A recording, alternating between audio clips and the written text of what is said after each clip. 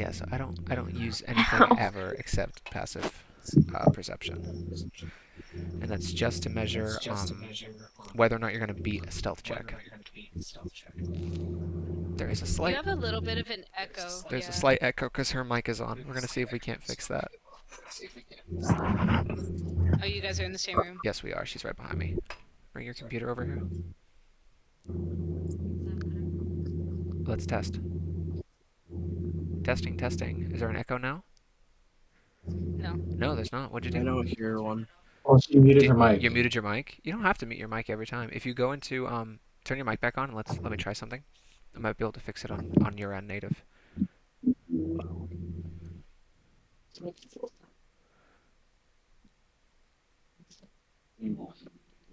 So if you go, oh God, I really look like that.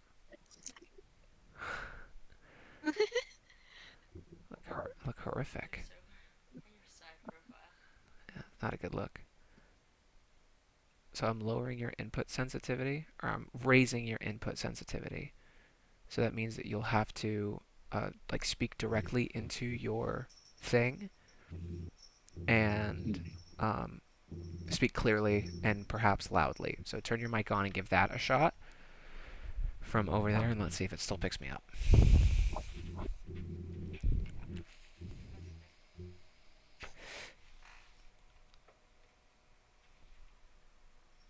You got to give more than one testing. Okay, it's too high. Yeah, so go where the same place I did. Okay, follow my cursor. See my cursor on the screen? Go down here to the microphone. Click on the drop docs, and then you'll see voice settings. Open voice settings, and you'll see this nice fun menu right here. Go down all the way till you see input sensitivity, and talk, talk, talk as you're talking normally at your normal volume, and lower the input sensitivity until it just manages to hit where your volume is and doesn't hit mine. Okay. So you have to talk. Okay. Okay. Stop talking. I'm stopping talking. Talking, talking, talking, talking, talking, talking, talking, talking, talking, talking. Okay. Alright, so now we're going to test to see if it'll pick up my volume, and it doesn't. No more echo. Perfect. See how we solve things here? You're so smart. I am so smart, and this took a while. I can't lie. This did take a minute.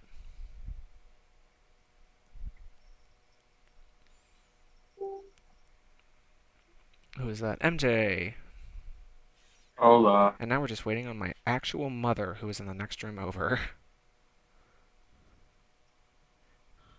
Join the chat, Mom. Everyone's here but you. And then 1,000 exclamation points. Where do you find like the toggle thing? What toggle thing? Like the toggle to mute, like on a keyboard, so that way I don't have to like click the button every single time. There is a button on mute, but I don't know what it is. That's something you're gonna have to. I think it's one of the F buttons, actually. Is it just built in? I think yeah, there is a built-in mute key. There's a built-in like turn off your webcam too for some reason. Just going down the. But yeah, one of the buttons in there will turn off your mic. All right, if everybody could turn on their webcam, we'll go ahead and get started here before too much longer. There's my mom. There's Vicky. I'm really scared I need because to turn mine on. my rolls were mostly decent last time. They were pretty good. And I'm just scared of that falling flat on its face at any moment. Oh, that your rolls were good and now your luck's bound to change. Oh yes. Oh yes. Well, Luckily, I'm probability. so Vicky, it's scared. Windows key. Windows key. Vicky. That's Alt plus K. Oh, that's a lot. that is a lot. Windows key Alt and Yeah. K. I don't want to press a lot many buttons. Is it not It F4? says not even supported. Oh wait. On some laptops, FN plus F4. But I thought it was an F key. FN F4. The fuck? Oh. No. No. Control Shift plus M. Control. That's Microsoft Teams. I don't think it. It's fine. I'll just click the button. It's not. It's not this big of a deal. Can't. I didn't mean for it to turn into something. It's all good. All right, gang. This is what we would call a Canarsie moment, as in there are no stops past Canarsie.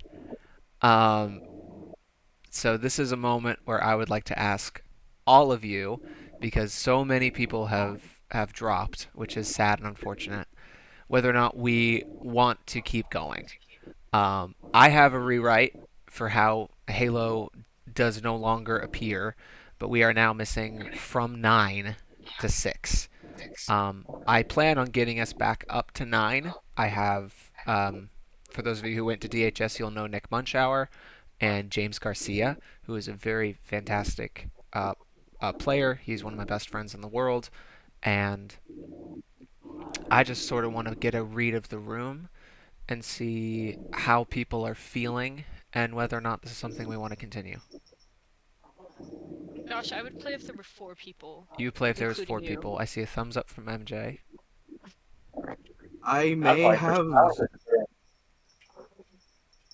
What did you say? So I said I want to play for sure. Like, there's no question that I want to play. Yeah. But I'm sorry I interrupted you, Ben. It's okay. No, you're good. No, I forgot. I forgot what I was saying. I forgot. Well, I just wanted to get a feel of the room because Logan's departure was pretty sudden, and he will be very, very missed. And I just wanted to sort of get a feel on where the rest of you guys stand. I take all, as you guys know, I'm always open to criticism. Um, is he bothering you? Oh my God, he's getting busy with the octopus in my room. He's at that age now where everything is humpable. Camera. On camera too. This is horrific. This is stop. This is CSAM. Don't upload this. Don't upload this. But yeah, I just wanted to make sure that everything was copacetic. I take all comers. I take all criticism. So if there are things, elements of the game that you don't like, fucking DM me. I'll change whatever it is you don't like, and I'll try and make this game approachable to everybody. Like for instance, the puzzles were not everybody's thing. Not everybody was super in love with the puzzles, which is fine. The puzzles have always been optional. They've never been, a necessary thing. And if you messaged me and said, "Hey, I don't really get what the fuck's going on with this," I would help you through it. Um, I kind of like me personally. I think that like the aspect like like having something to work on and think about like in between games gameplay is a little fun, and the fact that like you can also like help us a little bit because it definitely seems like this campaign, at least so far, is like very role play heavy, and like I know I'm still like getting used to that and like getting comfortable with that. Like it's fun, but it's something that like you have to get comfortable with. So having like those little Easter eggs pre-game helps me, and it like helps me think about like the story and how I should act in certain situations and stuff. it's a good point, and yeah, this is a character heavy version of C1. C1 was very fight heavy, and for the story I was trying to tell, that fit that world. But in this world, those of you who've read the glossary know that there are threats coming at this continent from all angles, and not everything has to be solved with violence. There are so many things that can be solved with just talking to people or knowing the right person or knowing who to put pressure on and knowing how to put that pressure on. Like, if I'm talking to NPC X versus NPC Y, is the same tactic going to work between the two of them? No, of course not. And and you're right. This is a different kind of game. This is a role play heavy game. And character driven, I would say, which is why so many of you have these bound. Um, as for interesting questions have been brought up by multiple parties, and I told them that I would wait until this talk to go through these issues. Um, the bound of the previous people still exist, but I am debating whether or not to keep their punishments should they die of the same severity, if that makes any sense. Like, obviously, Siobhan Osira is not anybody's bound anymore. But what's going to happen if she dies? Am I still going to do the seasons changing? I might not. It might be something less severe because that's sort of a communal person that we all have to pitch in and take care of. How are we all going to take care of this person? So Is that that's gonna apply to um Logan's character Halo, since he was technically his own He bound? was his own bound, yeah. that is a different Exactly that. story. I am Okay. keeping the consequences of that bound's death not a problem yet. Um, Okay. but there is going to be a lore reason, a significant lore reason, why Halo is no longer in the party at large.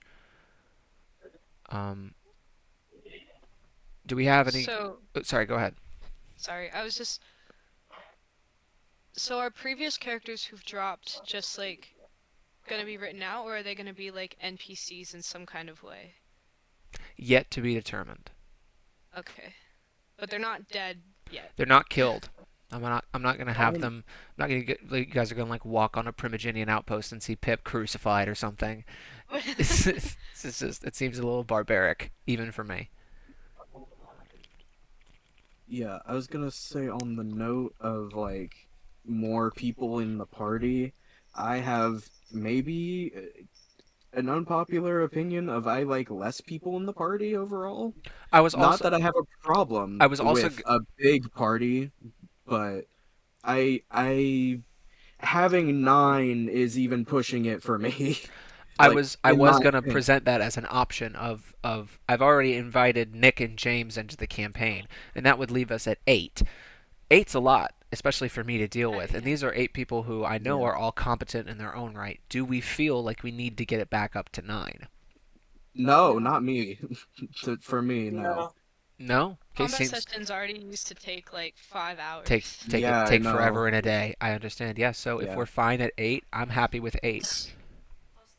Just thoughts Yeah, one and more that's person to still add close into the enough. schedule. It's true. It's another schedule we have That to work too. around. Mhm. It's an excellent point. Okay. Unless if there's like someone that's like, "Hey, I'm gonna kick this campaign's ass," and we can hold a trial at that point if someone's Hold the really trial. into it. But I don't see it as a problem. No, I don't. I don't see it necessarily as a problem either. I mean, Nick and James are all competent role players, and they've been playing this game for many years. And both of them seem to be jumping in with both feet regarding the materials that I've provided.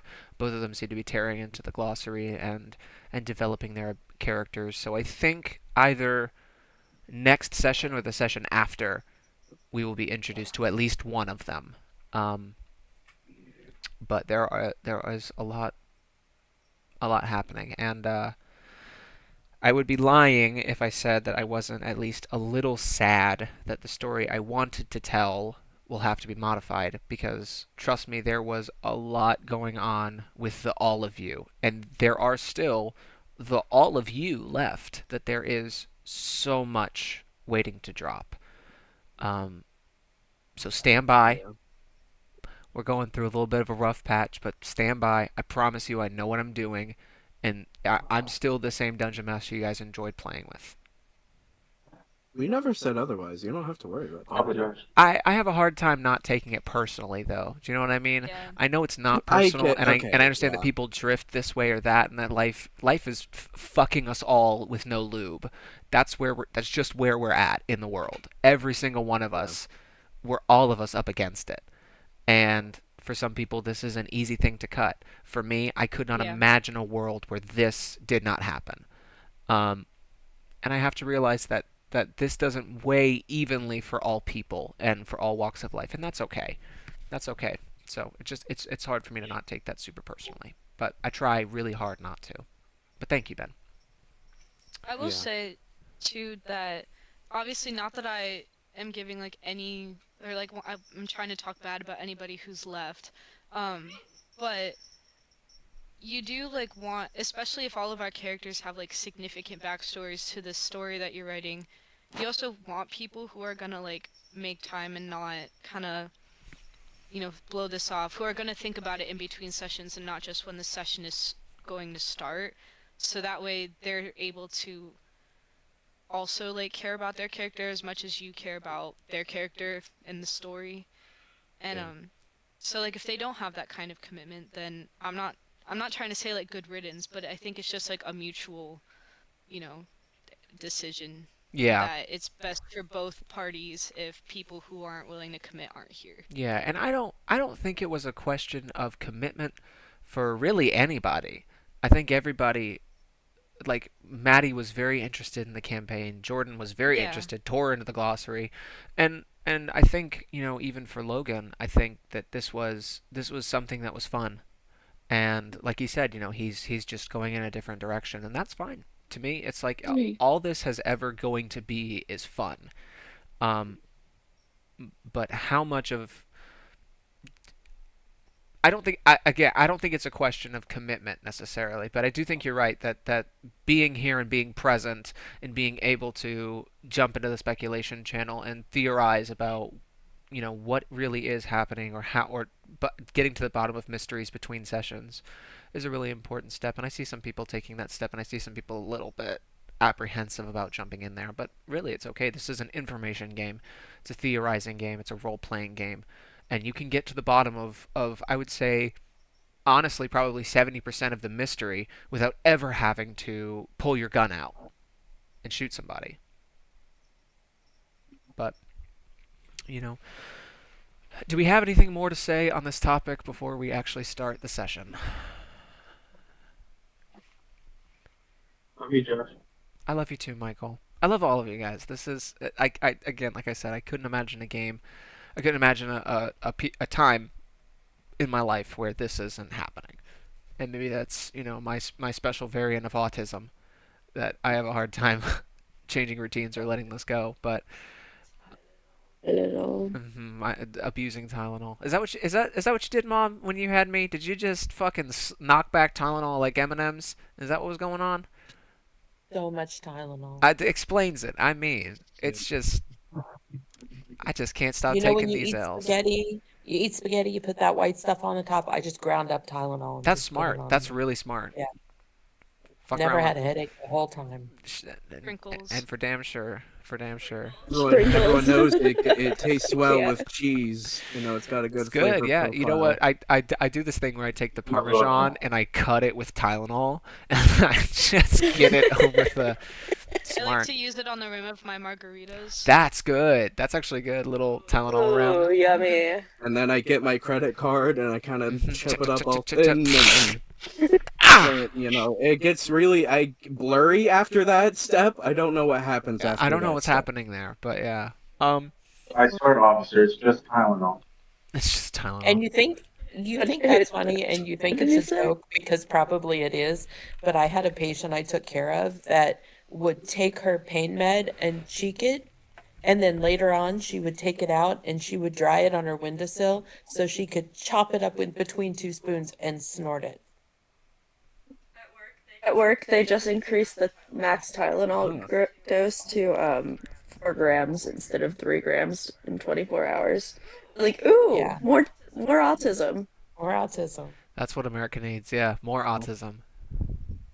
It's a little biscuit. Was we that just just? have to find the right type of autism. Didn't you say also that you had a patient who was taking crack, who was smoking crack for her back pain? Me? Yeah, you said you had a patient who was like smoking crack or doing meth for her back pain. Oh, I don't Yeah, I remember also that, was, but I wouldn't be going in the surprised nursery. because I've taken care of some crazy fucking I tell you, people. Parkside had some fucking nut jobs.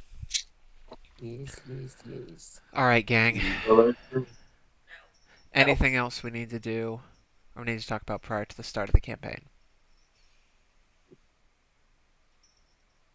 Okay, I'll take that general note of silence as a no, and we will pick up where we left off. So, last time, as all of you Wait, guys, waiting for what? I think someone needs a potty break. Do you want to take them out?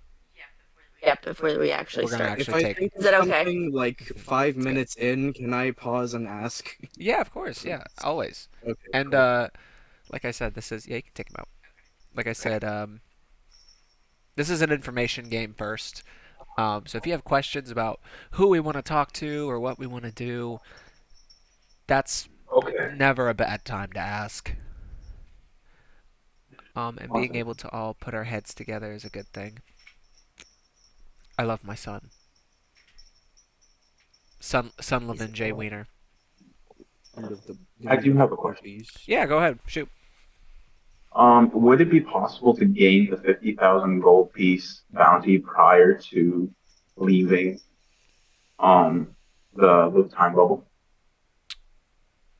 And you're talking in reference to Katja Cleaver's bounty, I assume, the 50,000 gold. Or or is also the weird? I didn't want to do that one. The weird is still abound. I actually don't know. Yeah. If it wasn't in your bag, I didn't bring it. You might have to just take him outside and just watch him. Um, in What do you reference, need?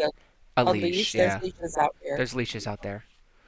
Yeah. Um, if you guys are talking in reference to Katja Cleaver, that 50,000 gold, those of you who are contractors would be able to tell other people, that is for direct capture, meaning you would have to show up with Katja Cleaver in handcuffs or dead and say, here she is. That's a very different thing to, I have credible intelligence, Katja Cleaver is on this boat. That Yeah. is, intelligence that helps them a lot, but would you get the full 50,000 for that? Very unlikely. Even if they went there and Katja Cleaver was unguarded, caught with her pants down, and she was able to be apprehended with no issue, it wouldn't mean much. You would get paid for it, but unless you brought Katja Cleaver's head to the Hand Imperium and said, "Look what we found," There was some over there hanging on the probably Okay. wouldn't work. key rack. And I am understanding that correctly, that is now our plan Oh, there's moving forward, is that we want to there's one right sabotage the there. boat or sabotage Katja Cleaver's plans Yeah, in some way. in some way, shape, or I form. I'd think like to play that in chess the game again. Yeah, the you'll grand know what scheme of you'll things, know his moves now. yeah, in the grand scheme of things, oh my gosh, I just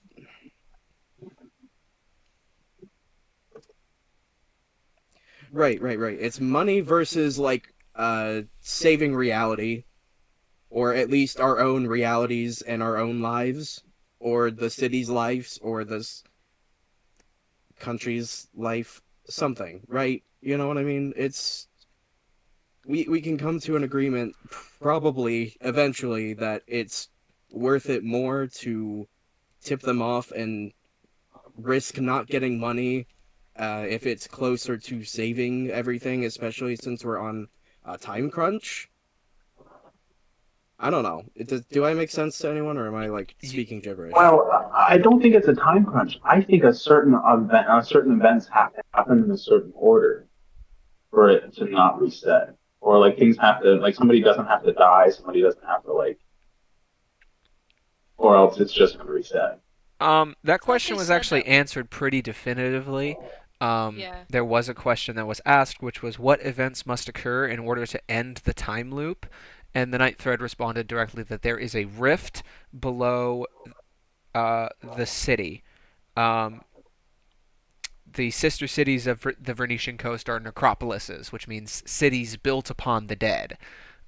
Which means that both Lufthaven and Coute Rouge, which are sister cities, are um, necropolises, that is, built upon the bones of the dead.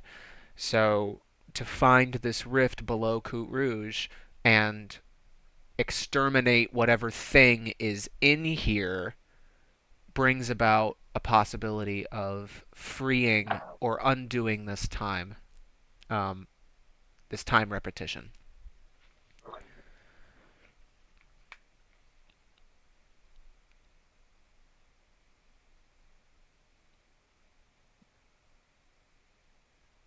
So we have to go underground somewhere or even possibly are other dimensions like that are like stacked on top of each other?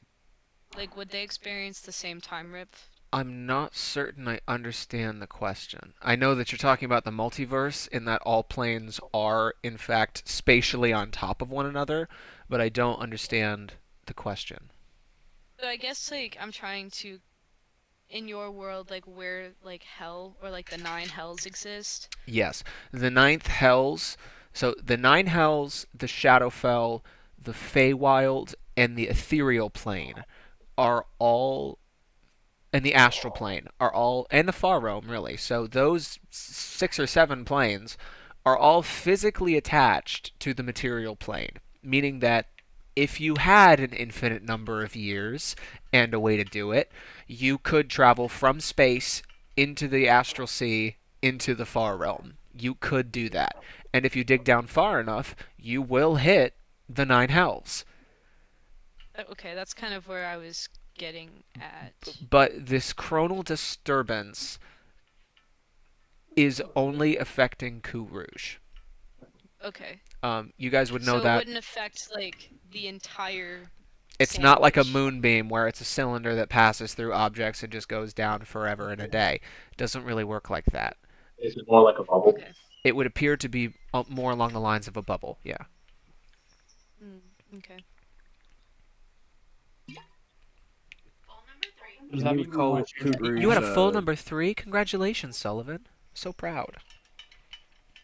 I'm sorry. Someone said something about Coute Rouge. it's considered city. What do you consider it It's a city. It's a again? port city.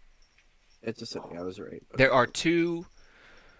There are two big cities on the Venetian coast. It is Coute Rouge and Lufthaven. They're called sister cities because where one manufactures, the other exports. So Coute Rouge is Yeah. the port city that feeds Lufthaven. Lufthaven feeds Coute Rouge the machines it needs to get better at imports and exports. They're Got sister it. cities.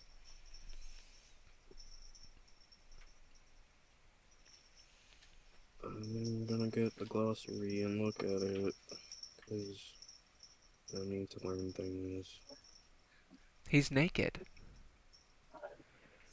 You took his collar off. He's naked. Scandalous. Scandalous.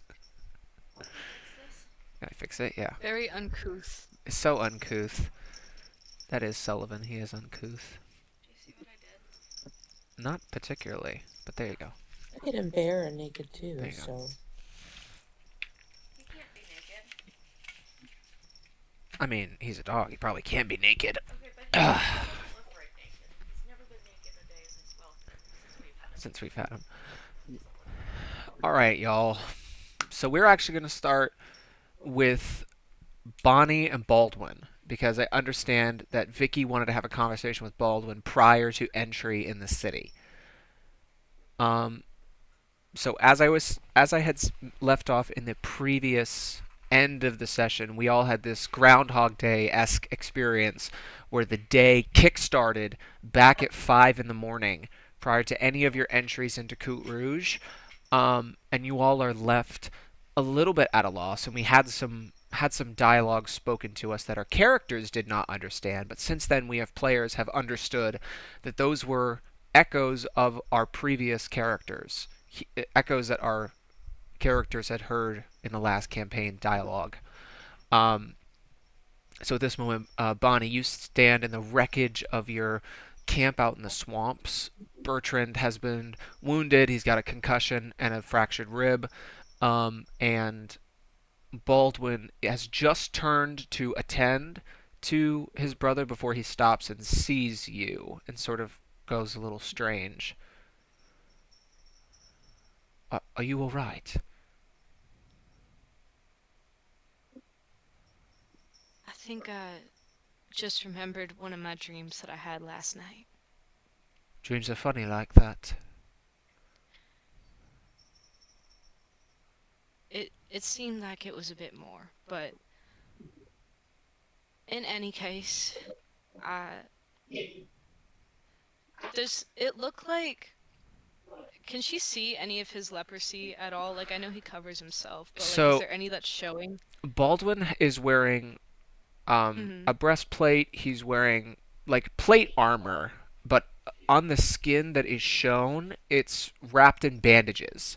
And these are bandages that probably once were white, but have now gone like yellowy. Um, his fingers are uncovered, and you can see that they are fully necrotic, like a dark gray with open sores of red. Um, it never seems to bother him because leprosy is a nervous disease, meaning that as your skin decays, you really don't even feel it anymore. You get neuropathy in your extremities first, and then that extends to the body. You have also seen that his body and core are are necrotic as well, and also his eye. One of his eyes is Does fully milky white. does it look worse than it might have the last time Bonnie had paid attention to it? It it has, as I said in the first time we saw Baldwin, he has always been a leper for as long as you've known him. It has only begun to get really bad within the past 6 7 months. Okay. Sorry, oops, I said it. I Oh, I six, had to, I seven? had to say it. I'm so sorry. I didn't even mean to. In the past 7 or 8 months, his leprosy has gotten progressively bad to the point that it's actually taken one of his eyes. Okay. So this is what we would call a rapid decline. Exponential, great. Exponential, correct. Baldwin, my dream was about your leprosy. What about it? It doesn't look good. No, it doesn't. But we've been to many physicians, and there's nothing anyone can do. It is my burden to bear, Bonnibel's, not yours. If my father really is the man that you say he is, and I don't know how to get to my mother, then your well-being matters just as much to me as it should to you. He looks at you very severely. I am not your father, nor do I ever want to be. I protected you, and I've raised you to know your own worth. Your father has nothing to do with that, and neither does your mother. Your parents abandoned you, both of them. Now you, learning to live on your own, if you can do that and be happy, I will have done my job. Do you understand me? You want me to know my self-worth and you don't even care about yours. There is no self-worth that I have. My mission on this earth is to ease the suffering for as long as I am able. He reaches into his breastplate and pulls out a golden chain, and at the end of it you see a holy symbol of a woman whose hands are upraised to the sun, and surrounding her is this corona of light. This is Sarenrae, the Archlight. These are the words she has taught me. She couldn't teach you how to cure yourself instead. There is no cure. What part of that are you not understanding? I need you to be okay. Maybe there's something in Coot Rouge that I can go find while you and Bertrand lay low. He's not doing well anyways right now. You guys need to hide for a little bit. I know, we're going back to the caves, the ones we spotted further back on the route. But listen, I've heard tell that there is a physician in Coute Rouge, someone who is preoccupied with developing what she calls a panacea for the plague here. If you could manage to speak to her and, well, maybe bend her ear, she would be able to tell you, in no uncertain terms, what we've heard from others. My disease has no cure. Would that convince you? I'll see what I can do. I got some other business in Coot Rouge anyway, but I'll let her know where the caves are I'm certain. if I see her. Much to attend to. Give your father a swift kick in the teeth for me, will you? He turns back and walks into the tent to attend to Bertrand. I'll head to Coot Head to Coute Rouge. Rouge. Does anybody have anything else they want to do on the outskirts of Coute Rouge before we all are in the town? I just want to ask about my situation since I was going to be put with Halo, but now he's I am going to have a little moment with that. I was going to ask if anybody else wanted to and save your moment for last. okay. You, in the same manner as Grim, felt like there was someone here last time, and now there's Okay. no one. And you remember It's possible. seeing a face and seeing brass blood leaking from someone's nose, but past that you can't. It's as if someone has gone into your mind, surgically cut out the portion of your brain responsible for that memory, and removed it. You can feel an absence where that memory was. Oh, who was that? As Just you, a moment. as you run your hand over, you can't stop but look at your left hand. You see that it is still blackened from the solemn shard. Hmm. Um, I think I just would, head to. I think I'll try and look for the other people I saw, like Grim. Yep, you guys head into the town, and where do we think we would find this group converging?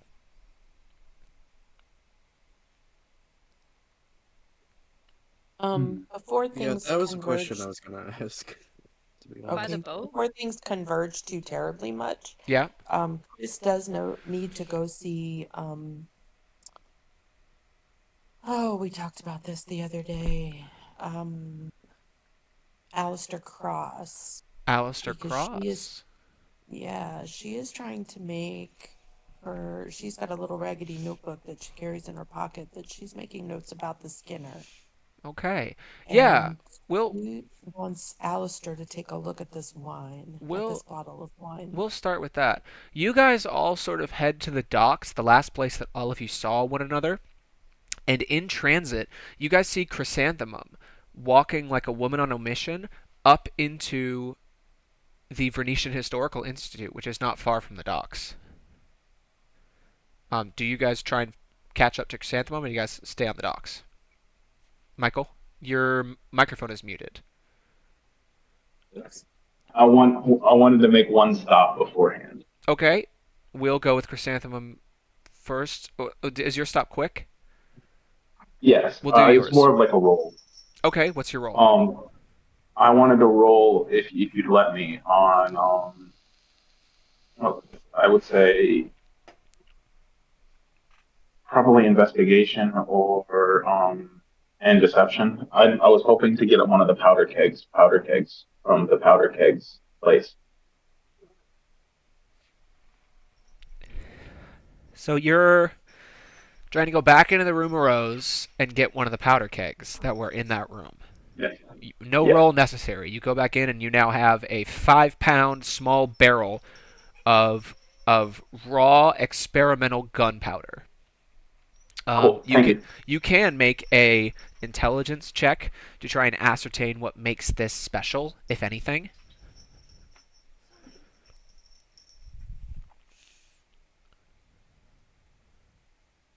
That would be a plus intelligence. You said Yes, an 18. 18. This is a really experimental kind of gunpowder, whereas normal gunpowder is explosive to a degree. It really is just a really good incendiary thing that so rapidly combusts it can create a pressurized explosion. This is explosive. Full stop. You think that this gunpowder has been laced with a variant of nitroglycerin, Oh, making it extremely volatile and extremely dangerous. A room packed full of this can bring down an entire building, and holy shit! it wouldn't even need to be intelligently placed. So you have one barrel, and there are probably 20 others in this room of experimental gunpowder. Okay. Okay. we're gonna move forward with you get the gang at the docks. Are you guys following Chrysanthemum into the historical institute? Like, what time do we get? Like, do we all meet up? Like, what's the I'd time? say probably 6 o'clock, 6:30 in the morning. In the morning? Hmm.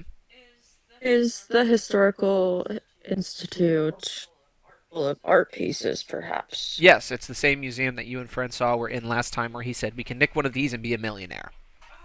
Oh, lovely, lovely. And Yeah, he's Francois getting is that. still disanimated and inside your sword. You can flick your little sword and bring him out if you want. I collect him out and bring him out. Francois leaps out. A little wormhole opens, and a bunch of bones vomit themselves out. And Francois clicks himself back together, screws his head on, and says, "All right, time to case the joint."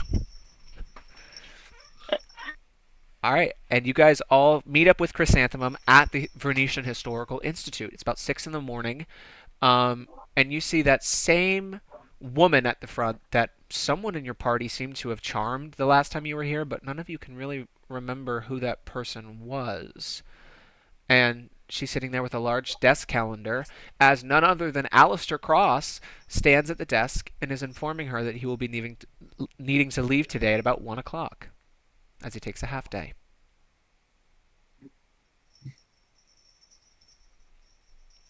Interesting. Taking a half day. I go look around. Yeah, make an investigation check. Is anyone gonna go talk with Alistair? I think I would like to talk with Alistair if Chris I doesn't wouldn't mind. mind challenging other game chat. Another game of chess. Okay, that might be able to wait. Yeah, Chris is coming up to him and taking her wine bottle out of her bag. Okay, how are we doing on that investigation check?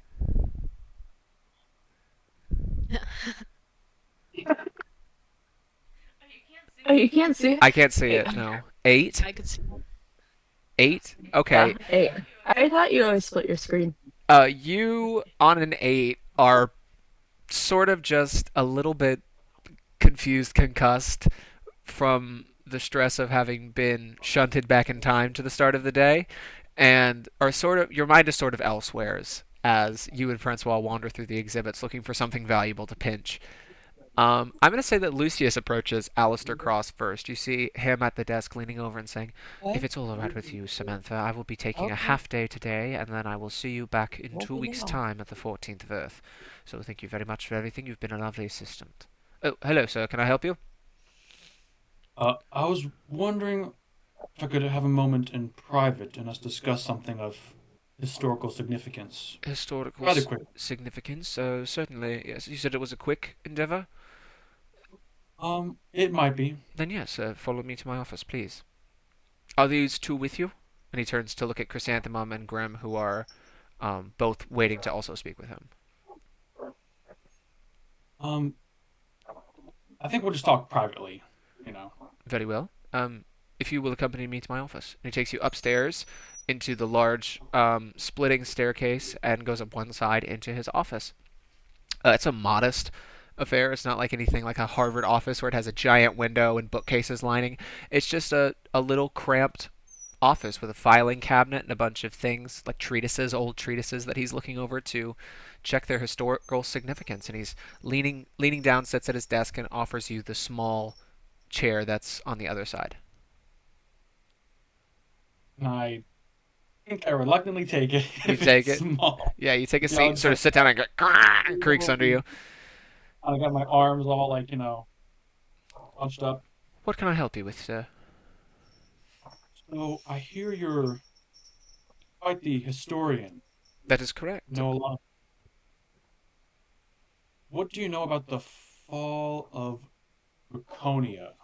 The fall of Did that happen? I'm Draconia. trying to make sure I get my history right. Uh, All well, the ye- questions I'm asking. well, yes, it was a pre-calamity society that fell roughly 160 years before the calamity. It was said that it was one of the nation of Draconia's greatest achievements, a flying city. It was had itself sworn to the a great golden dragon of the time, and with the unity of both dragonborn and aerial dragons, Draconia was unstoppable in efforts both magical and martial. And you don't know what happened to Draconia. Well, there's much speculation to be had on the subject, but many people believe that the last king of that time, Lucius, was a commoner, born and rose into the ranks of aristocracy, and in so doing attracted himself a great deal of animosity from others. And this led to a small insurrection, which ended up being the fall of Draconia, as the city quite literally fell from the sky and landed not far off the coast of Austria. Well, I'm hoping we can keep this between us because I'm really looking for some answers. I'm Lucius in smoke. You And are I, Lucius Finsmoke.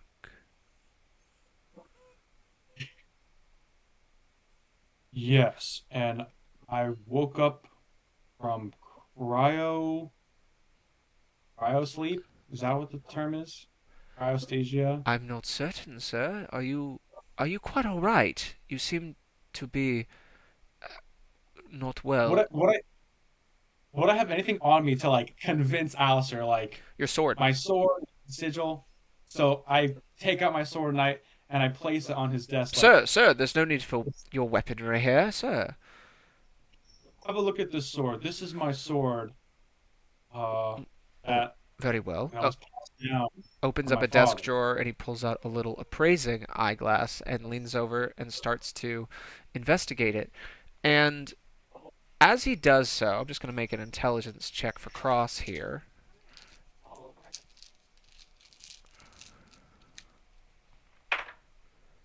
Yeah, scores pretty well on that. He says, "Well, this is without a doubt the genuine article. This is truly the Shimmering Lord's greatsword. Although questions about its providence seem to be germane to ask to the investigation, I am curious nonetheless how this artifact came into your possession." I woke up with it. Not, I can't remember the time. Not long ago, long ago. I Uh, woke up with it and I saw some writing on a wall and I stumbled out and now I'm here, the writing. basically. What did Long it story short. say? I have it in my notes. Hold on, Josh. Um.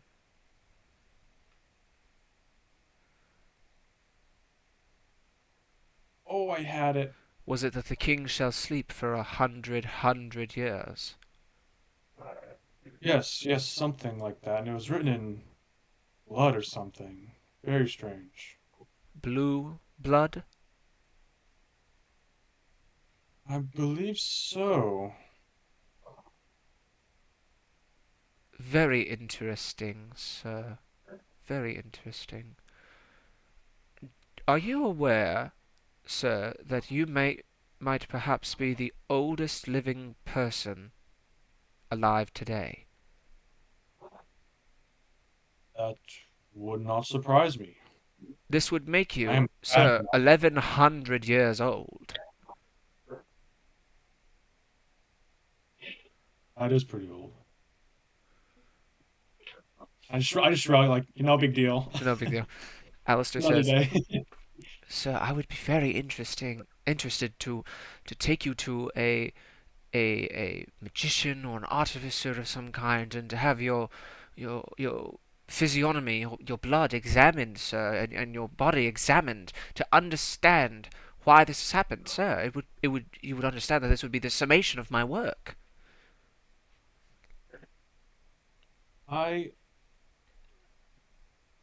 would do that, but I need some information on my counselor, The great Nexonumis. Nexonumis. Well, certainly, sir. What can I provide?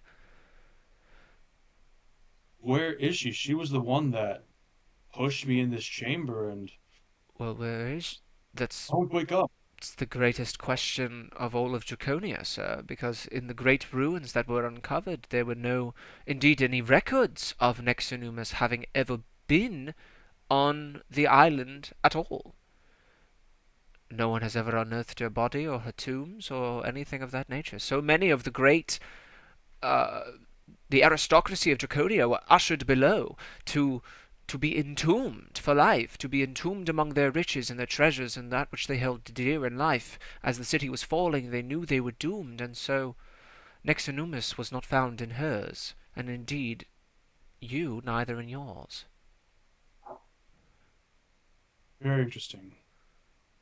Well, I hope we can help each other I and finding out mysteries I can as well, because sir. Will you be in town for some time? yeah, I can imagine I'll be in town for some time.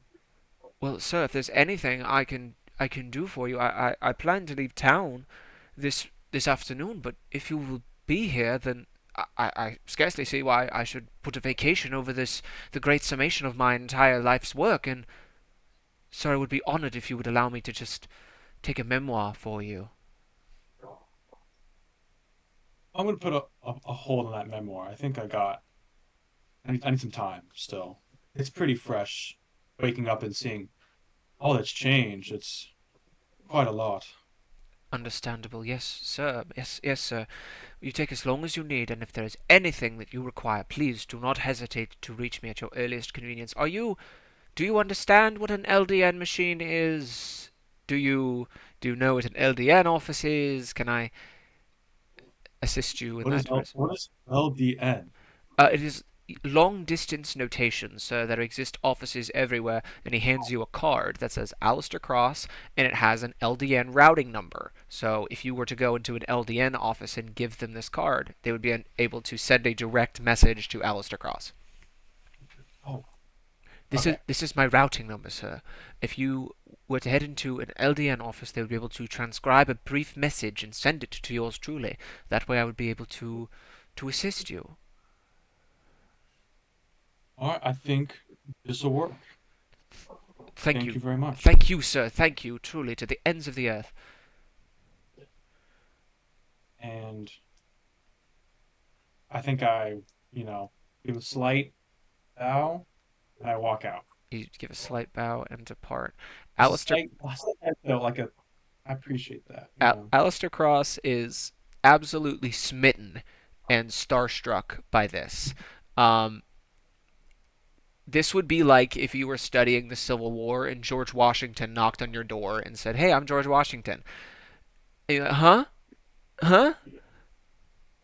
This is uh, the this is the greatest piece of evidence he's ever found in his entire life.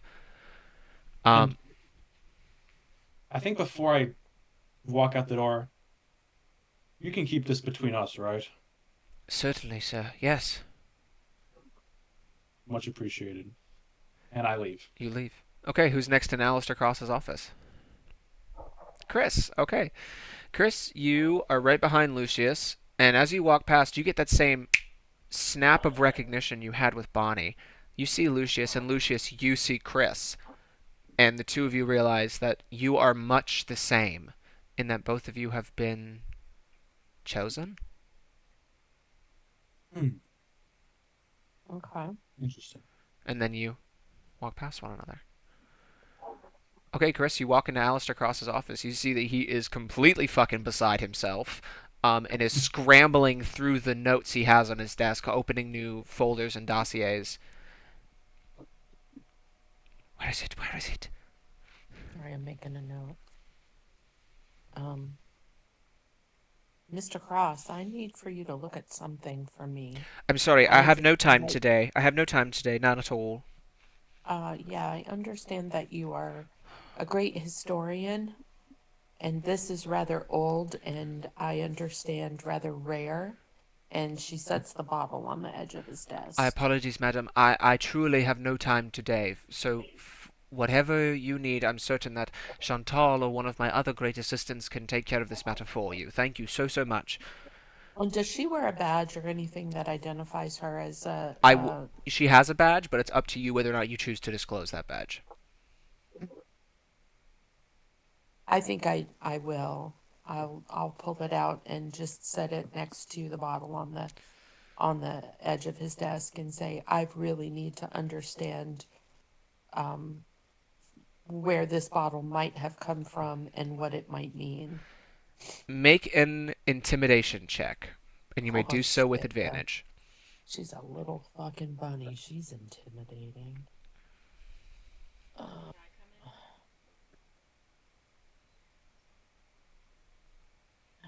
is it? Oh, okay. Can I come in and help her? You are downstairs examining the shit with Francois. Francois is like, "Ooh, look at this dinosaur skeleton."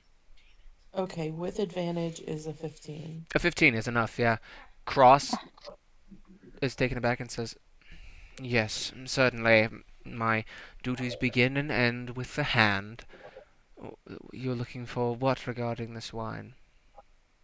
I just need to understand. I understand that it was labeled specifically to commemorate the opening of the Lufthaven Opera House, but I need to know if there's anything else that you can tell me about it.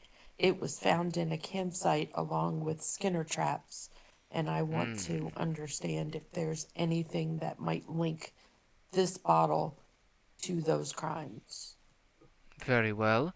He reaches in and pulls out a couple of latex gloves and puts on gloves before he examines the bottle. He unscrews the top, which is something that you have not done yet and the sommelier has not done yet. And he removes it to show you the wax seal. There is a needle stick in the top of it. So it's been tampered with. It would appear that way, yes. I would be hesitant to say with what, but I scarcely imagine that the wine is good any longer, or indeed not poisoned.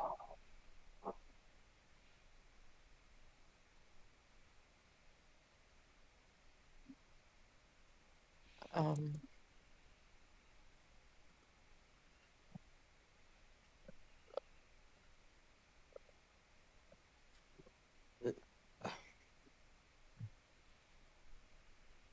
who would want to poison that wine? um, who could I go to find out the nature of a poison or where that poison might have come from?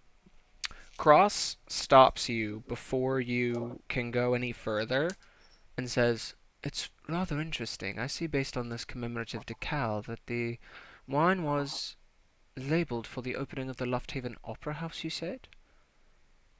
It's Correct. rather interesting. There were several nobles present there that night who died days after the event to complications from a particular delicacy served there. I wonder if not this wine would be the culprit." Could you tell me who those people were? I could not know, but I have the number of someone who could, and he reaches in and pulls out a LDN routing number and slides it over to you. This is for a person named Rebecca Sinclair, who is a record keeper for the Hand Imperium. It's an Can I LDN routing number. can I Okay. ask what Alistair Cross does, like as a profession? Like, He what does he do? he is a historian for the Venetian Historical Institute. He judges Right. the legitimacy of objects and gets them interred into the museum. Okay, understood. So he's essentially a brainiac on all topics historical.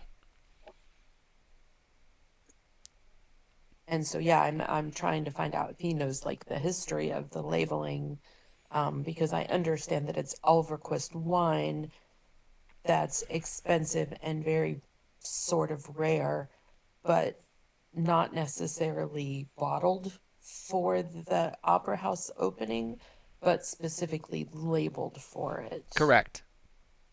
It was not a branch of wine that was made for this opera house, but it was bought and decaled for the opening of the opera house.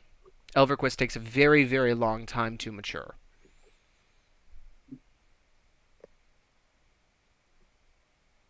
but Um, but someone has tampered with this bottle of wine. with this bottle and also possibly others because more people died Possibly others. at that event. Correct, at the event. Died several days Okay. later from what the newspaper said complications from a delicacy served at the function. Okay. I'm going to run and use the bathroom real quick. Theorize amongst yourselves about that. Something ingested at the opening.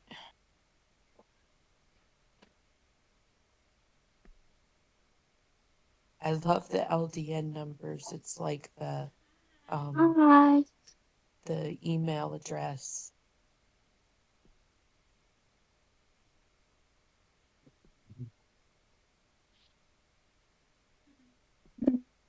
All right.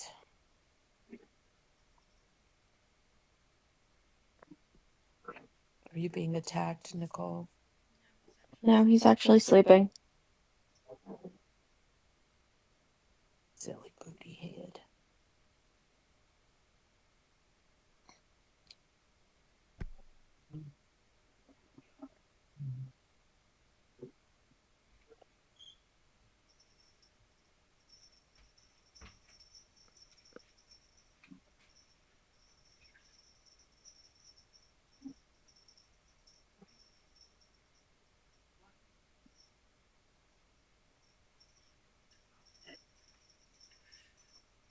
So are we going to the boat or are we going to underground? Yes. We're not getting on the boat, but we gotta do something with the boat. But we also have to go underground for sure.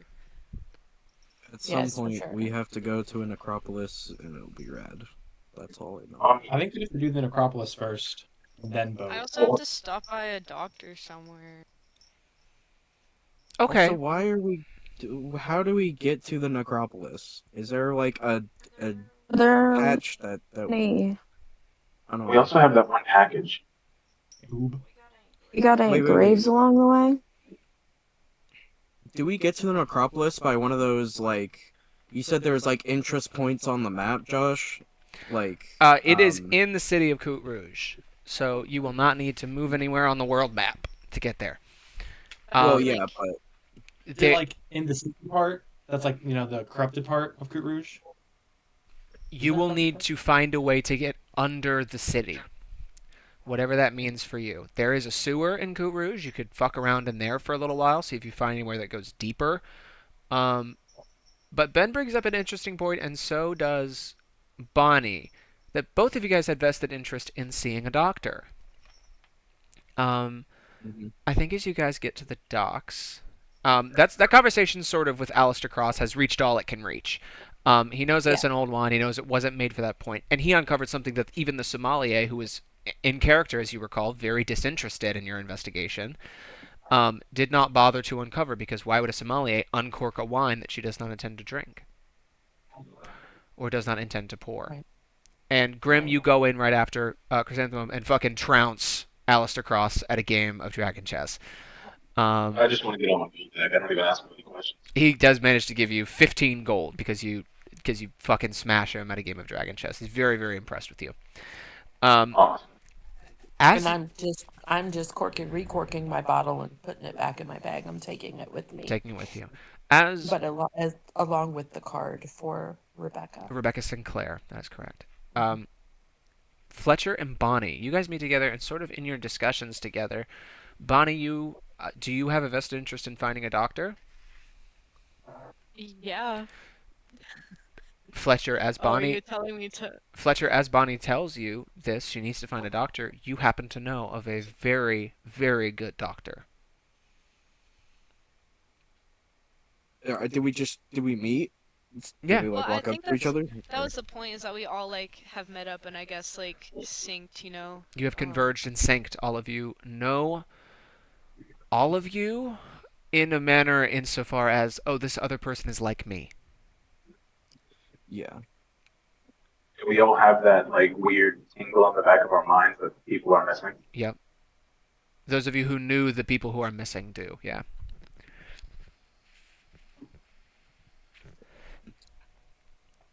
So, All right. Let me think about where to start. I gotta get in character and stuff. Yeah, I'm assuming like we would have also talked about like, do you remember anything from yesterday, or like trying to play it off, being like, do you know? I mean, we can do some of that now. So it's on the way, I'm sure. Yeah, you guys can talk about that now. And both of you know that this person is awake, for lack of a better word. That Oh, we do know that, just like hmm off the riff. just looking at their face, seeing the way they see you, and seeing the same sort of what the fuck's going on. But everyone here is feeling the same way. Yeah. So we came to that understanding at least. hmm Do you? I don't think this is a medical thing. If that's what you're talking about. No. Oh, ew, not Vera. um, sorry, sorry. Um, no, no, it's not about that, but I don't know if you. I know that you woke up, kind of like I did, and you seem to be one of the few that remember that like this, but are there any people in your life that also seem important? Like more important, not just that you care about them with the love of your heart and whatnot, but like they're important to the universe? I know that sounds like hippie talk, but Who the universe is a scale I can't even comprehend. I'm barely comprehending Coat Rouge. How off the trolley they are, you know. Uh, but I do know a good doctor. Her name is Paracelsus. Saint Paracelsus, actually. I call her Perry. It's just short. She doesn't like it, but I think she's grown on it a little bit, you know. Anyway, I'm all for nicknames. yeah, you could call her that if you want. It'd be funny, to be honest. Listen, what's the reason you're going to the? You need a doctor. There's someone very important, and not just to me. Like I was saying, I know I sound crazy. It seems like he's important to more than just me. And he has a very horrible disease that isn't cured, and he's been telling me that my whole life, but there might be a doctor, this doctor, who can help him. What is it? Leprosy. Jeez. Josh, is that like a hard thing for them to handle? I assume they can't Make a really. medicine There's check. no care for that. Uh, I fine. don't think Yeah. medicine is Fletcher's strong suit, but you're welcome to try and speculate. You're a Okay. very educated man. You have two enormous degrees in your pocket. It's yeah, it's 17. A 17. Leprosy is a hard and fast bad disease. You can prevent it. There are ways to mitigate it. There are not ways to cure it. Yeah, I figured as It's much. a bacterial infection. So if you avoid a situation in which Bacteriosa lepraceae can grow, you can mitigate the chance of leprosy from 20% to zero. It's not a very easy thing to catch, um, but it is horrible once you have it. As long as he had it. I've never known him without it. Christ. And I've known him about as long as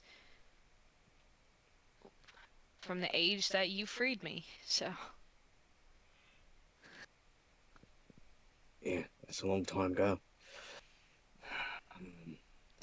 Listen, if it's been this long and he's still kicking, then maybe there's a chance, but I don't know. She's the best apothecary I've ever met.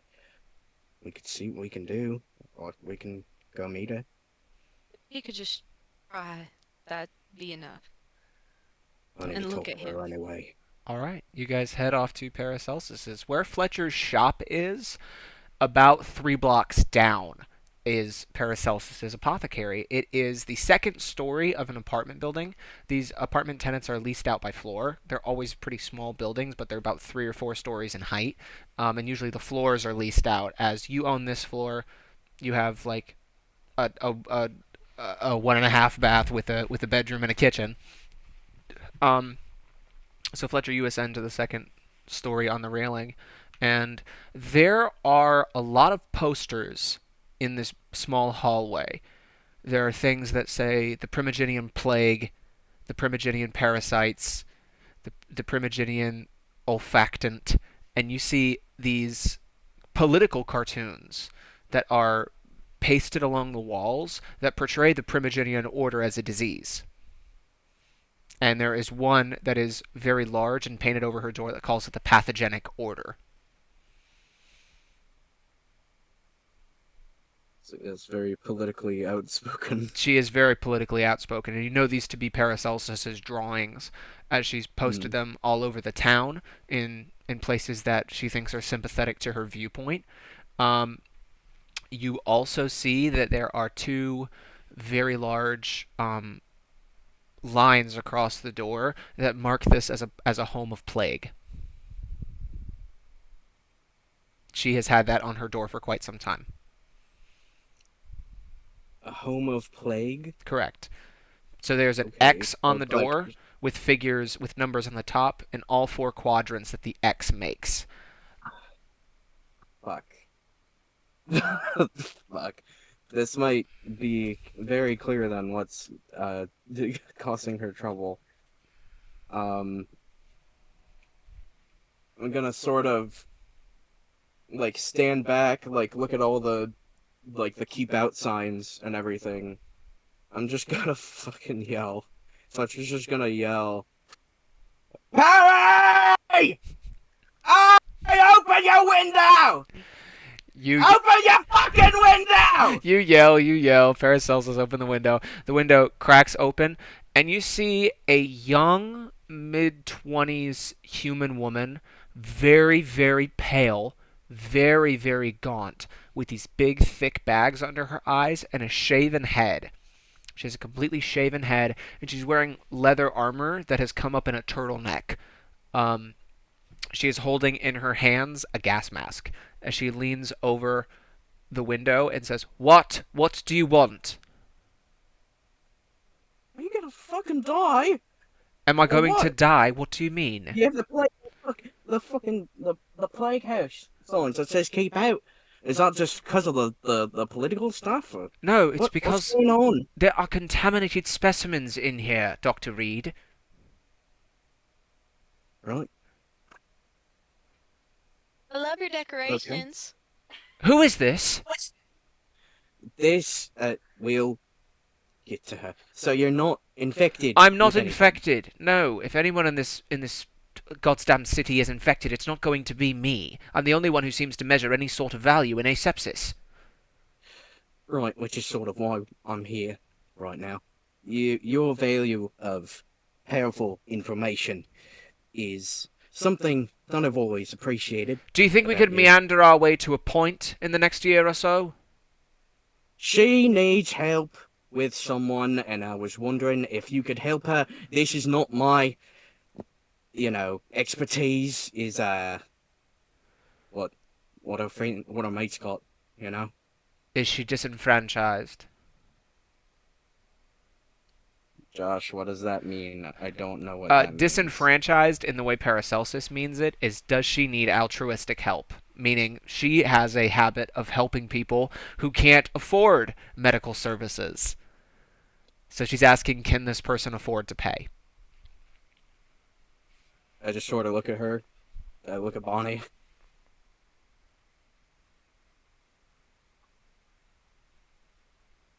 Oh, very well. Paying work. She puts her gas mask back on, slams the window shut, and in the course of the next 10-15 minutes, comes down the stairs, dressed in a white coat over top this weird turtleneck attire that she has. This appears to be some sort of measure of aseptic control to prevent anything getting on her hands or skin. She comes down, throwing the coat about herself, and says, "Hello." To me? To you, yeah, says hello directly to you. Hello, my friend here says that you go by Perry. Looks right over at Fletcher. "My name is Dr. Saint Ivana. I do not answer to the name of Perry, and I attempt to ignore whoever decides to call me that. Noted. Is there something I can help you with, miss?" I have a very important friend who's been suffering for a long time, and as far as we had known, there was no cure for it. But there have been some rumors about your specialties, and if you could just look at him Is he infected and with the bite? It's leprosy. Leprosy. I'm very sorry, madam. I deal in infectious disease, you understand. Leprosy, while debilitating, is not what we would classify as an infectious disease. The requirements to catch leprosy are far and above what is typically required. Uh-oh. Uh-oh. Did she... What happened? What happened? Gone. She's she's fucking dead. She got the plague. She Good died. fucking She job. actually died. I am so sorry. Okay, you're good, you're good. We just want to make sure that you didn't fucking die. What was the last But thing it's you fine. heard?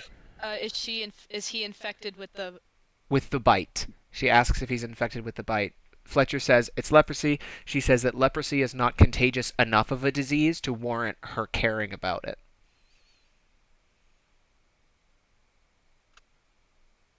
It's.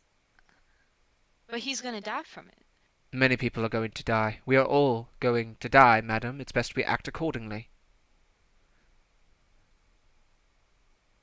So it doesn't matter how they die, or when they die, because they're I gonna die anyway. I'm a doctor. I'm a physician. So My help matters of him. study are in that which I can prevent. If he has leprosy, there is nothing I can do for him except to mitigate his pain in palliative care. Do you You understand? can't cure it. I cannot, nor indeed can any physician on the face of the planet do anything for him. If you believe in fairy tales, there might be a cure, but I certainly don't. Fine, I do. Where? This is not my realm of expertise. You may believe in You fairy tales, I do not. humor me. I have humoured you for quite enough. If your friend is in require of analgesics, I have quite a stash of morphine. Above, he will be welcome to peruse and pay a small fee. He's been fine and living in pain for 20 years. I think he'd be okay with his pain now. I need a cure. I don't have one. Dr. Reed, is your friend quite through? I mean, it's about what I thought you'd say, but I thought I'd give it a go. That's about it on her end, I believe. Bonnie. Is that all, Miss Bonnie? Are there any other doctors around here? There is one, I believe, who works for the Union, but you shan't be expected to see him during the daylight. I work at night too. One could tell. She turns around and walks away from you. Wow. Wow. And that is Paracelsus Saint Ivana. Can I ask a quick question? Yeah, Isn't there a church called that too? there is a church who was commemorated by Paracelsus Saint Ivana, meaning she paid the Okay, money for commemorate. this church to be built. She Okay. is, her last name is Saint Ivana. Like someone being Okay. named something Saint John. Her last name is Saint Ivana, meaning that her lineage can be traced back to Saint Ivana, who is the patron saint of oneness, that all religions deserve equality. Okay. But despite that, she is a staunchly anti-religious physician. That's fine. Yes, who believes in science. Yeah, your mic is muted, by the way. At any rate, there is Paracelsus Saint Ivana. We have a couple more leads that we can track down. For instance, Bonnie, you have a card for a cut above which is the shop that Katja Cleaver owns, with her grandmother. You're welcome to go investigate that, or you can try and pick up other people, and I'll have a conversation about what needs to be done.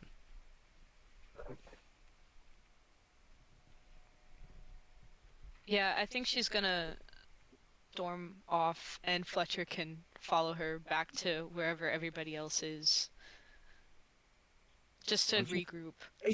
You're just pissing off. That's not okay. Well, if she's not gonna help us, then we need to go help ourselves. That's how the world works. Yeah, missed that part. You're the one that wanted to ask, huh? I was just following along. I didn't Anyway, think that she would be.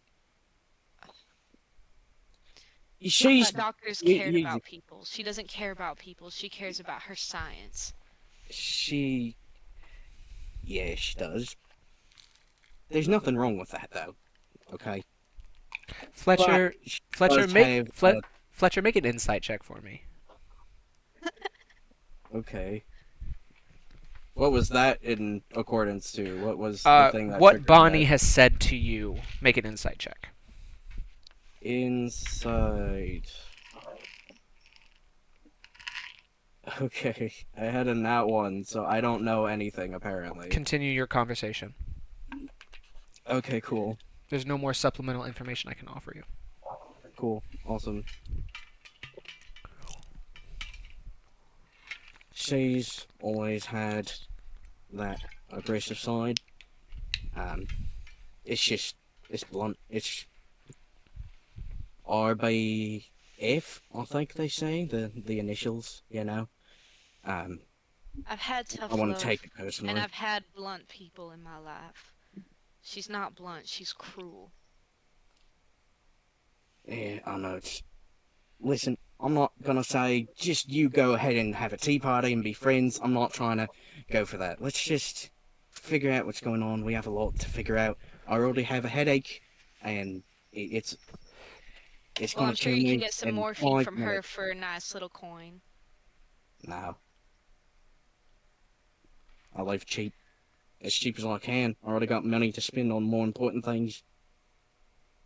Anyway, let's bugger off. Okay. And I start walking.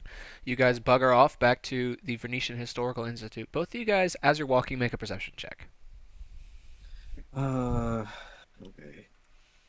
I never know where anything is. Shit.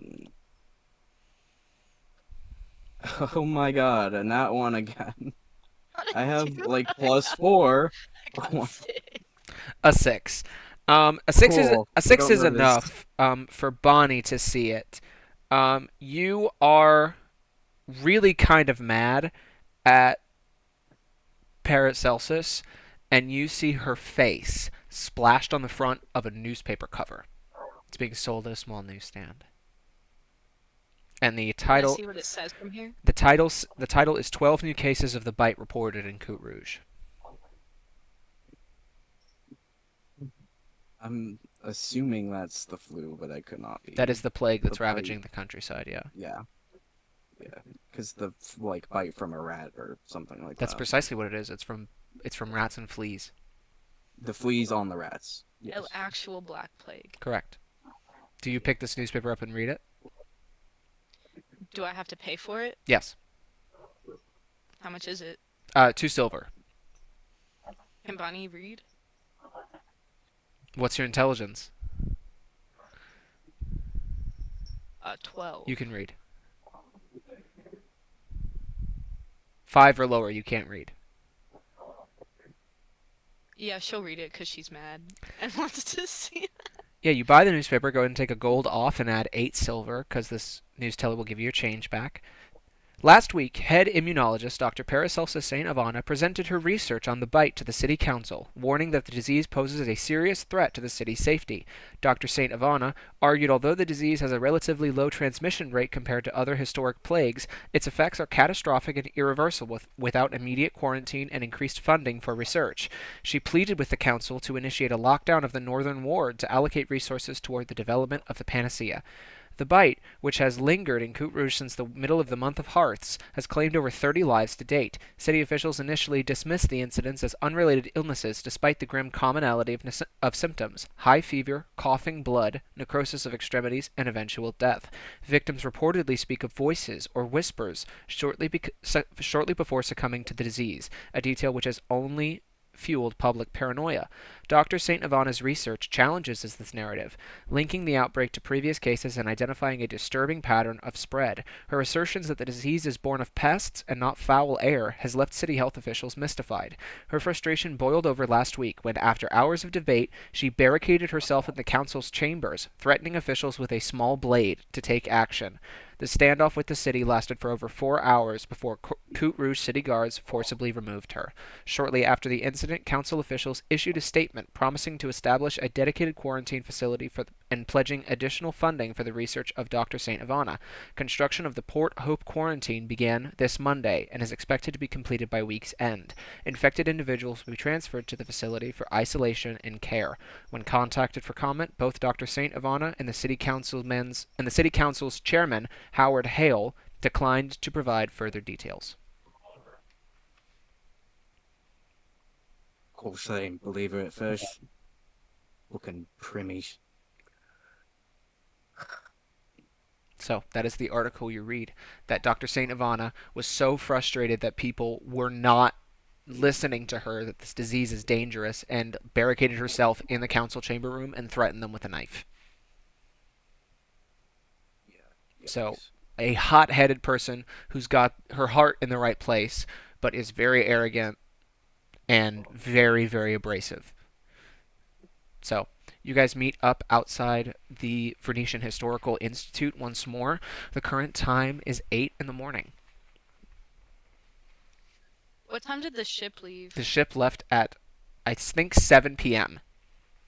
Okay, so we got some time. And it's 8 a.m. 8 a.m. Right. Correct. So you have 11 hours. Josh, how long has this? Is this like Is this called the bite like locally, or is it like a wider spread, like global pandemic? The bite, as it stands right now, only is affecting the Venetian coast. Okay. And I was feeding the dogs, but the stuff that you were talking about it when I came back, are you going to put that in somewhere? Yes, I can put that in the lore, history, and bestiary after this session. All right, thank you. Just so I don't have to ask for a repeat. Yep. Okay, so we have a couple other leads we can chase down. We know that Briggs Buxley was partially intimated in the dispersal of these guns. We know that Katya Cleaver is the perpetrator of this act of violence, and we have a location for where she might be, which is the Cut Above Butchery. There are a couple other things that are interesting other people, so you guys can decide on where you want to go. This is the point where we can decide where we want to go, what we want to do, how we plan to shut this down before it even starts. I do think we need to go to the Cleavers eventually. I don't know if we should go right now, but that is something I want to do at least. But Alistair Cross is already staying off the boat now because of the sword and everything. So we got him out of the way. Cross but, is Yeah, so we staying can just off let the boat. everyone else die. Oh, yeah, I'm not. I'm which- just saying for bounds. Okay. Which reminds me, Picky. Aram, as you are... Oh my god, she fell asleep. Pookie, Oh. it's your time. It's your time to shine. You might want to unmute. He's dining. You might want to unmute your mic. As Aram, as you are on the ground level with Francois, the conversations with Alistair Cross are just about wrapping up.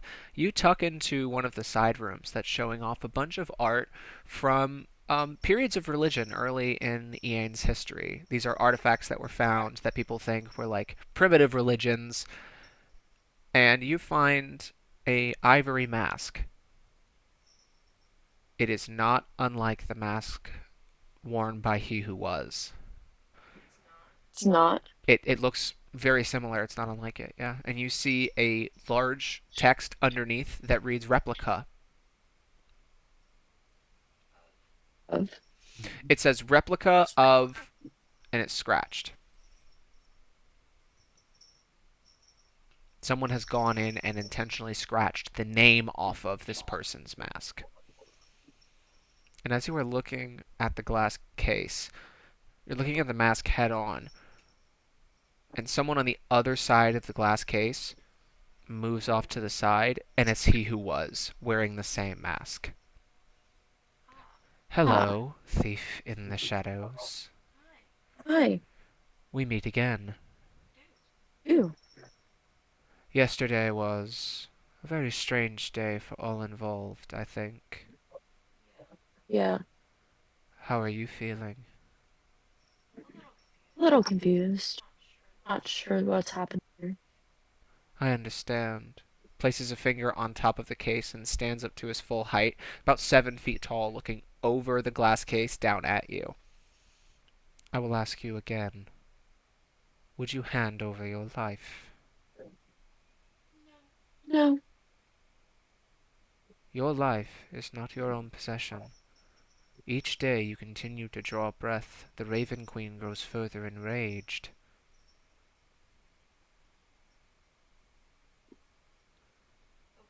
What? The Raven Queen, my mistress. Raven. Aaron, make a religion check for me. Oh, oh, great. Oh, Oh. 1 second. I think.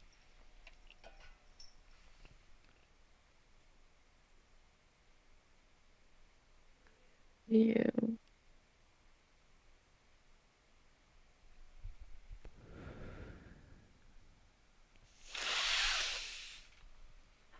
Oh my god, let's see what happens. Oh, never mind. Yeah, you know the Raven Queen is a deity of some kind. Um, you know she's in the approved pantheon, but you don't know what she's about.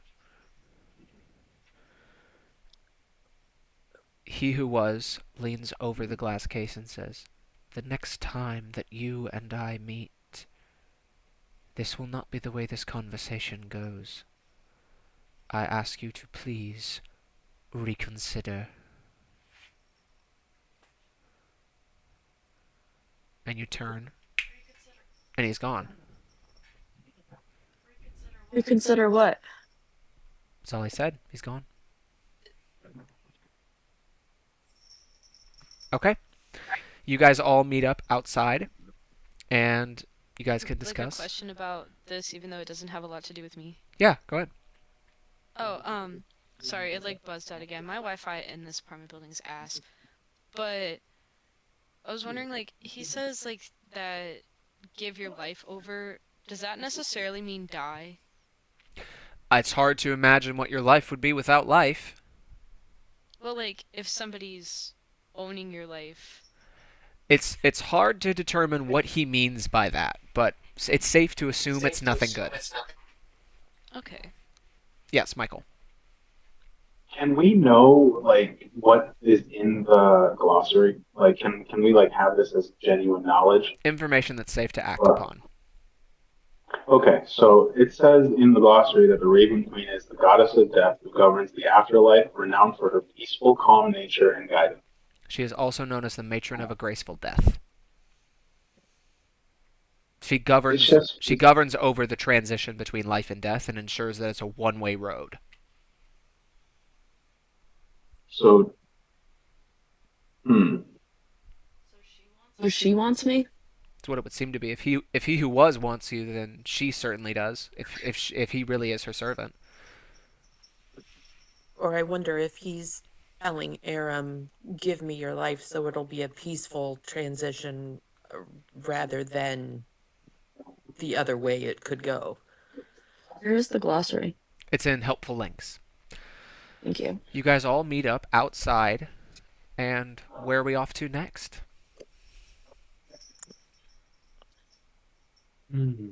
How would the guns help us? So you're Like, helping me right now. I don't know if they would help us, but it would help to keep them out of the hands of whoever they're getting in the hands of. having them to make sure Katja Cleaver doesn't have them is probably a smart play. Yeah. Yeah. I was And if wondering our that, but we would have to like we don't know when they're loading the ship with those weapons. They have That's the already problem. done that. Yeah. Oh, Those were well, even worse. they That's were really already there by the time 5 a.m. started because it happened 3 a.m. that he yeah, in the signed it dead of in, night. left it for an hour, and took it back. Yep. Oh, so they're already off the ship then too. They might be on the boat or they might be taken back to Katja Cleaver's warehouse. Briggs Buxley would know, um, but whether or not he chooses to tell you is another question entirely. I really thought that it was my stuff that they were using, and I realized that after like my character realized that eventually. Maybe. Actually, should I roll for that? I'm gonna roll for that. No roll Unless necessary. you think no roll You can necessary. just You think Nope, tell. I'll you know it. recognize your Okay. own hardware. Katja Cleaver pointed a gun you made at you. Yeah. I was just making sure it wasn't like, oh, it was so quick there was no chance for you to Nope, just 100% making sure. certain it was your hardware. Okay, with We that do have a being safe, I thought since they were my weapons that maybe they were like I thought they would be given to the cleavers like from uh Bugsby, but not it doesn't seem that way now. It's something worth investigating. How would you go about determining that? And understand that you know the events that have happened already. You know that at about 7 p.m., this thing is going to hit the fucking hay. That at 7 p.m., if those guns are still on the boat, Koch is going to be using them to kill people. And at about 7 p.m., Tom is going to be killing Briggs. Do we know exactly what time that they get loaded? What time what got loaded? That box specifically? Chrysanthemum saw on the manifest that it got loaded at 3 a.m. and was unloaded at 4 a.m. Oh, okay, so that's way too okay. I didn't hear that. So it happened before your day even started. Okay. So very late last night. They probably already have them. we know that the guns are They have my already off fucking the boat, guns. correct? That the package arrived to the boat and was signed out. Yeah. So wherever they are now, you know one place that they're not, which is the boat.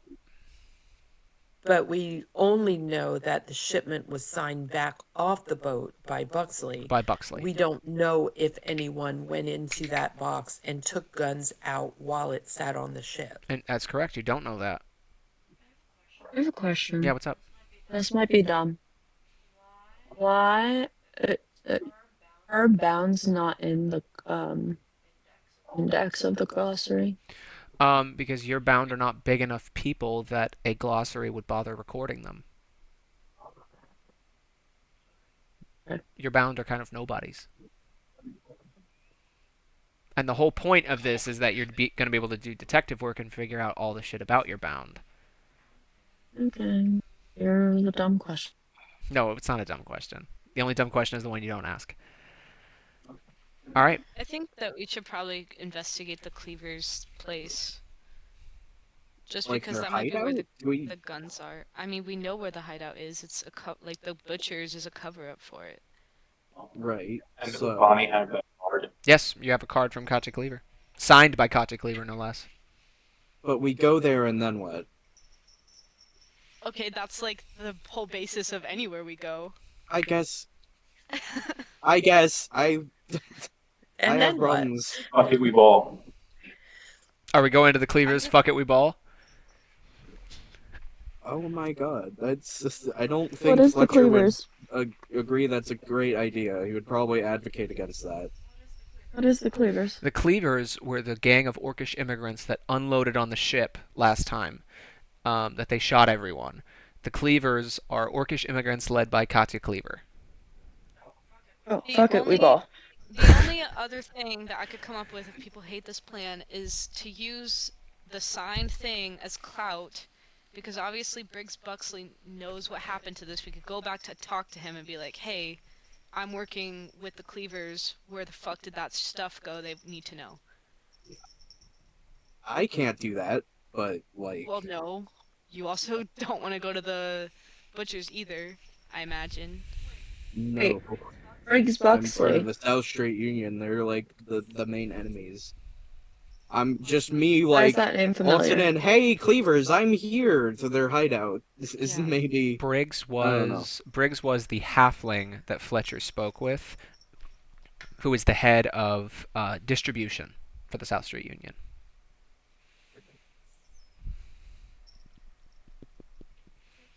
I think he's hungry. Okay, do you want to feed him? Design food here. Would you give him some kibble from the big bowls? Yeah, I'll go after. Okay. So yeah, you guys can head to a cut above. Which is where Briggs Buxley was. Which is where Katja Cleaver is, which is where the Cleaver gang is. That's their hideout. It's a front of a butcher shop. You guys can head there if you want, or you can go to Briggs Buxley's racetrack.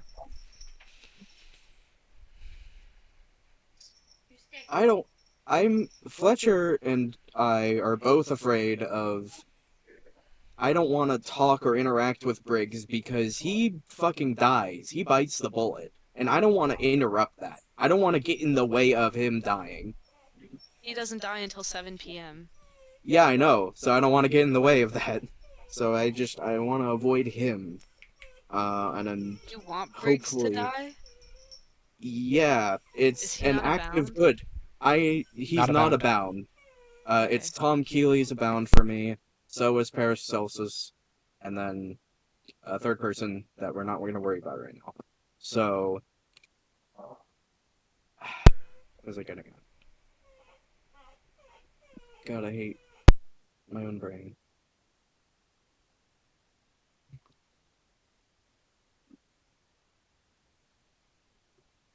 No, I lost it. I lost the train.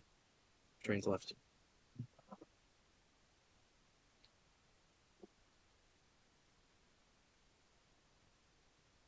So are we going to Katja Cleaver's shop, or are we going to Briggs Buxley's little racetrack? Oh, your mic is muted. Or are we doing some secret third thing where we're gonna blow up the Or a ship? secret third thing where you blow up the ship. Or on Well, the I don't way know. to any of those, are we passing an LDN office? Yeah, there's LDN offices everywhere, yeah. We Okay. could sabotage the ship. I don't know. Well, But technically, we could I just don't know what tell we them. do. I don't know what we're doing at the Cleavers. We're showing up there, but like, what's the purpose? Seeing if the guns are there and then Oh, true. Okay, taking them. true that. It's true. That's dumb. And remember, Fletcher, that your gun shipment is due at midnight tonight. And if you don't, you will be owing the South Street Union. Yeah, or I'm gonna get shot. So one or the other. So what I'm do we... just throwing ideas, but I'm not like trying to like decide anything for everybody. It would be helpful if people I get think input. I think Briggs Buxley is probably the best bet because he seems like a pretty weaselly motherfucker, and like I feel like he would genuinely be able to be threatened. Oh, right. So there is the thing I was gonna say. Tom Keeley killing Bugsby is an act of good. Somehow. I don't know Yes. how, but I asked the question, and I asked like, how is Tom Keeley going to help?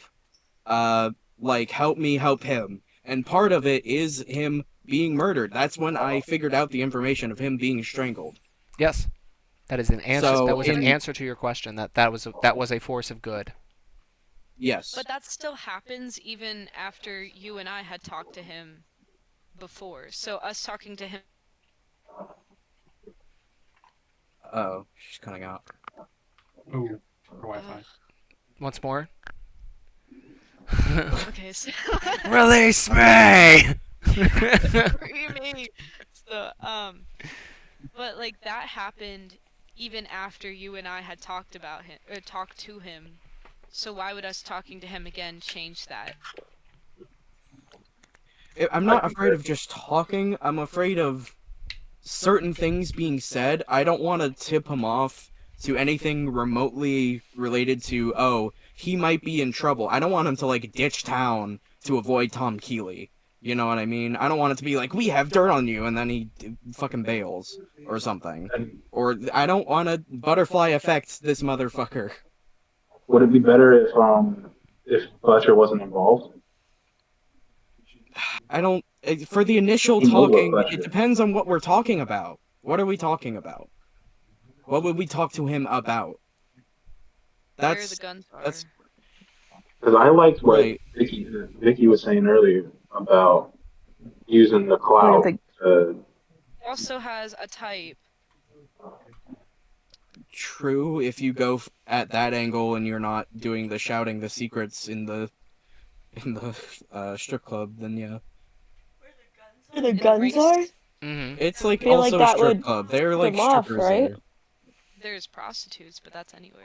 I mean, yeah, Okay, well, prostitutes. asking where the guns are might not tip him off if Bonnie has the card. They brought up an interesting point that she has a card signed by Katja Cleaver, who Briggs Buxley is working with. If she poses as a Cleaver, that might get them more information that they didn't have last time. But Fletcher I wouldn't asking that even question would be very strange. I wouldn't Yes, even be exactly. lying because like I wouldn't even have to roll to lie about it because she said if you need work and I'll say they offered me this job, but they need some information.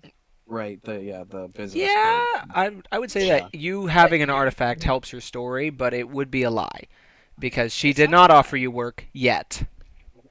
That didn't Mm. happen today. It So happened. I wouldn't make you roll for it. It's splitting hairs. I would make you roll for it He will have offered you. if you have this card that would help your story. Yeah. So do we want to go to the Okay. racetrack? Yeah, Yeah. what is Fletcher gonna do in the meantime? That's a Like great question fucking for Fletcher. What are you doing in the meantime? Or like because I anybody don't. else. I don't know if this is a job for everybody. Ooh, I know what I can I'd do. like to go see where the crystal was. Okay, go see where the crystal was. We got from Grim. Aram, what are you doing? I can go to a gravesite. Go to a grave site. Okay. The crystal, or like, is that the rift? Yeah. Like, No, it's the thing that my because technically it's not still on me, is it?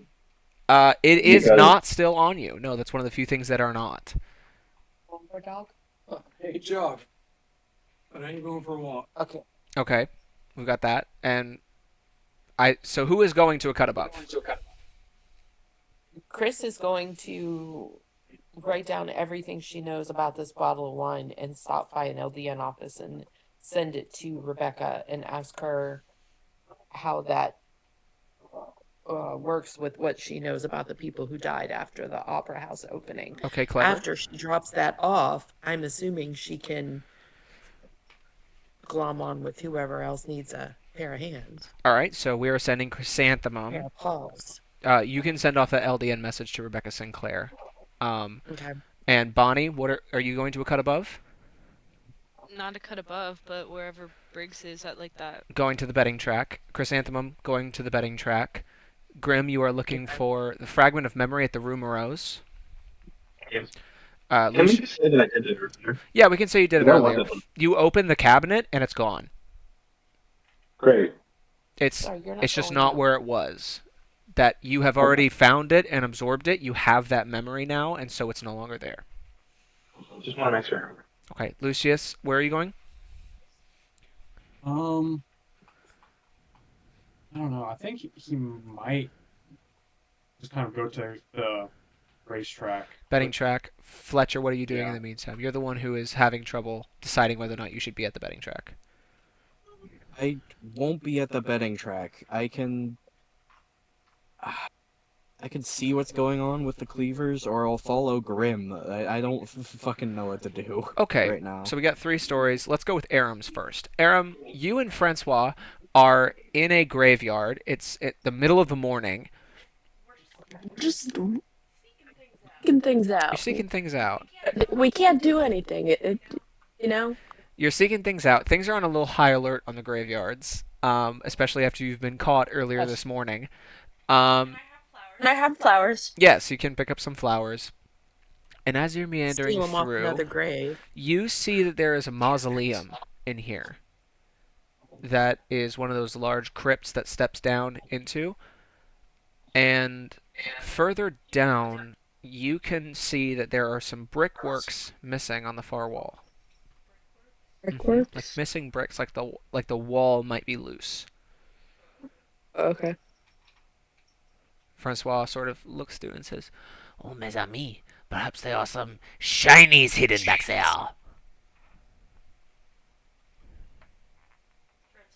That's why we can't do anything right now. Oh, I could do something. I could play my little accordion and lure the guards away, and you sneak in there and get us some shinies.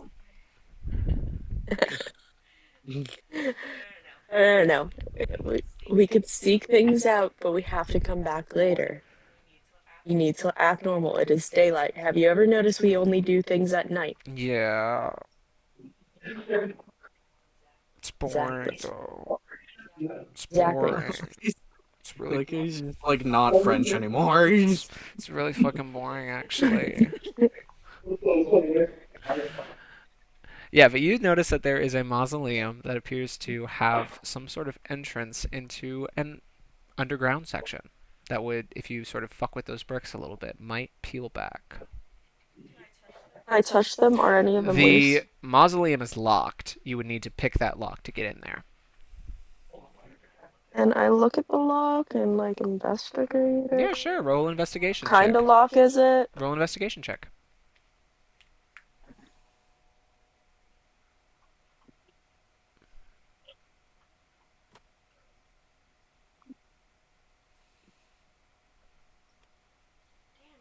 Damn, I'm rolling like shit today.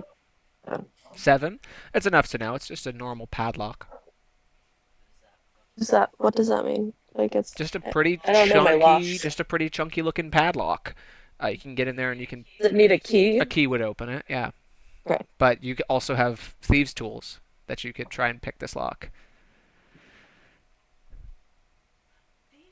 Thieves tools. Do I have those? Do you have proficiency in thieves' tools? Check the bottom left. you are a grave robber. You probably After should all. have proficiency in thieves' tools. I think you would have those. So go You said the bottom right. bottom left, yeah. I'm going to give you thieves. Tools. Ooh, I do have thieves tools. Okay, go ahead and roll a thieves' tools check. It's dexterity and proficiency. So it would be the same as your dexterity saving throw. You can just go ahead and click dex saving throw. X.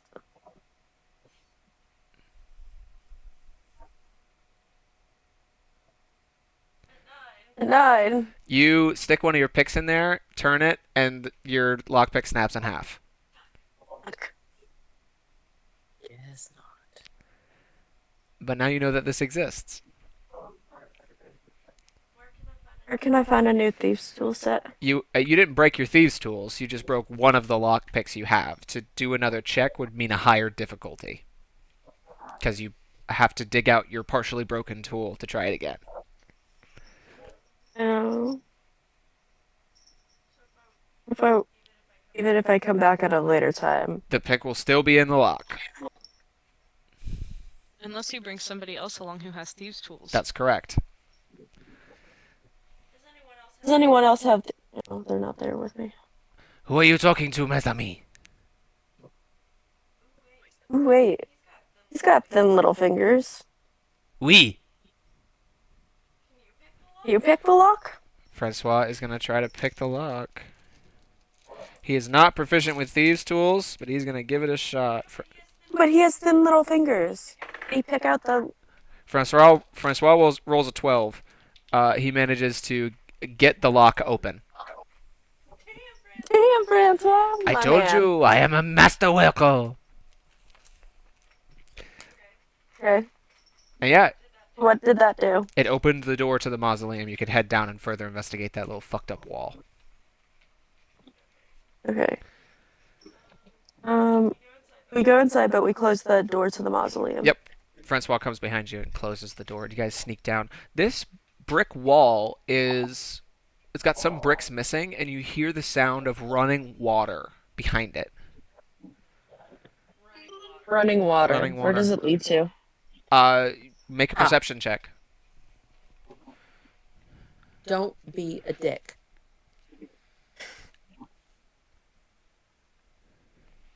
That's good advice, Brandon. oh my god. That It's one. just good advice in It's general. dark, it's rushing dark. It's pitch dark in there. You can't tell. It's just Right, because the door's because closed. it's just a wall. There are a couple bricks missing. You can try and peer through, but you can see the reflection of light off an uneven surface of water. But until this wall is down, you can't. But you know that this is an entrance to somewhere below. Okay. Oh. So a piece of the puzzle's been uncovered. We're gonna move back to Chrysanthemum. You send that message off to Rebecca Sinclair. Message is received. She'll get back to you sometime within the hour. So that leaves you time to go investigate um, the cut above. Fletcher and Grimm, as you guys are walking back from the room arose, in Northward, just as it becomes sort of the center of the city, there is a little cafe off to the side. And you see Tom Keeley sitting at the cafe with a cup of coffee in his hand, drinking and reading a newspaper. At the Cleavers? Nope, just at a cafe on your way on your way from Northward into Westward. Oh, the cafe. Mhm. I I wouldn't know what to say to Tom right now. I can't tell him that we looped. It's not gonna believe that. I don't think that doesn't But seem to he is work in out very well. trouble. He is in trouble. I could. I don't know. He's just at a cafe right now, though. What is he like? I don't know what to look out for. I can't just stalk Is it him. by I'm chance? very By bad chance, at stealth. I don't want to stalk someone to see if they're okay. You know what I Is mean? it I by don't. chance It puts me in a tough position. chess cafe? Is it a what? Is it by chance a chess cafe? It is not a chess cafe. It's just a cafe. Michael would He's suffer sitting. He has a chestnut. cup of black coffee and a croissant in front of him, and he's reading a newspaper. Can we see what the newspaper said? Yes, it's the same article we read earlier.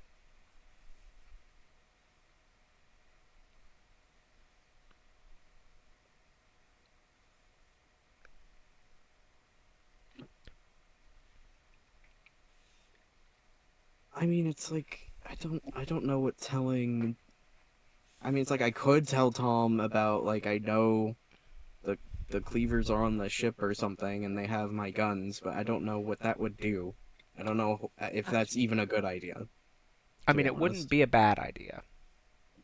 If you are Well, saying I that have a as the way. DM, I'm going to take it and then now I'm going to do it. Okay. So I'll go in there, I guess. Yeah, you see him. He's sitting outside in one of those little like great iron um, tables in one of those little metal chairs, drinking a cup of coffee. And as you walk closer, he looks up and sees you. Oh, Fletcher. Hello. I'm on the phone. Sit a second. Go on.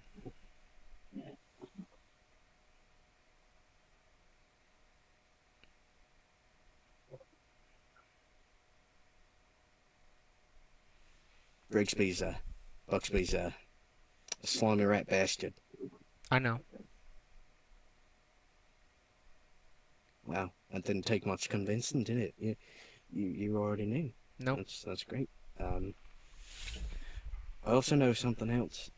That's pretty damning. Go on. I think I know what my shipment is. I think the cleavers have it.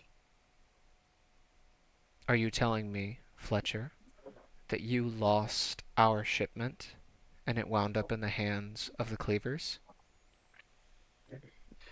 Okay, pause. I thought the whole point was that they were getting on me about the shipment. They are. They think you're responsible. Blame Briggs. Yeah, I mean, I could say something like that. Okay, Fletcher tries to convince Tom that it has something to do with Briggs. I Pl- don't. Please go I'm ahead too and nervous to word please things. go ahead and I'm gonna roleplay that. roll. Just roleplay it. Yeah, roleplay that. How would you tell Tom that? Okay.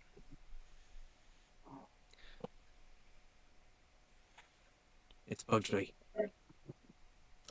You know it's him. He's sabotaging me. I don't fucking know why, but he's got something to do with the cleavers. He's in with them. I don't know what it is, but I swear he took my shipment. It must have been late at night. Must have been like 3, Fletcher. 4 a.m. Fletcher. Settle down. Don't draw any attention to us, please. Quite a serious allegation you're making there. I will be certain to see it through and do a thorough investigation. You know I'm not a bullshitter. You know I could be a dick at Fletcher. times to people. Settle down. Buxley is not long for this organization. Do you understand that? Good. I know that you did not sabotage us, because if you did, you would be dead already. You know that, right? I figured I'd be shot in the morning when you came in. So yeah, And you're not. Yeah. So, Mr. Reed, let me ask you a question. What makes you think this about our acquaintance, Mr. Buxley? I saw the papers. What papers? That's it. They got the shipment in. I saw it. I heard him say. There was people in there. They were checking the something, and they had a shipment, and the papers were at like 3:30 or 3 or something like that in the morning, and it was Brixby dropping it off on the incompatible. What is it called? Indefatigable. Indefatigable. Yep. And Fletcher says that right the first try. Okay. Yes. So you saw it on the manifest then? He signed it in and signed it back out. They're going in there. The cleavers are with it. Culture's gonna be like a bartender. They got these white gloves. All of them. They got their white gloves. They're all in on it. They're gonna rain fire. They're gonna get a hit on there. I'd say it more whispery. Why are you telling me this? So I don't know who else to tell. I know you're not a bullshitter either. It's a good answer. Buxley's on my list. I'll take care of him. Like I take care of everything else. You want it done now or you want it done later? And 7 p.m.'s fine. He reaches across the table and grabs you by the throat and bounces your head right off the metal grate and pulls you over. So you are now belly first on the table with your throat in his hand as he's got you face to face. You feel the press of his revolver right against your carotid. Who have you been talking to know about 7 p.m., huh? It's the time. I said I don't fucking know. It's just night time. That's not a very good answer, is it? Okay, Can shut Bart the use fucking mouth, Tom. I'm not his mage fucking. hand to like move that gun away and like try to Mage toss it? Oh, Mage hand can't be used in combat. You can't move anything that a creature is holding. okay. But you can get physical with Tom and try and get his gun offline, if that's what you want to do. Or you can just be Does it there. look like? It looks like what it looks like right now. That in broad daylight, Tom Keeley has throttled this man and is now putting a gun to his throat. 7 p.m. Yeah, what else do you know? Look, it's not my fucking business. You working for Plum? Why we all work for Plum? I fucking don't. Do you work for Plum? Do you work for Sabini? Do you work for Cleaver? Who do you work for? Myself, mainly. Make a The persuade. South Street Union. The South Street Union. Make a persuasion check. Okay. Uh, Mouse, wake up. Mouse, wake up. It's your time to shine. Okay. What am I making again? Persuasion. Persuasion.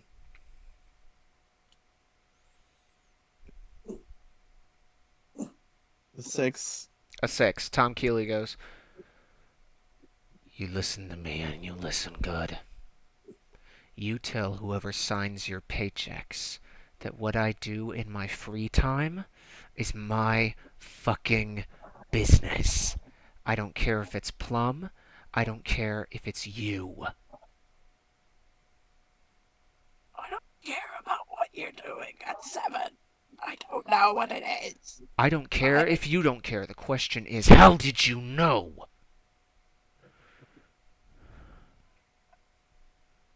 He's struggling to breathe, but he's also struggling to know what to say. Um, Now here's a question. Hmm?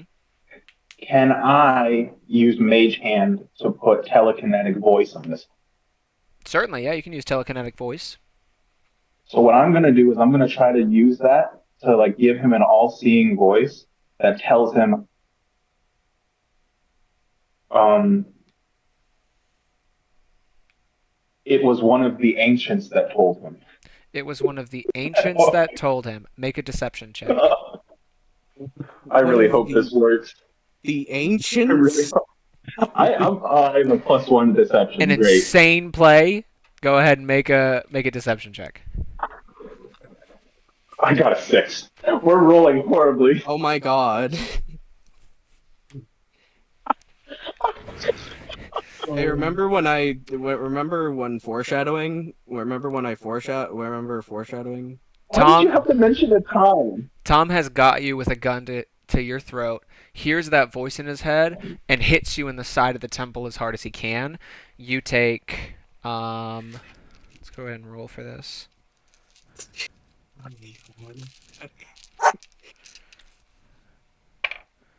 You take 6 points of bludgeoning damage as he beans you in the side of the head with the pommel of this gun. And he says, "Paltry tricks aren't going to work on me. Listen to me, tanker. You get one chance with me, and you just blew it. How do you know?"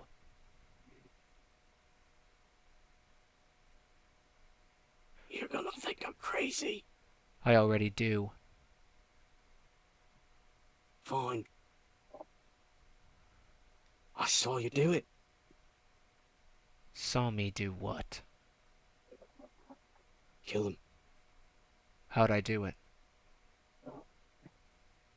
You, grunt wire, if I recall correctly. It was a vision. "Where'd I do The it?" rest I can't. He's in a bathtub, and there was the dancers that he likes dancing around, and "The girls are gonna be there?" well, at least one of them.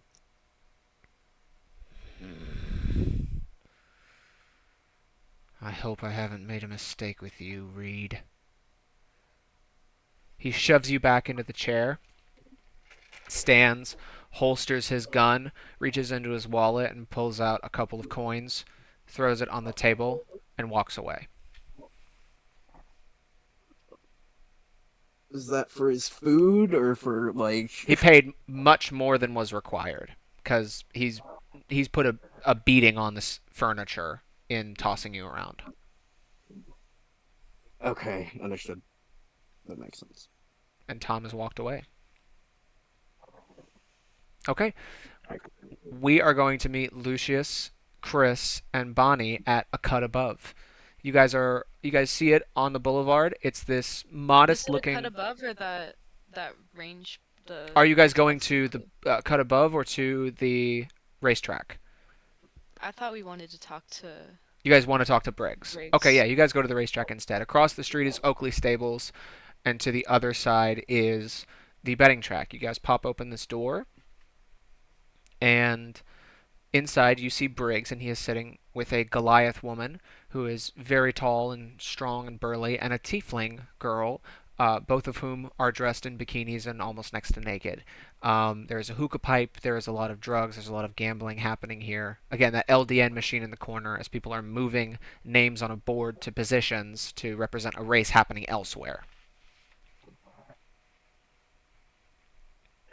Um, are you guys gonna be like right next to me? Is it known that Chrysanthemum is a cop? Chrysanthemum is a marshal of the Imperial Hand, which means that she is always doing undercover work and can show her badge when she so chooses, but otherwise it is implied that she keeps it hidden. Okay, So so she otherwise we just all look like some rad monsters. looked Like, like some rad dudes, yep, Yeah, cool. and an old guy. yep, and an old guy. Yeah, I that's got a good, pretty I got a good old. beard. Yeah, what is he, 1100 years old? Yep, Jeez. Yeah, that's pretty old. You need a chiropractor. in desperate Um, need of a chiropractor. Yes. Yeah, you guys. So you guys all walk into the betting track, and who's striking up a conversation with Briggs? I guess that would have to be me, huh? Sure. You walk up, and Briggs is smoking on this big hookah. Hello. What can I do for you? Picked up a little job from over at the butcher's since they liked how I handled my axe. There's a little bit of a complication that they said that you would know about, and I'm not really supposed to know all the details, but I have a card here that they said to show you. Who did you speak to? Some old lady at the counter. Olga. Was that her name? Yeah, I think so. Come with me. He stands up and takes you into that same side room that the tiefling girl spoke to you in. This appears to be Briggs's bedroom. He actually does live here. Um, Ew. it was right. I was just about to say there's a big circular bed, and there's underwear everywhere of various shapes and gender assignments. And he sits down on the edge of the bed and says, "You're very beautiful. I would not have taken Olga to take a liking to you." I think she sent me to you on purpose. A gift then. Depending on the information you can give them. I'll have to remember to send her something for this. So, madame, what can I do for you? What can I do for Olga? There's a box that was taken off that ship, and they seem to have misplaced it, and they said that you would be the one to know where it was placed. Make me a straight charisma check.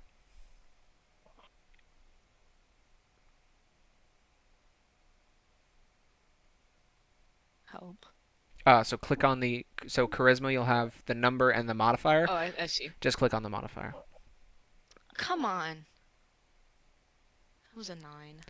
A 9 is high enough. Something in your story was not correct, and it caught Briggs's attention. Really? They misplaced the box?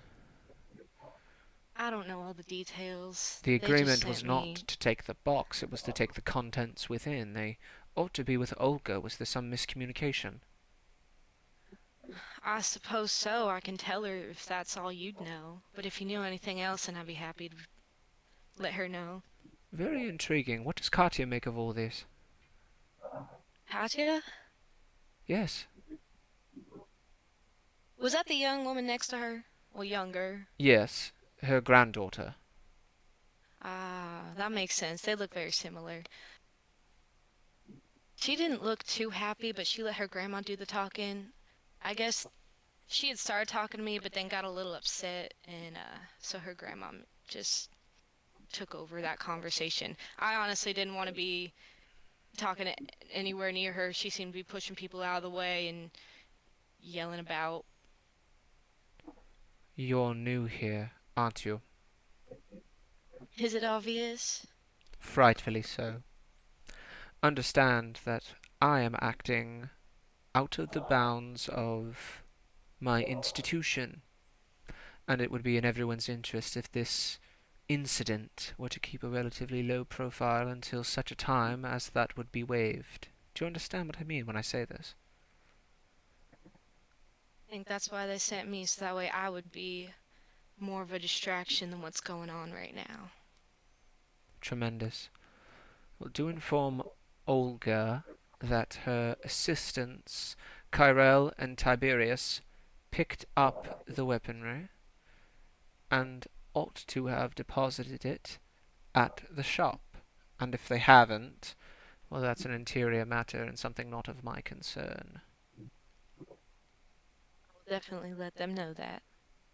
Thank you. And your name was, darling? I guess it doesn't matter, right? You can call me Bonnabelle. Bonnabelle.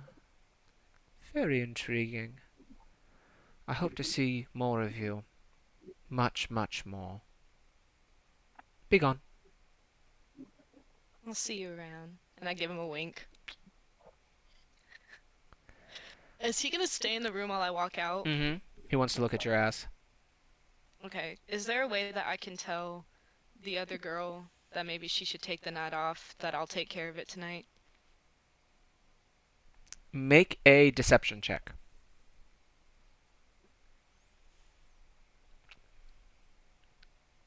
Because it looked like Tom was also looking to kill her, right? Tom looked surprised by her. She wasn't supposed to be there. Yeah, it's a 17. 17. You tell this girl, take the night off. She goes, oh, are you new? Yeah, I think he wants to try me out first tonight, and I think She two takes it. tieflings would be too She much takes for a him tonight. finger and runs it across your cheek and puts it to your lips. Very shaky finger. Says, very well. I will find somewhere else to be.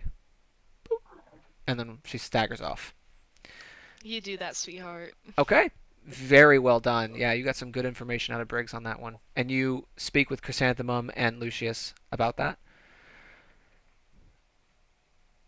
Do you? Yes. Yeah, Yeah. yeah. Great. You pass that information along. You guys are all made aware of that. So I assume next we're gonna go to the butcher.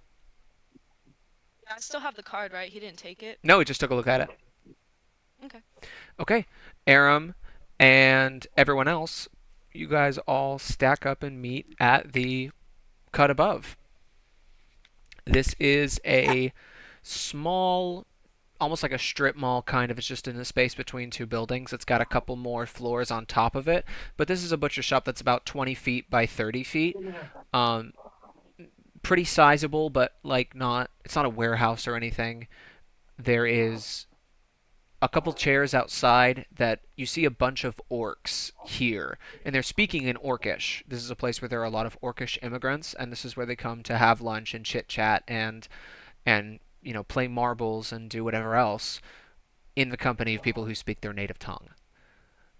Um, and the cleaver says, the sign says, a cut above, owned by Cleaver Incorporated. Um, and from within the glass windows, you can see that there is a very heavy set, very very large and chubby, much older orcish matron behind the bar who is slicing cuts of meat with this big slicer. And inside there are more tables that a bunch of other orcs are sitting at. There appears to be in total about 3 dozen orcs here. What is an orc? Can we? Orcs are a race of people. They have tusks.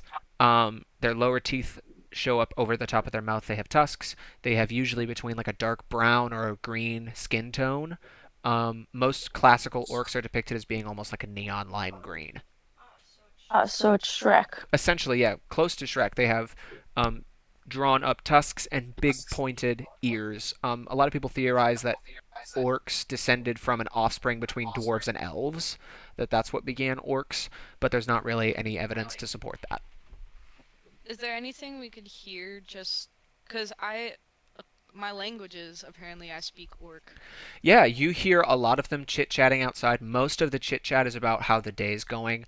A couple people talking about, being held up at the gate, or the Primogens giving them a second eye, or that they saw some flyers for the family of man. There just appears to be a lot of tension, and these people stick to their own. but What's nothing. the family of man? The family of man is a interesting. You would know this. The family of man was one of the inciters of the Great Exterminata.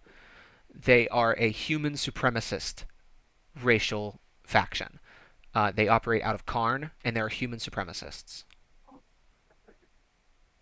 So they had. Chris speaks orc too, if anyone's speaking You're orcish catching that around. as well. Yeah, there are big. They usually in a lot of cities will post up big murals that say "Monsters Go Home," and it's signed by a giant F at the bottom, like a big cursive F, which is their signal for the family.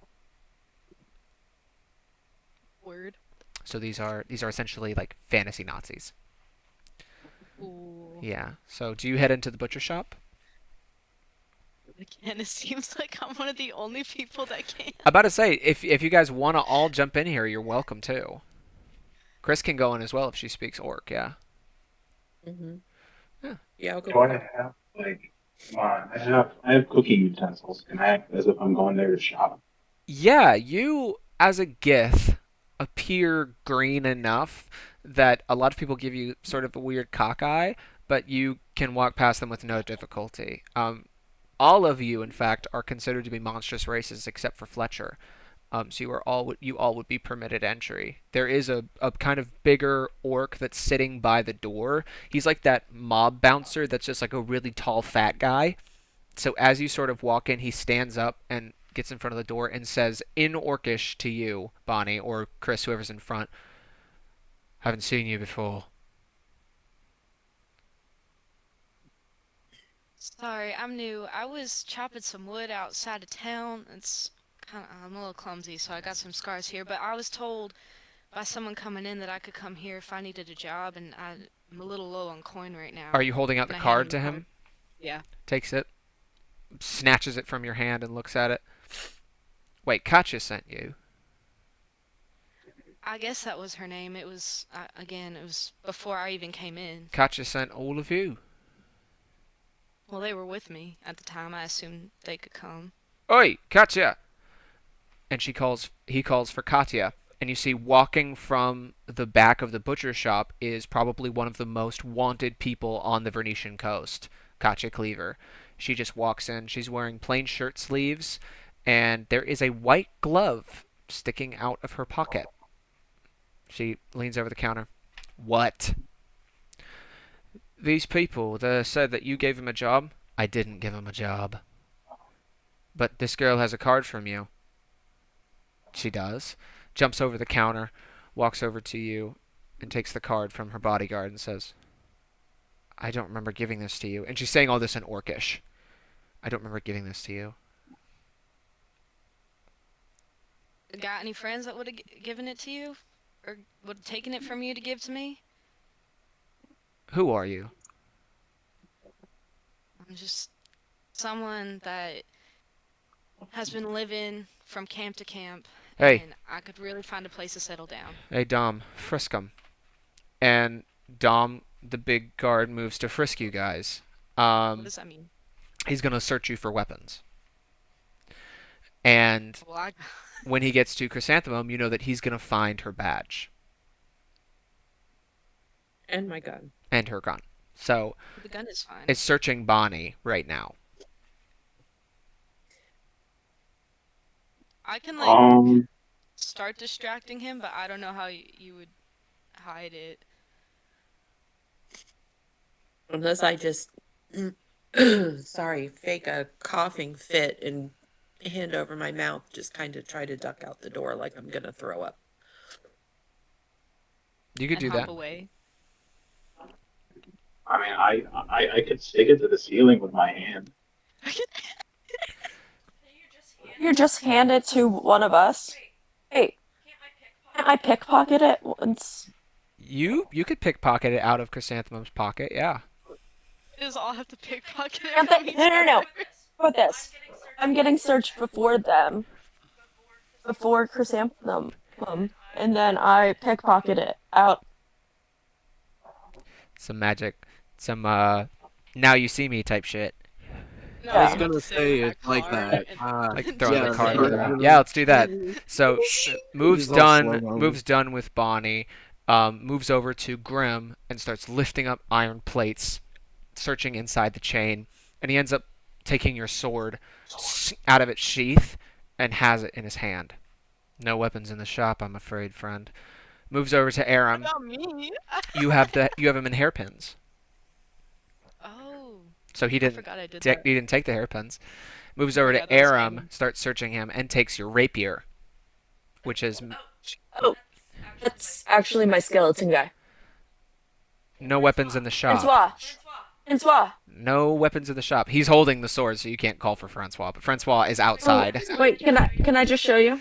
Francois is outside. He's summoned still. Oh, wait. He's with me Yeah, he's already? with you. You summoned him already earlier in the Oh, day. okay. And now he's gonna move to Aram, or now he's gonna move to Chrysanthemum. So Aram, go ahead and I make pickpockets. that sleight of hand check to get the cop badge before. I do that now? Mm-hmm.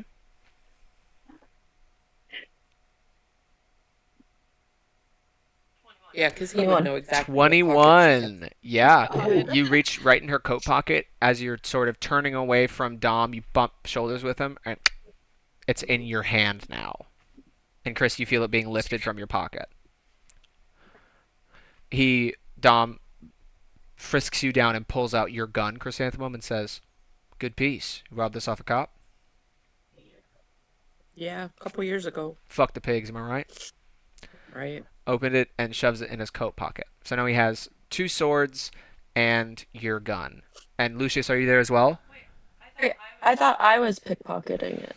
Yeah, you pickpocketed the badge out of Chrysanthemum's thing. Oh, On a so he wouldn't. 21, you could have also grabbed her gun, I would say. I thought I was. That was the whole point. Was I was grabbing both. You can grab both. Yeah, I'll say on a 21 you can grab both. And Lucius, are you here as well? I think Lucius is gonna wait outside, but like in a spot where we can look through the window and see all this happening. There's a cafe across the street.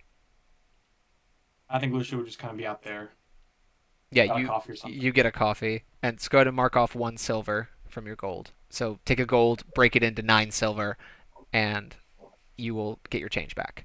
Grim, what's up? Is there any way that Grim would like? I thought I'm looking through the Wailing Widow. I thought there was a way that I could summon it back. You can use Returnal to get your sword back to your hand when another creature is not holding it. Okay. It's in his hand right now, so you couldn't return it, but when he sets it down, you could snap and it would come back to your hand. Okay, that's what I thought. Thank you. Alright, Katya, with all of you guys frisked and cleaned, does one of these and sits over at like the mob boss's table, which is like this little corner booth. It's in such a way away from. It's often like a side room, so no one could shoot her from the window. It's designed so she has line of sight on who's coming in and who's going out, and in such a way that she can't be shot from the window. So she sits down and says, "Please take a seat," and now says so in common. I guess I'll sit down. And Is there enough chairs for everyone? there's enough chairs for everybody. Yeah, all of you guys can sit down. Katya says, "I understand that you are mistaken about looking for employment." I was just sent here again. I've just been living, trying to lay low around where I can.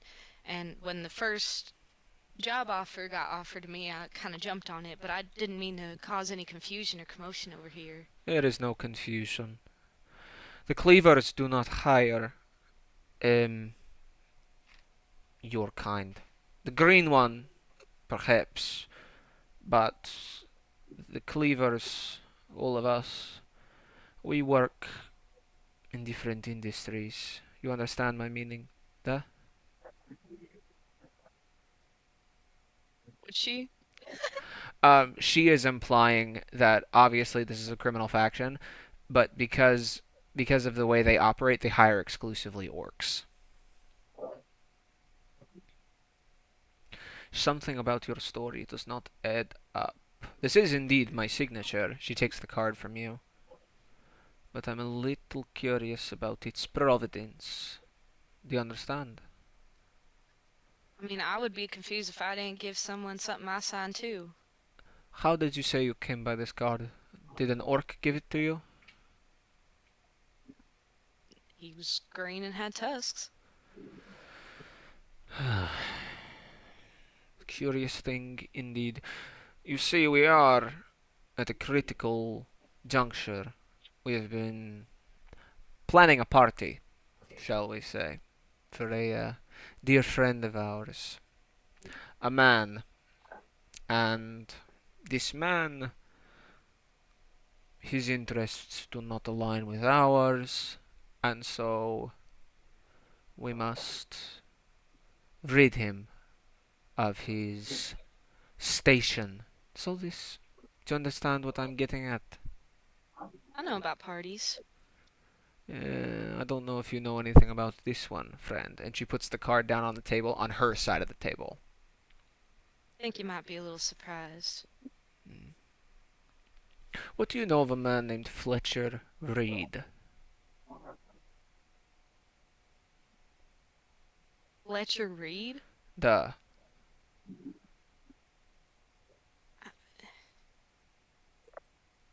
I can't say I've really heard that name before. Make a deception check. I know I'm on it. Oh my god. A nine. Whoa, I thought that said 16. Wait, that's ass. Oh no. I'm so confused. Wait, did you roll a 16 on the die? Yeah, it's just popping up weird. What did it say? But on my screen, it says like deception check 17, and then under that it has the really big screen that says deception check 9. So I have 2 deception checks here. I'll take the 17. You might have done it with advantage. If you like hold down a button and click, it will sometimes do it at advantage. But sometimes D&D Beyond can be weird. Just refresh your browser. Um, Katya looks at you and says, Fletcher Reed is a mechanic, works for the South Street Union. His expertise is in, shall we say, tool production, and it has been a object of interest for us. We have managed to work alongside an inside man who has led us to. There is a sound as you hear somebody moving to an LDN machine in the far corner. Oh no. Is a very interesting thing with Mr. Reed. He is working on a few tools that the Cleavers would very much like to have in their possession. Do you know anything about these tools? If they're anything, I grew up in a rural area. I don't know anything about this new tech that's been going around lately. I did not say tech. Well, it's slang. Yeah, Michael, what's up? Can I do a perception check to see what's around in the room? Yeah, go ahead and make a perception check. Like the LD machine. Mm. Yeah, because I'm specifically wondering if there's a fireplace. There is a fireplace. I rolled um, a 13. A 13. There's a Oh, big, um, sort of almost N-shaped counter that's got glass cuts in it. You see a very heavy-set, elderly orc woman who's behind on the slicer. You assume this to be Olga Cleaver, who is Katya's grandmother. There is also in another corner of the shop, behind the counter, an LDN machine that there is an orcish person scribing down a message that's being intercepted.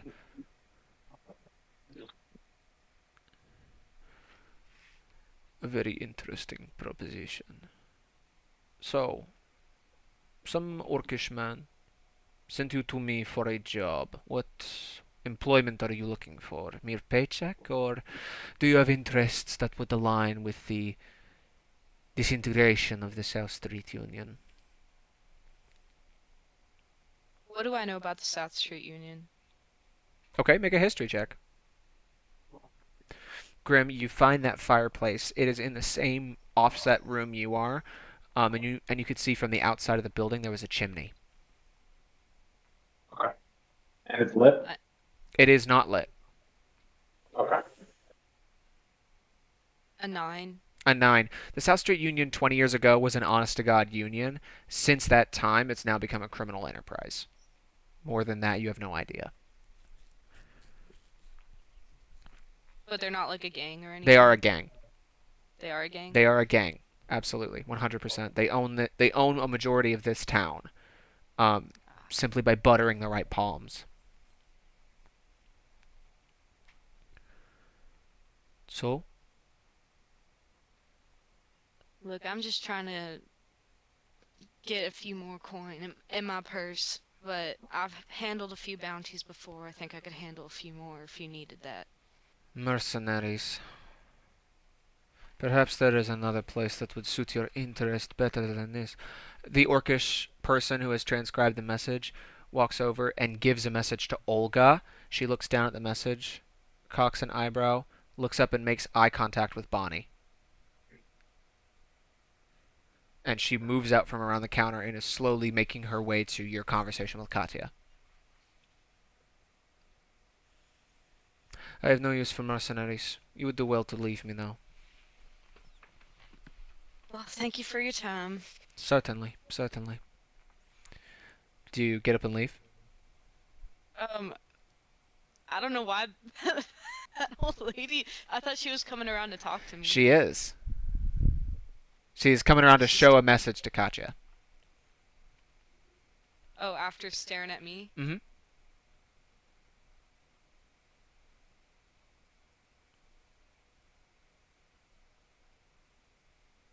I mean, I guess I should get up and leave. What did her look in my eyes say? As you are wondering about what that meant, Olga makes it to Katya, shows her the LDN message. Katya looks at it. You've been to see Briggs Buxley, haven't you? You must be the Bonnabel he wishes to thank us for sending, eh?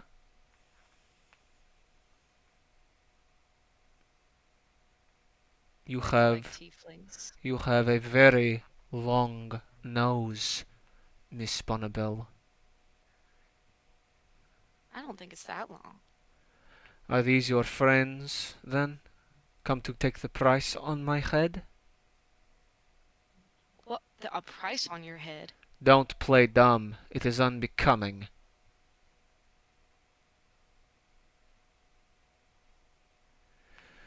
Understand one thing. She stands and flips the whole table off to the side and pulls out a cleaver. If I wanted you dead, there would be nothing to stop me. You would be another body thrown into the river. But you, she points at Chrysanthemum. You, I know. You are a police officer, aren't you? So she just knows. I don't know what you mean. Do you think I'm an idiot? Do you think because I do not speak your language that I am dull? And as she keeps walking out, Lucius, you see from across the street that Katya Cleaver is in fact holding a weapon in plain view of um, Chrysanthemum and Bonnie.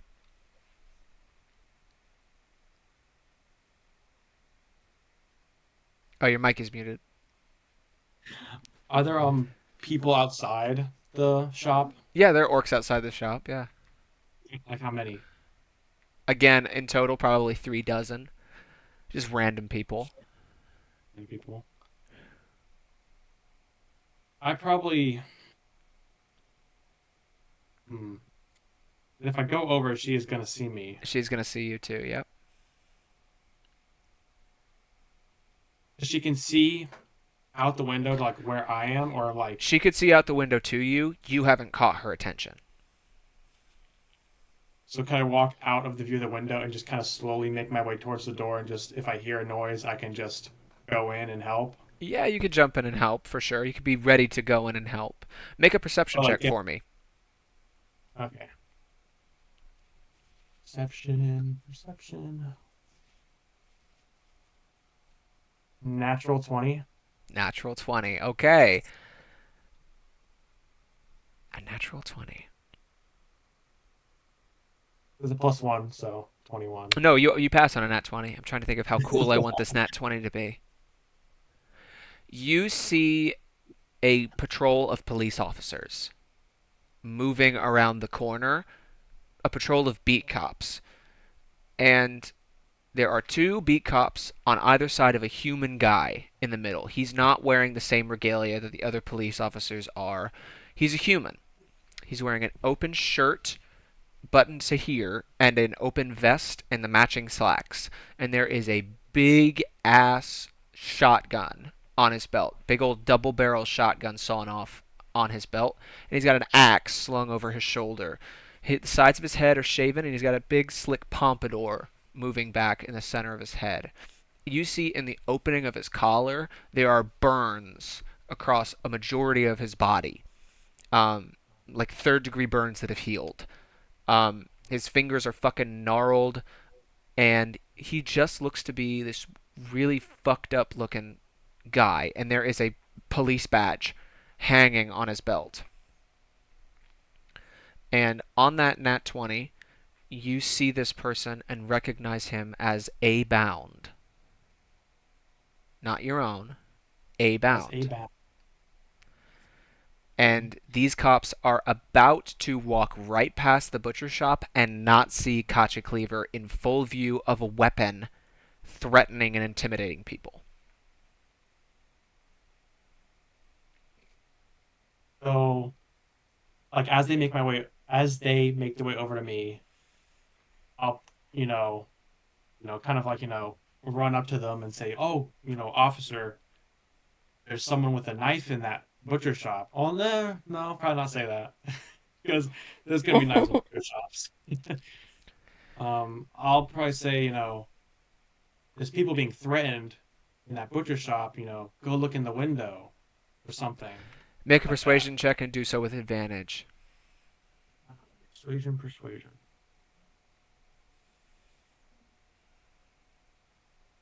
16 and 14. So 16, we'll take the 16.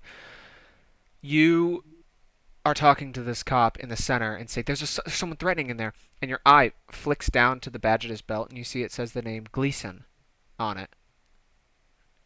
He looks up at you and says, in that shop right over there?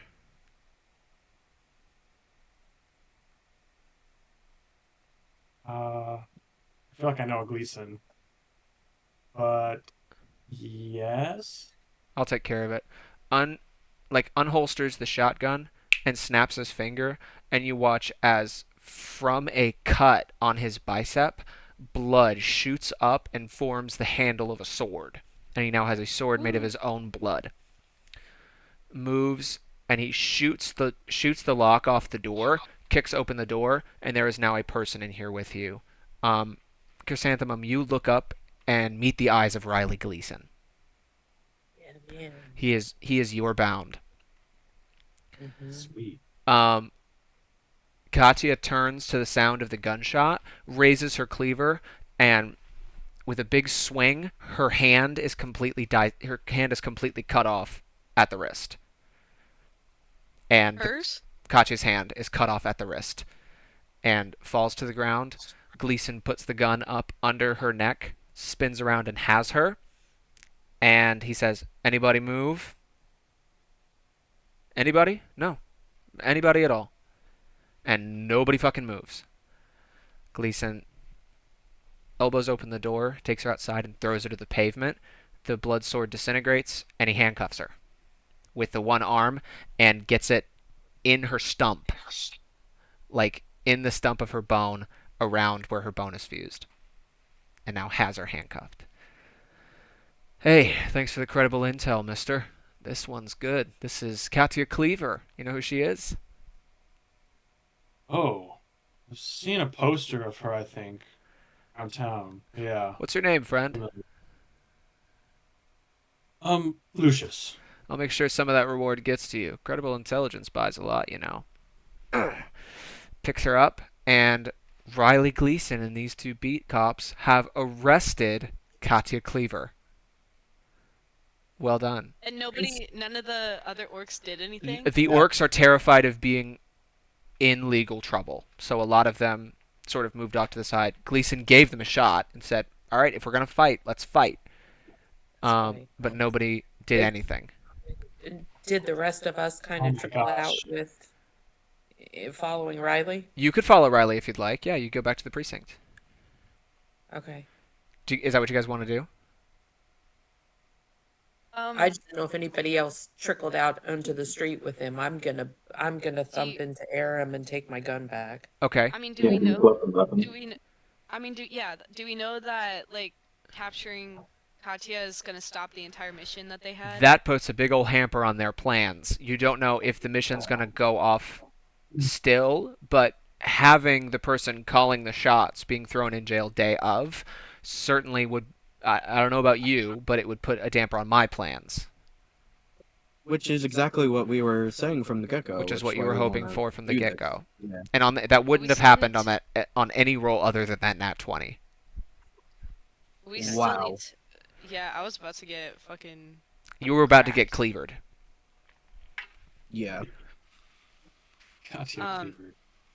Katya cleavered, but we do still want the weapons for Fletcher's sake, right? Yep. Really? Yeah. Would you give that That, intel to cops or? No, because this is a gang thing. Mhm. They yeah. can't know about that. Don't tell them Because the about thing is, me. like, That's bad. Fle- They Fle- just know me Fletcher as a already metal told. man. Fletcher told Fletcher already Keeley. told. But that's who matters because that's who he reports to, right? Fletcher reports to Tom, correct? So there's no problem here because even Keeley said that there was no problem that he's going to take care of it. He's going to take care of Buxley, but the package still isn't going to be delivered. It's still in the Cleaver's Yeah. hands. Just Yeah, he's not like, I'll carry Katya. that. I'll get that stuff But we for you, already buddy. know that we don't know where the guns are. They're probably not all in one place do. anymore because remember they're not in the box anymore. They're probably with a They- whole bunch of people. They're at the cleavers. They all have them. From what I can tell. Yeah, from what you can I tell. mean, I do have a nitroglycerin. You do have a lot of powder kegs. But realize this is not a place where they're all guilty people. Blowing this place up would kill a lot of innocent people. Well, it would kill me too, but that's what I'm saying. It would be a threat. Yep. So you're just trying to do like a false threat of blowing the place up, like 5th of November style? I don't, Like, I what are you don't know. doing? That was just an idea. What? Oh, What okay. I was. Talking What to you guys exactly did? here. I Can you didn't know remind us where it what was Briggs going. said Of what Briggs said, to me? what would you like to know of what Briggs said to you? Um, just the handoff. Who touched what? He said two people. The names were Kyrell and Tiberius. Does that ring a bell to Fletcher at all? No. These are two goons, for lack of a better word.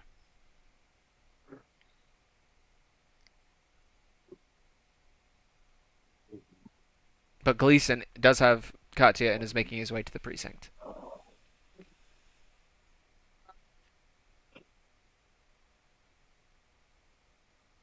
I don't know if we should tell him about the guns because that's not going to help Fletcher either. It seems like this whole scenario has been, at the very least, postponed. But they still have the guns. They still have the either way. guns. Well, you, I Vicky, just could don't know. say that Kyrell or of them gave you that card. You can talk to the grandmother and be like that. They know about me. That lie has Yeah. come its course. Okay.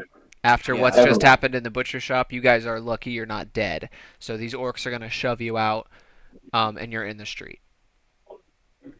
But it's not these orcs who have the guns, isn't it? I thought it was the Union.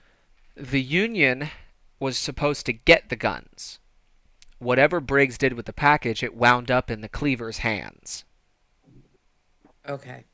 So some other place, perhaps here, perhaps not, they have these Was guns. Fletcher around somewhere. No, Fletcher I'd said he imagine I was. Fletcher said he did not want to be anywhere near this. True. Yeah, Okay. I did not want to be near. I was just gonna stay the fuck outside, dude. So Fletcher can be I'm. at the corner of the block, having watched all this happen. Yeah, I just see them like go like Lucius is pulling someone aside, and just like I was over on the in bench. goes them, out comes Katya, and I'm like, and Fletcher's doing like double takes, like, huh? Yeah, Katya missing one hand. Yeah, and also missing a hand, Yep. and has a handcuff jammed in her In her nub, stump. and it's Yep. terrible. Yeah. So good job, Lucius. I don't know. I don't know what else to say. So you guys can all meet up and discuss what happens next. It looks as if whatever was going to happen on the boat is at the very least postponed. Yes. But Delayed. whatever is below still needs to be solved, and these guns still need to be picked up. Yeah, I still. I think we could do the below now because we have time to go back for the guns. And Aram, Well, we have only today. Aram actually And has you- seen a way into the below. So if Aram is here, Aram can share that with you guys. A blow? You saw it in the mausoleum, that little opening in the A way into the brickwork. below. Oh, the below. Mm-hmm. Below? Yeah, the Below. opening where I thought you you heard said the water. below. So you guys have this conversation. Decide where you guys would like to go next. I'm gonna go pee. Okay. Yeah. I also need to do Um, that. So I think going to the below is a good idea because I don't think we're going to be able to, especially after the police did that. I think they're probably going to be securing the guns right now Yeah. well, and they being don't kind of have on like the. high alert. Well, they don't have the guns. They just have Katya. Right, mean, just I don't because the know. cleavers The have them cleavers doesn't have mean the they're there. guns. I'm Yeah, down for going to the below. but it doesn't But I don't mean think that they means know that where the all of the weapons are or cleavers that are there are there. weapons. You know what I mean? The I want to see what's cleavers? down there. Because I mean, the cleavers is a massive gang. Am I yeah, confused? I thought the guns were at the cleavers. Yeah. like They at the bar you're just Where at. are you going? Yes. Yeah. Like the Yeah. butcher shop? That's the That's butcher exactly. shop. Hey, Or somewhere. How do we know? What was the proof that it's in there again? Because Because that's that's what where. Briggs told me. Yeah. Yeah. That's what. Right. Oh, duh. Right. Yeah. Oh, that specifically I'm was where following they now. were? I mean, Yeah. he said these two goons picked them up out of the box and then took them back to that hideout. Oh, I missed that part. I think I heard the two goons thing, and I think I blocked out the important information. That's really cool. Yeah, I think that was when I was That's why I was feeding the saying, dog. like, they're definitely there. Okay, yeah, I missed it. Josh, are So the I'm good guns now. definitively at the cut above? No, Josh says the guns are not definitively there. they could be. They could be. I mean, whatever happens with the guns, I don't think it'll matter if the day resets because once the day resets, none of this is gonna matter if it's happened or not. So I think going below. And we know now- that it's going to be. Yeah. Going We below know we it's now- don't know- postponed for now. But the thing is if the day still continues and the guns aren't where they need to be by midnight, then Fletcher's fucked. Yeah, I know. I'm just gonna die, I guess. You know what? If I I think don't Josh get said it was resolved. like 8 o'clock now. In the No, morning? well, that probably a little bit more time has passed. Yeah. I would say Okay. it's Yeah. probably more like 10, but we'll just giving ourselves But- some time. There's also an answer to a question. What the absolute fuck is happening in Coute Rouge? Yeah, we have to go I'm- to the below. Right, but don't forget the last part of it. It says die no more, repeat no more. This is your last cycle, your final chance. Is that telling us we can't count on another time reset to give us more time to do something else? That's something I was gonna bring up. Is that message? So I'm glad you did. I don't know. Because if that's something that's saying we don't get more Groundhog Days, if we die this time, we die for real. Yeah, that's. I mean, that's initially what it seems to imply, but I don't know. There could Because be he a was bunch also of. saying like the ninth thread is waning and that it can't like pull us back that way anymore. I vote we go underground. I also vote that. I just don't know how we're gonna help you. Okay, so voting I don't know. underground. Aram takes you back to that same mausoleum. Francois says, "Ooh, we're back again!" And you guys move down. There is a big arch with recent brickwork that looks like this led somewhere deeper into a mausoleum, but has since been bricked over. And there are bricks missing where you can see through. What's up, Emmett? Have I a think tor- we just all take like a 5 minute because I gotta use the bathroom and I Yeah, have like a absolutely. second. You know what? This Yeah, is a great point. Let's take a Yeah. five. yeah, I agree. I'll call a five. Let's take a five. Yep. have torches. Yeah, you guys have torches.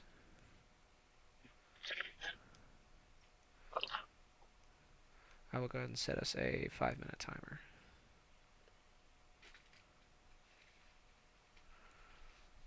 Back at 8:13. Thank you, Vi. You're very welcome, five.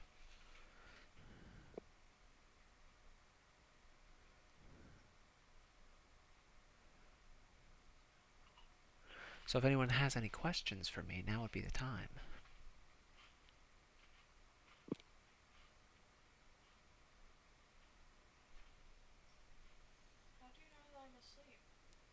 Because I can look over and see you, silly goose.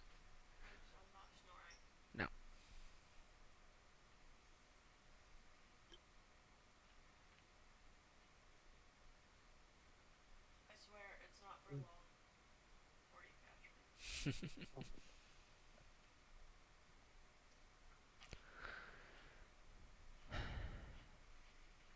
What are you doing, Sally Pooch? Why aren't you up there with Bradley in there? Hmm? Yeah, give him a Frito.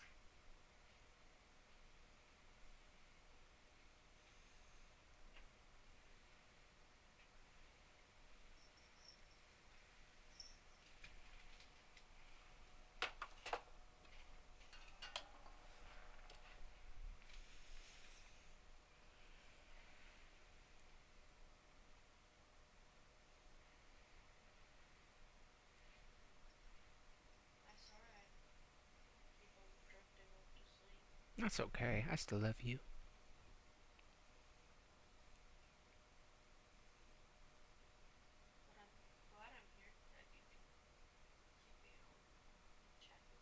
Mm-hmm.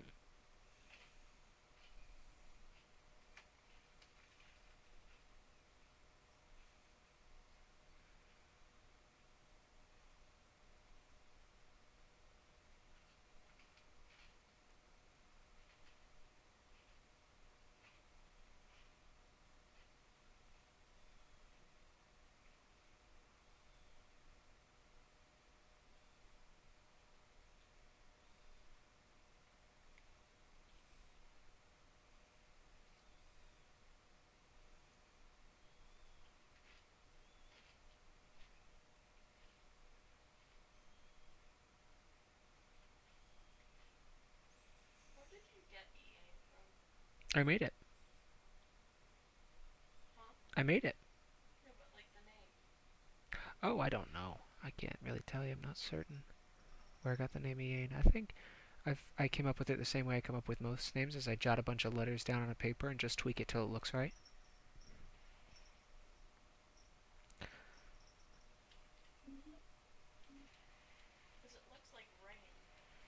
No, it's not. Yeah, it's Eain. I'm not certain where it came from. I think I just jumbled a bunch of letters together until it looked right. Wildmount. Took place in Wildmount. Yeah, and I stole Wildmount from Critical Role. Stole a lot of things from Critical Role. Just usually the names of places, like how they all fit together was a different thing entirely.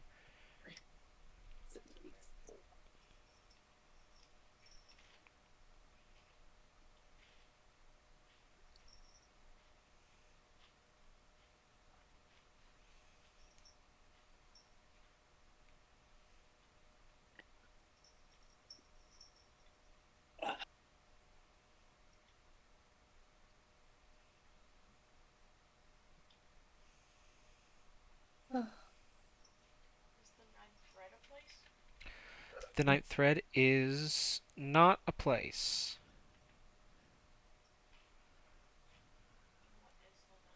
It's a great question. That would be a thing to figure out, yeah. Hmm?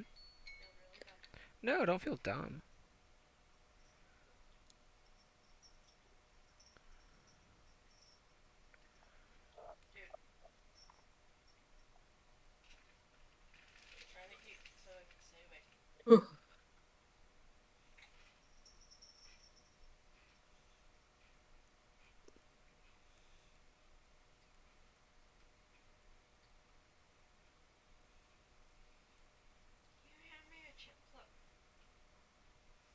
Yeah.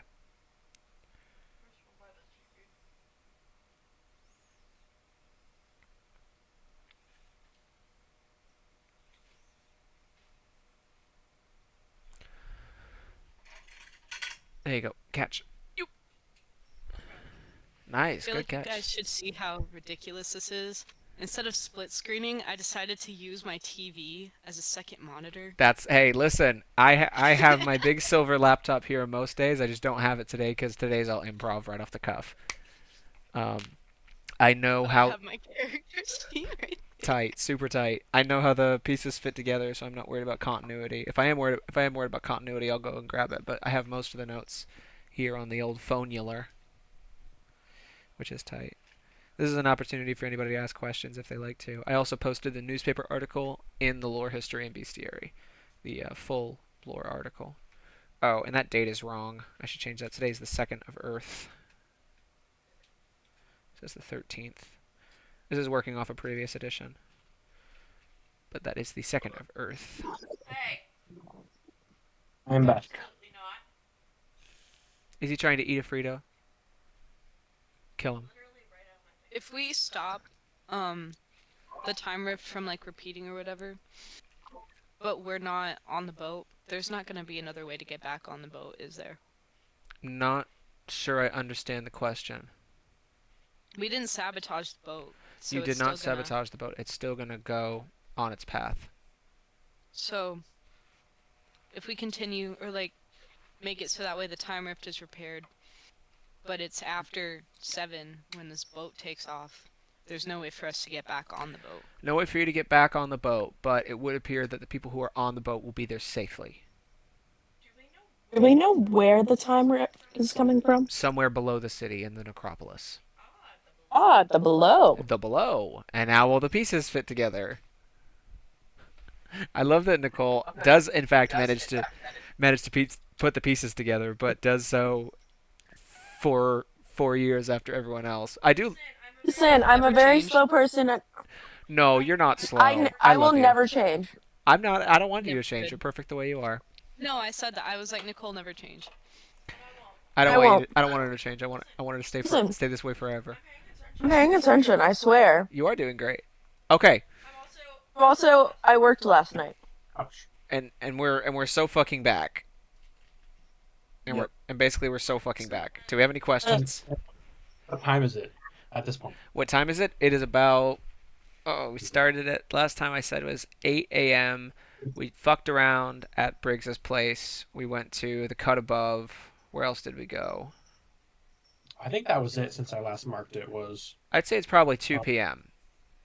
We those places are across town from one another, so you would have had to go to a place, go across town.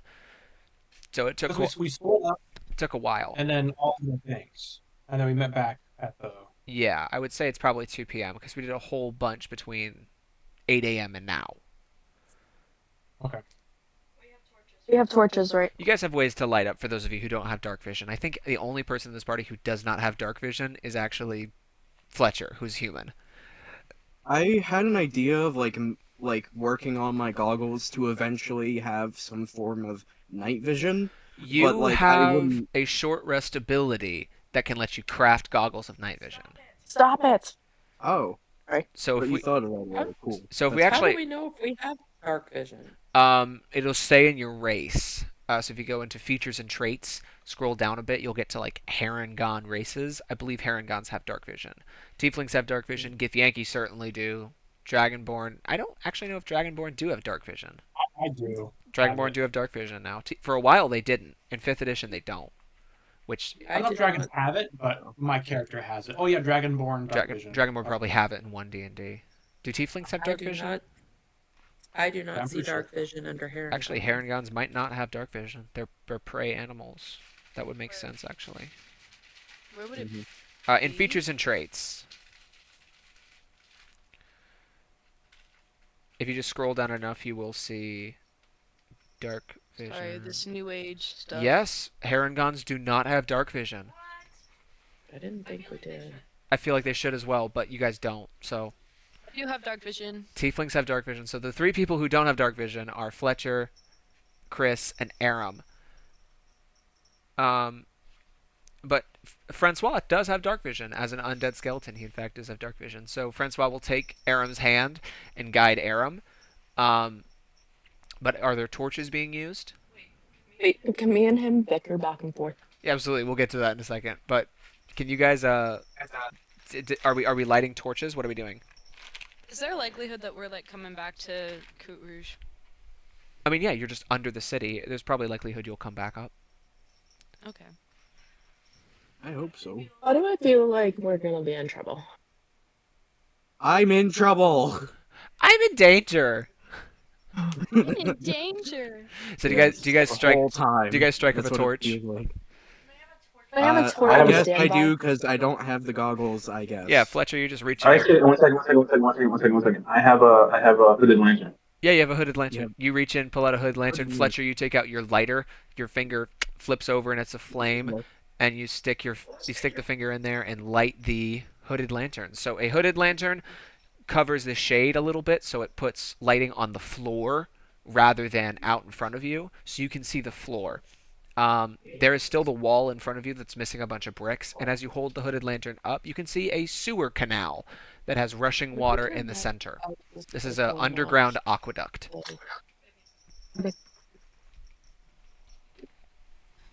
But it is blocked by a partially exposed brick wall.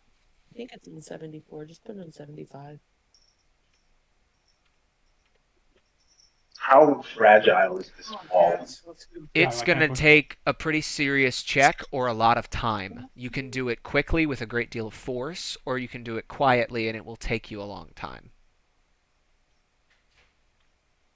What's everyone's strength like? Well, I have explosives, but I don't want to alert whatever's. Grim is pretty strong. Lucius is pretty strong. Fletcher, actually, with his battle fist, is pretty strong. With My like an strength. intelligence Chris has instead of -1. Because your strength battle or fist whatever. scales off of intelligence because it's a thing you Yeah. made. Why do I not see my strength? It's in the top left, very top left score. It should be Ah. should be strength, buddy. Is it the My strength is plus 18. or is it the big number? You. It would be the plus, which would be the modifier. Which is A plus whole 4. plus 0. So Aram is not very strong. So who is taking the initiative? And are we breaking down this wall quickly with our bodies, or are we taking time to chip away at the mortar and to try and Just open a all- passageway? I think we all like go for it. Can we do Okay. it together? Let's get a strength check going from Grim, Lucius, Bonnie, and Fletcher. Fletcher, you can use your intelligence modifier instead. Yeah. It would be the same as an 23. attack with a battle fist. 23? I got a 14. That sucks. Okay, 23 and 14 combined is enough to do it. Lucius and Bonnie. Lucius, you pick up your big old size 26 boot and fucking knock out a couple bricks. Bonnie, you take your axe and a little bit more accurately hit the mortar instead of the brick and manage to chip away a couple of these bigger chunks, and the whole wall falls down, makes a little bit of noise, but you guys got in there quick. It's a graveyard at 2 p.m. on a whatever day. On a Tuesday. Yeah. On Tuesday. I'd be more afraid of what's inside. Yeah. Do you guys walk in? Okay. Who is leading the charge? Okay, this. I have the I lantern. Grim does have the don't lantern. mind. Grim, do you want to lead the charge? Sure. Grim, you lead the charge. Who is in the very back? Very back. God. Aram and Francois in the very back. Francois is crazy. Francois is going. It's so dark in here, mes amis. I don't want you to trip and fall. Oh, don't worry about Follow me. me. Take my hand. Take my strong hand. I will lead you. And Yeah, and I pull it. you pull it, and his whole arm dislocates out of his socket. Ow! Mes amis, that hurt. Give me my arm back. Give it back. You hear them. You Where hear are them you? slapping each other in the very back of the line.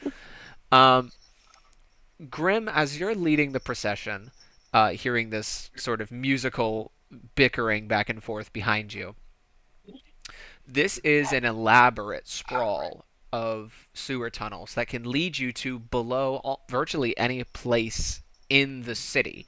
Is there a place that you would like to go where you'd like to inspect below that place? Below which The, place? the north, where it's closed off. The North Ward where it's Okay. closed off. Okay, you Okay. you start guiding people north. And as you move through, north is the correct answer. The sewer tunnels give way to a litany of skeletons that Well, are lining the sides of the sewer tunnel, and eventually the sewer tunnel stops at the bottom of a very large reservoir that is completely empty and leads upward. There is a shaft of light coming down into this reservoir, and in the center, on a large hill of skeletons, there is a rift. I need everyone here to make an intelligence saving throw. Yay. Is I dealing can with do psychic? that one. Psychic? Yeah. Intelligence. Saving through. A nice 10. 10. Not 20 again, baby. Nat 20, Lucius. 13. 13. 8. 8.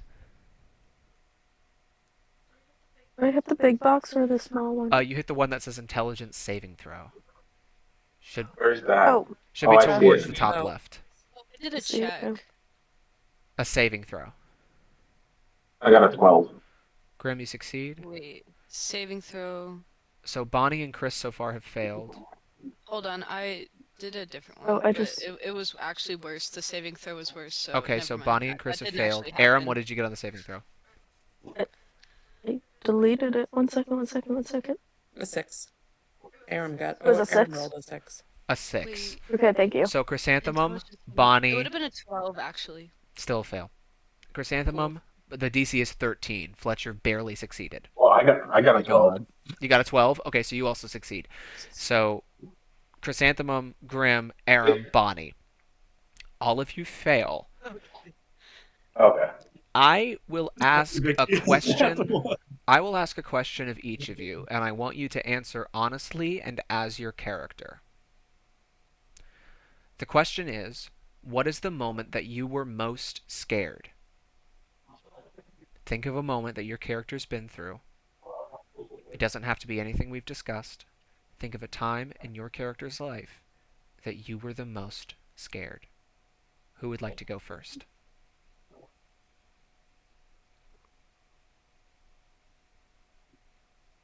Grim.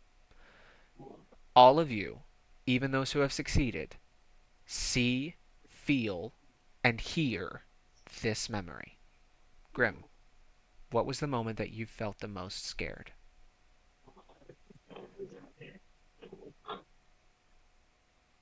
The day we started, it seemed like my memories were almost back, but they weren't. I thought that I had a glimpse of hope.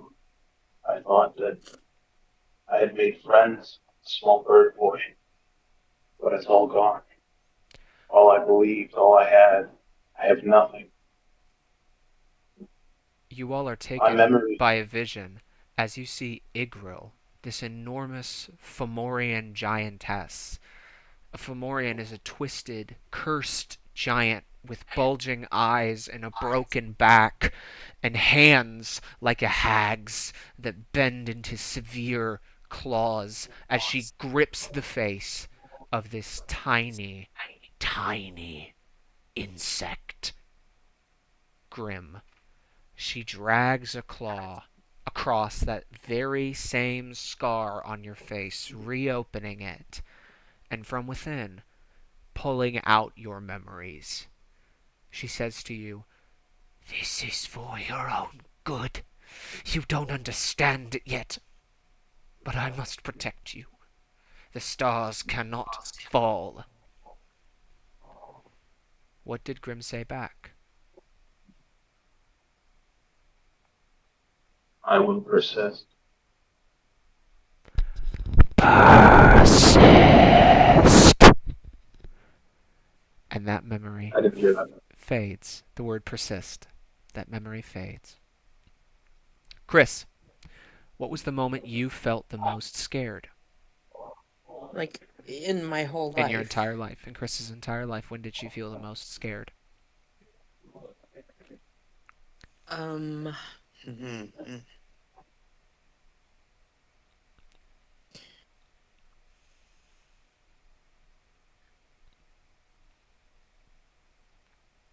I think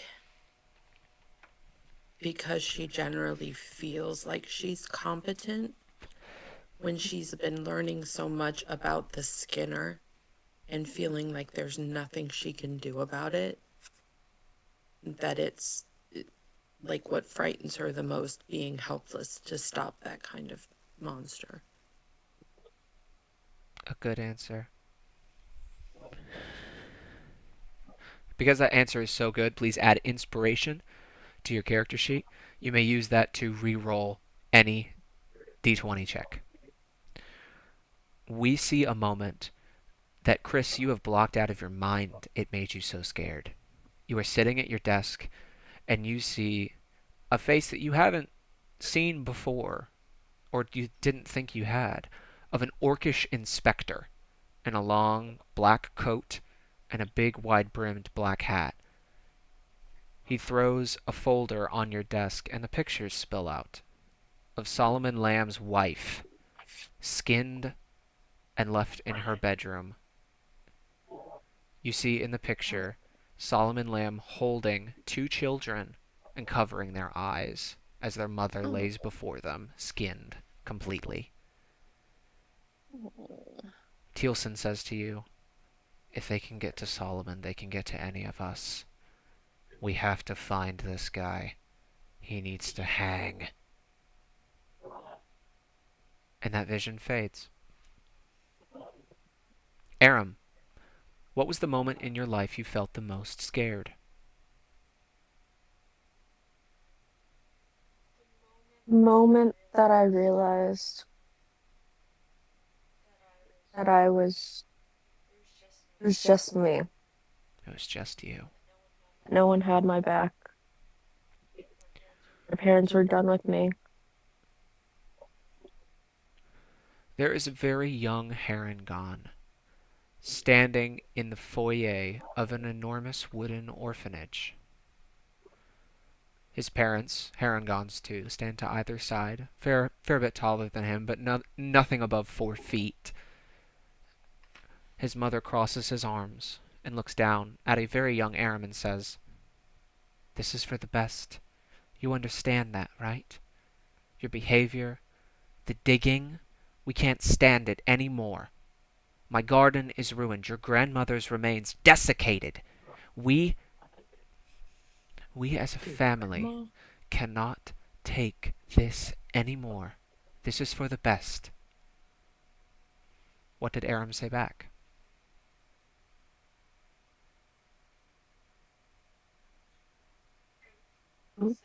Say nothing. I just stare. You say nothing.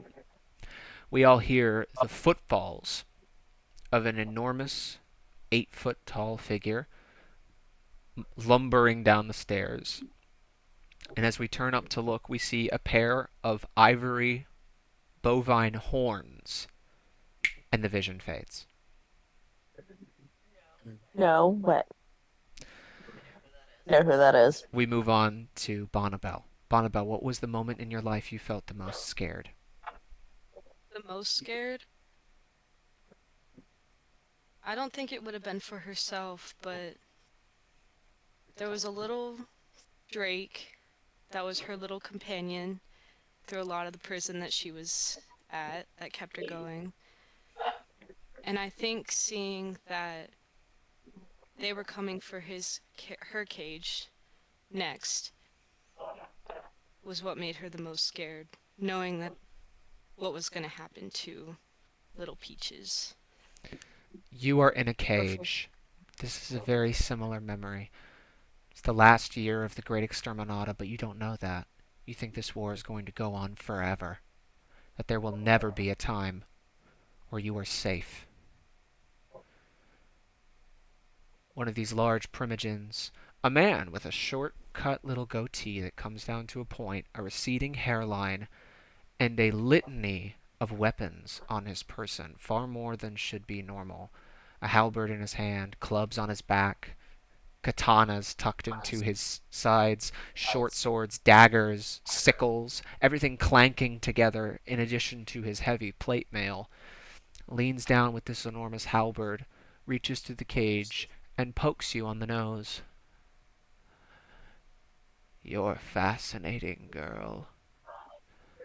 I'll be interested to see how your tears fall when I skin alive your little pet.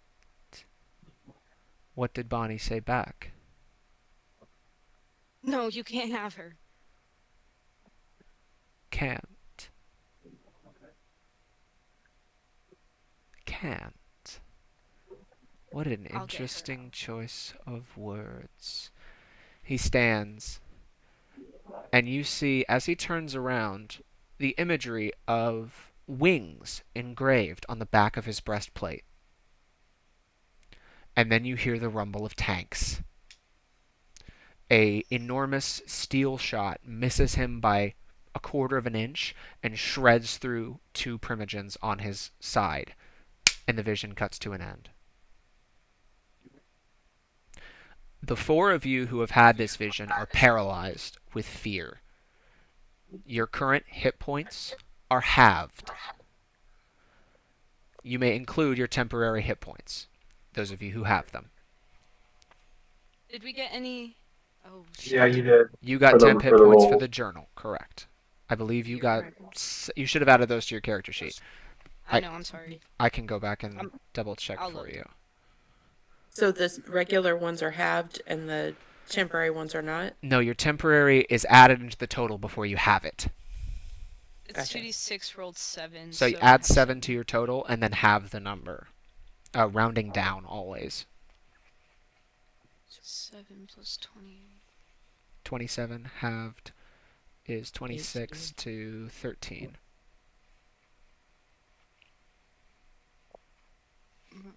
I lose a single hit. Wait.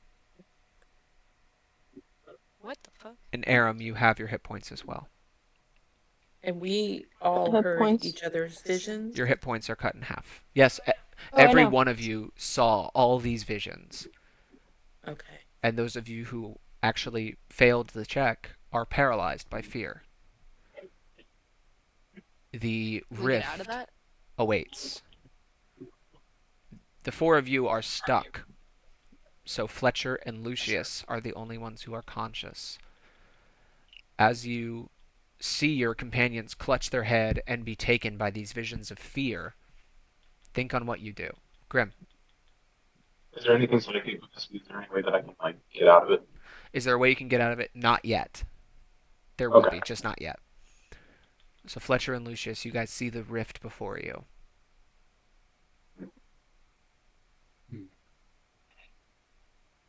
So is this Is this on us having the frightened condition or the paralyzed condition? Both. Okay, You are both frightened and paralyzed. gotcha.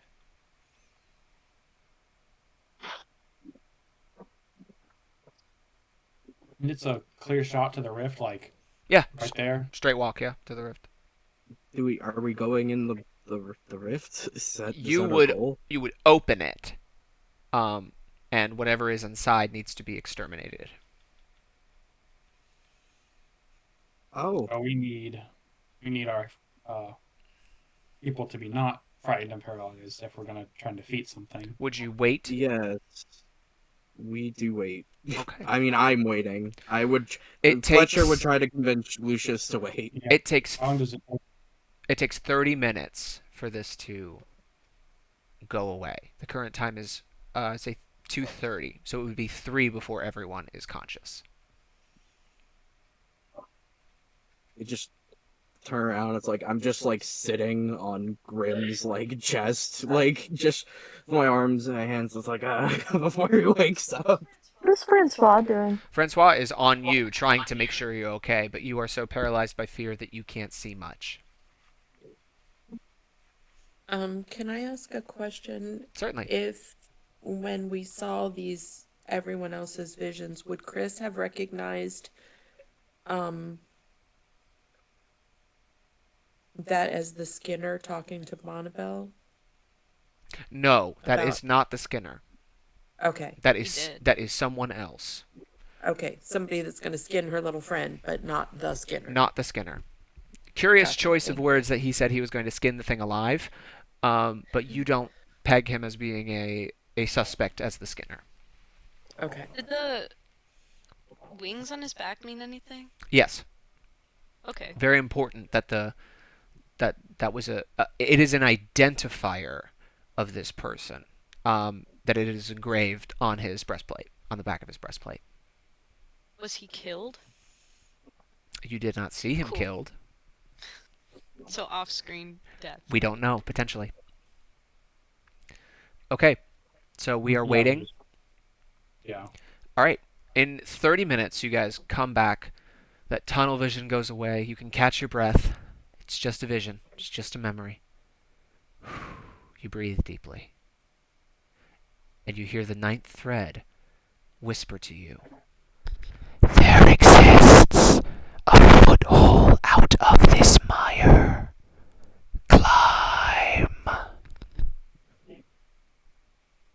Is that to everyone or just Everyone to the hears four? this.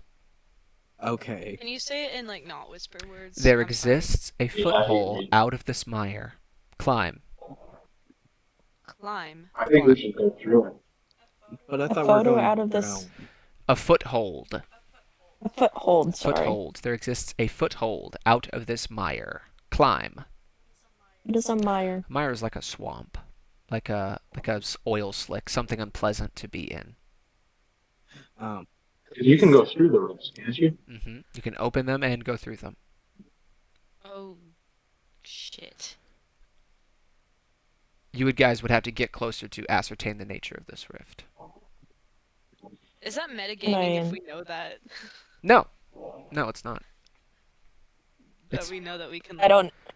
it's previous information that you It- know. What do we know? That Yeah, you can can- go through the rifts. We've done it before in our Oh. previous characters. That's correct. Well, yes, okay. Okay, so we have to climb, I guess, out of this fucking mire. Is that a metaphor or like is it literal? Make an intelligence check. Okay. Does the rift look like a little foothold? No, it looks like a torn piece of cloth that's opened, and inside is blue. It looks like a diagonal diamond-shaped tear in the fabric of reality. Okay, I got an 11. 11. It's a metaphor. Okay, cool.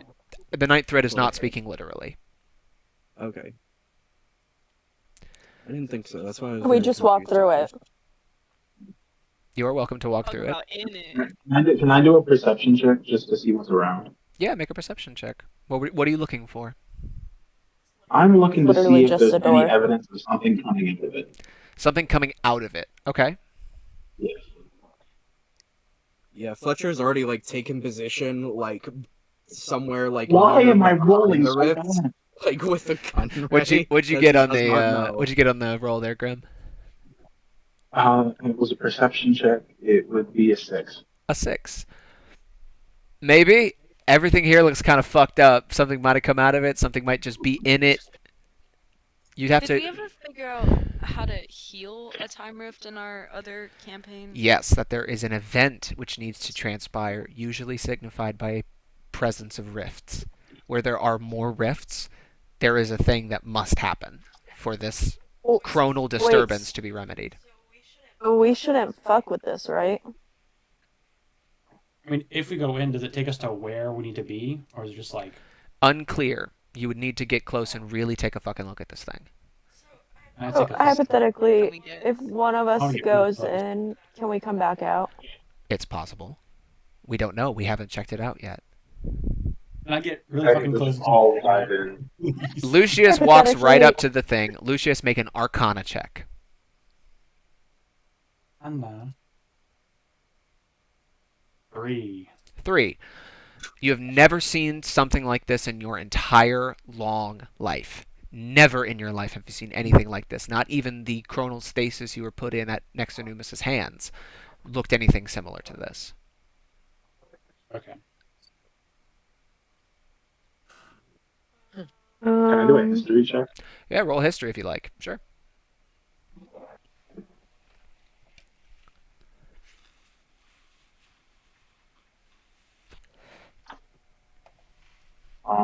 It would be a 15. 15. I have a plus 6 to history. All right, 15. This looks remarkably similar to the depictions you've seen in books talking about the shift. 40 years ago, time broke, which was campaign 1. That was the 2-year period where time broke and was remedied by going to the comet and defeating Hyronax, who wanted the timeline destroyed. This looks very similar to drawings you've seen of the rifts present at the shift. On a 15, I will say you know that this rift will take you somewhere else. Not that it's a rift that can be opened, and something will come out. It does Well, at least that have solves the Fletcher thing. it does have a cost of 3, meaning that you can either pay the blood cost or the magic cost Of 3? of a 3. Yeah, that was. Isn't that like 3 hit points or like? You will take 3 rolls of your hit dice and damage to pay the blood cost, or you can give 3 levels of spells to pay the magic cost. Hey, I've seen this one before. Hey, I've seen this one before. It's a classic. What do you mean? It's brand new. The classic. Feel really dumb, but like, how did we solve this the last time? You guys would I remember- open the rift and deal with whatever was on the inside. This appears to be a new kind of rift. That time might not be broken in the same way it was previously. But it sounds like we still have to go inside it. It sounds Yeah, like you nice. still must go inside. Okay, so so this fuck is it, let's go so inside. this is a time where you guys can take a short rest action and prepare for whatever fight's gonna happen if a fight will happen, or you can just jump in, ball swing into the wind and get to it. I would like Well, a considering rest. some of us just took half damage. You guys are welcome to take a Well, short how long, rest. how long would a short rest A short take? rest is an hour, Or- so it would be 4 p.m. Yeah, we don't have a lot of time. Time is crunched. Yeah.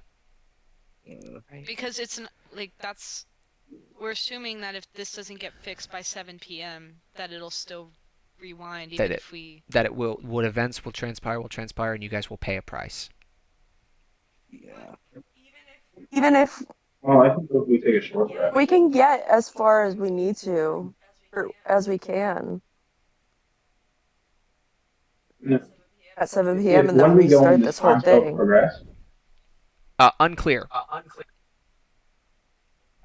Unclear if it stops time on the outside world. But you know that every Well, turn in where's- combat lasts 6 seconds. So Yeah, where do I see my short rests actions? short rest or your camping actions. So are we deciding on Yeah. taking a short rest? I think we are. I think Okay, that's the you guys concern. decide to Yeah. camp out in this sewer in front of this rift. There's a little dry We'd have alcove. 3 hours to figure out whatever the fuck inside the rift. You have 3 hours to solve it. Up on the little alcove that Fletcher has found, it's dry. It's away from all the other stuff. So you guys set up and take care of your short rest. Short rest has three segments. The first is healing. You can take any one of your hit dice and roll them. So click short rest on your character sheet. It will allow you to roll hit dice and expend hit dice to heal. Roll as many as you like. The game keeps track of those. Um, and the second phase is doing actions. So when you guys have healed, let me know when you're done. If I hit all, Hit dice go can we roll? ahead. Oh, you can roll as many as you want.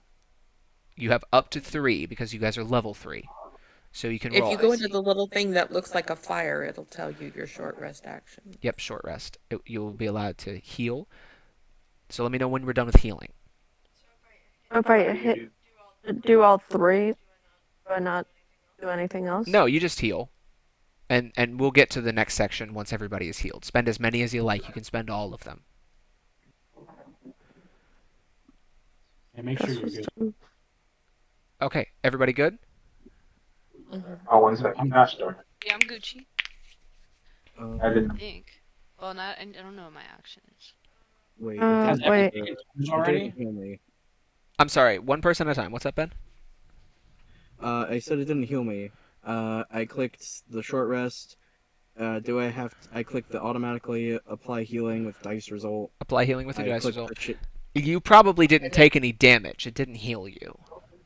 Because you didn't take... Oh, you took 6 points. So go ahead and fill your 6 points back up. And spend however many hit dice you roll to get to 6. Emmett, you had a question? I was just asking, like, have I been the only person to not take damage so far? You have I not think taken damage. everybody- You don't need to spend hit dice. Yeah. But if my It was interesting. points exceed, Your max, then you Okay. heal to max. You can never heal past max. yeah, Graham, what's up? I'm trying to say, I'm pressing take short rest. I have 2 of my 3 hit dice picked, and it's not letting me. It's not giving me the result. Have you rolled them yet? Do I have to? Oh, okay. You might have to roll them. I'm not sure. Let me If you just, go into my it other has character that, and figure it it out. has, like, I had 3 hit dice boxes. I ticked one of them, and it gave me the result of that roll. Oh, I got an 8. I'm just adding 8. You add 8 hit points. Yep. Okay, we're all done with healing. Everybody's good? Okay, on to the second phase of a short rest, which is your short rest actions, or your camping actions. So if you go into features and traits, scroll all the way down, you will see your personal actions that you can perform. In addition, those of you who also have camping items can choose to use those instead. You can use one or the other, either a personal action or a camping item. I don't think I have features. Yeah, in features and traits, Oh, scroll wait. all the way Camp down. You'll actions? see Aram's camp actions. Yep. So this is a time where you guys can choose to use your camp actions or use an item. Does this cost anything? No, just something you can I'm do for in short. Something you can do for short rest. You can't do it again until you have a long rest. I don't have any. It's a long rest. You ought to. I think you do. I'm in features. It looks like I only have one. Did I bork this? Did I screw this up? Hold on. Features and traits, I just all the way do, down to like- Fletcher. Camp actions. I see all 3 of your camp actions, Bubba. I see heavy armor mastery, increase your strength score. Down below I see that. Camp actions. Camp actions, Fletcher. Click that. Yeah, I got the full. Oh. There's your full list. I Okay, thought. okay. Okay, got it. And then in your inventory, you will also have a camp item that affects the whole party if you choose to use that instead. hmm But you have to click on the item for it to show you what's going on. No, I don't have anything. This have features. This have. This Where would I see camp actions allow you to gain long-term benefits during a short rest. They last until your next short. Click on long that, full yeah. rest. Click on that bar.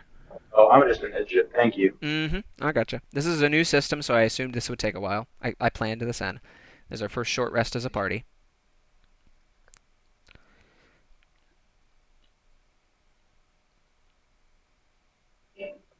So I'm gonna go get some more water while we all ruminate on what we'd like to use.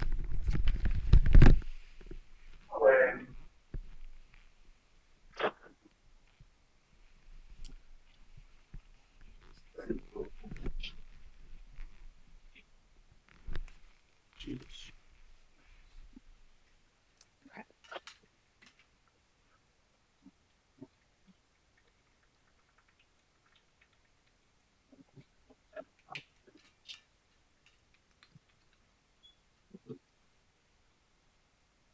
How bad do we So think this can get? I'm gonna use fractured futures, which lets me give two potent rolls that I'm gonna roll for everyone right now. Oh, really? Yeah. Oh, great. But I can use it on anything. So if it's somebody like an enemy, I'm pretty sure that I can use it. Um,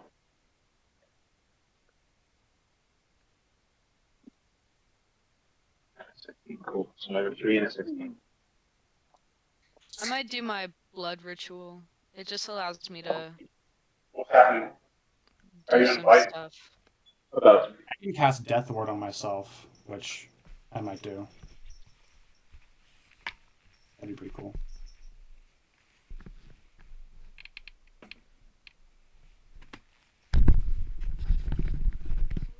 Ooh, wait. Okay.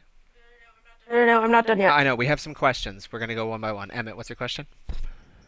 You said we had a short rest like item. Yes, you have a camping Really? item. It's in your inventory and whatever other container you have. So it's in your backpack or pouch. Okay, inventory. Okay, thank you. You can check that item out. I think camping items affect party, and your solo camping actions affect you. Yeah, a wine cask is not for the fight ahead. No, wine cask would probably not be for the fight ahead. Where else can I go? My inventory, you Yes, said? your inventory. If you scroll all the way down into your backpack, you'll find an item that says camping item, and you can check out what that item does. It affects the party wide. What's up, Michael? you said that I could have the potent rolls, or it says that I can have the two potent rolls for the futures. Important, yeah. Can I, Pardon, can I use them for enemies as well? Yes, portents affect any roll you can see Okay, within 60 feet. cool. So Thank you. are you doing the portent one? Yes, and I rolled both of them. One is a 3 and one is a 16. Okay. You sit It's over your three. sword and pontificate on the portent. Wild tea. Yeah, you have Oh my wild tea. god. Wild tea is Is it? another crazy This is, table. I have leeches. You have leeches. Yeah, you this is can take away characters' plague or rid them of a disease with leeches. We could. really. Well, I'm really tempted to do the wild tea. You can use wild tea. Oh, Creatures have to be willing to drink the wild tea.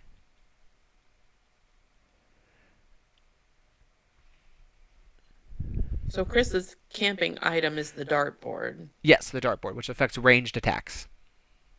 Right.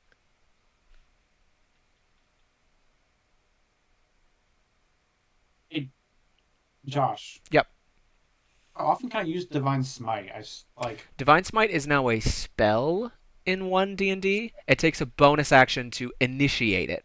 So you can't cast Spiritual Weapon and Divine Smite. It used to be a reaction on hit. Now it takes a bonus, and you can only do it once per turn.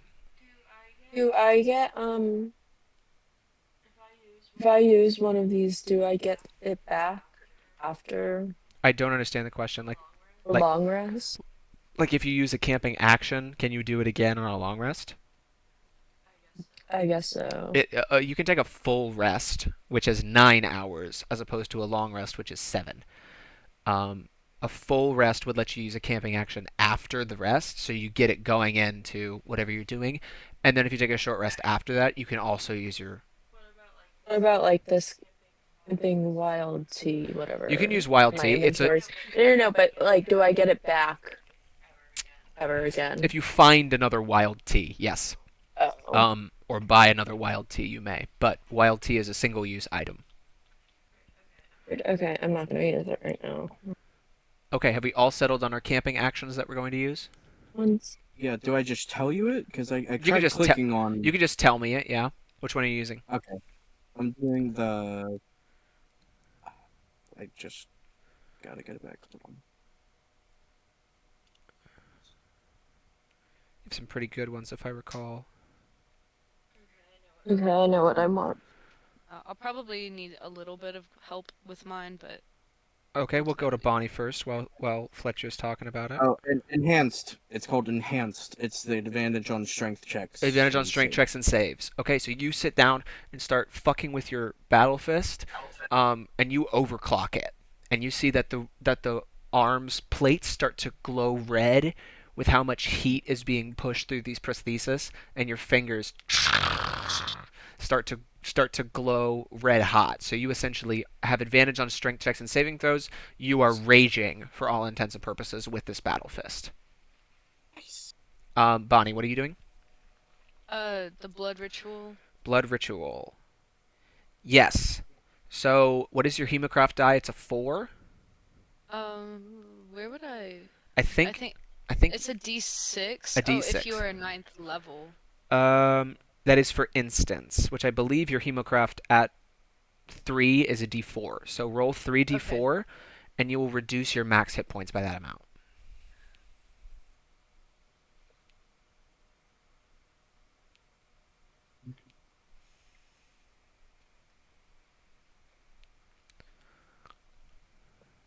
Nine. So click Sick. on your max hit points and it will give you an option to reduce your max hit points and reduce them by 9.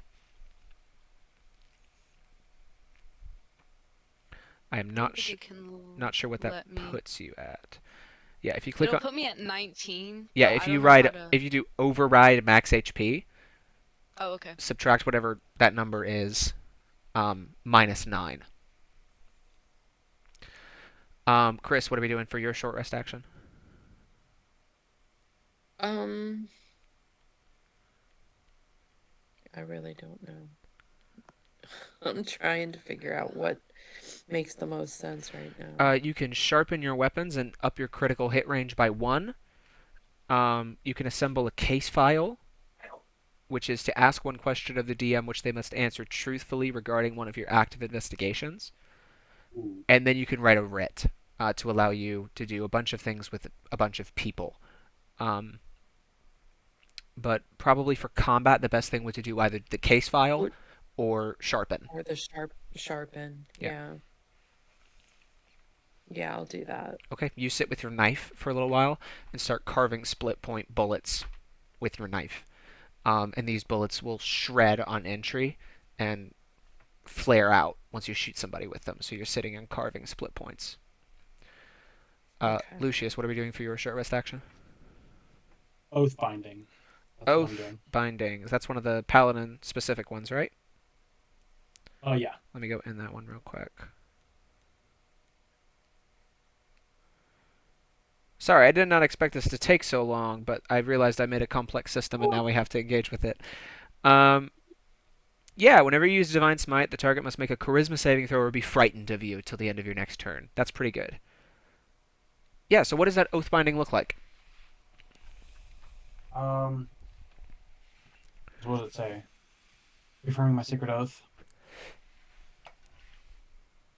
Um, I kind of just sit with my sword cross-legged, sword kind of just, or like kneeling on the ground, my sword hilt in my hand, kind of resting my head on the hilt. I'm just mumbling to myself, you know, what this is for You hear a and why I'm voice. here. They will burn. And that's it. Aram, what are we doing for your short rest action? We are doing Whispered Secret. Whispered Secret. That's a good one. Let me go back up and find that one. I think that one is great.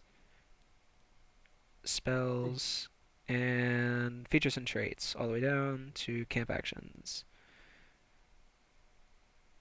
Oh, I don't have that. Are you in camping actions?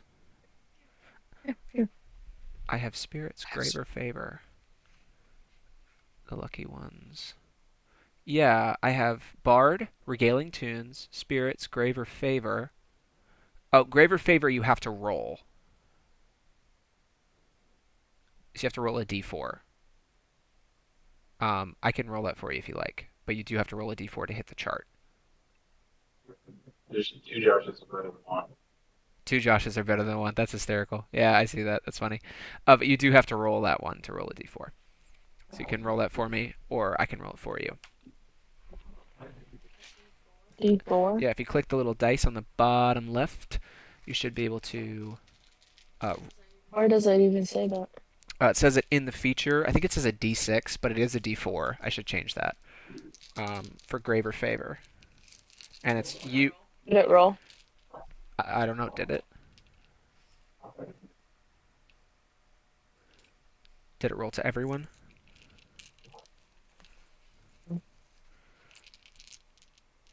I can give you a d4 if I had one. I don't. Here, let me see.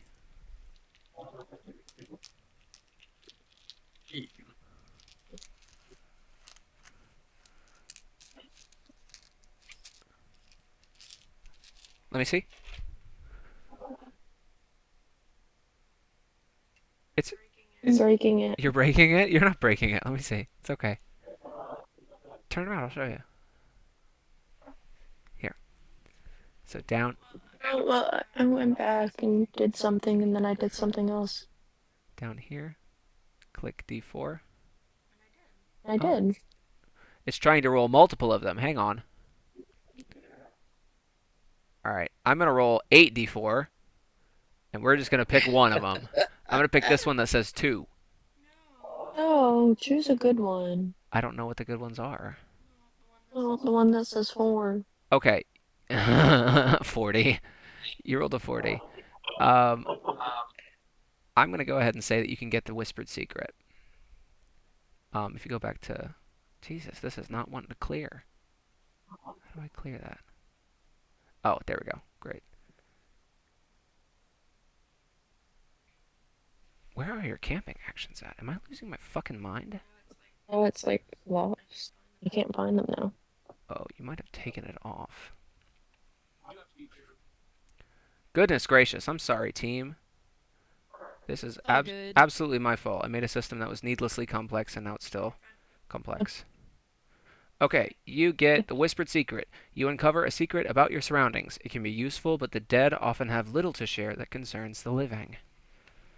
Okay, so you and Francois toss about this fucking room. Francois is like digging in people's skulls. What if there are shinies? And Oh, wait, I have to do this all right now? yeah, he pulls out a skull and goes, "This one is alive. It is talking to us."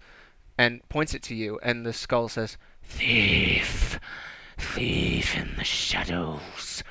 There will be a return." What question do you have for the skull? Oh, what you talking about?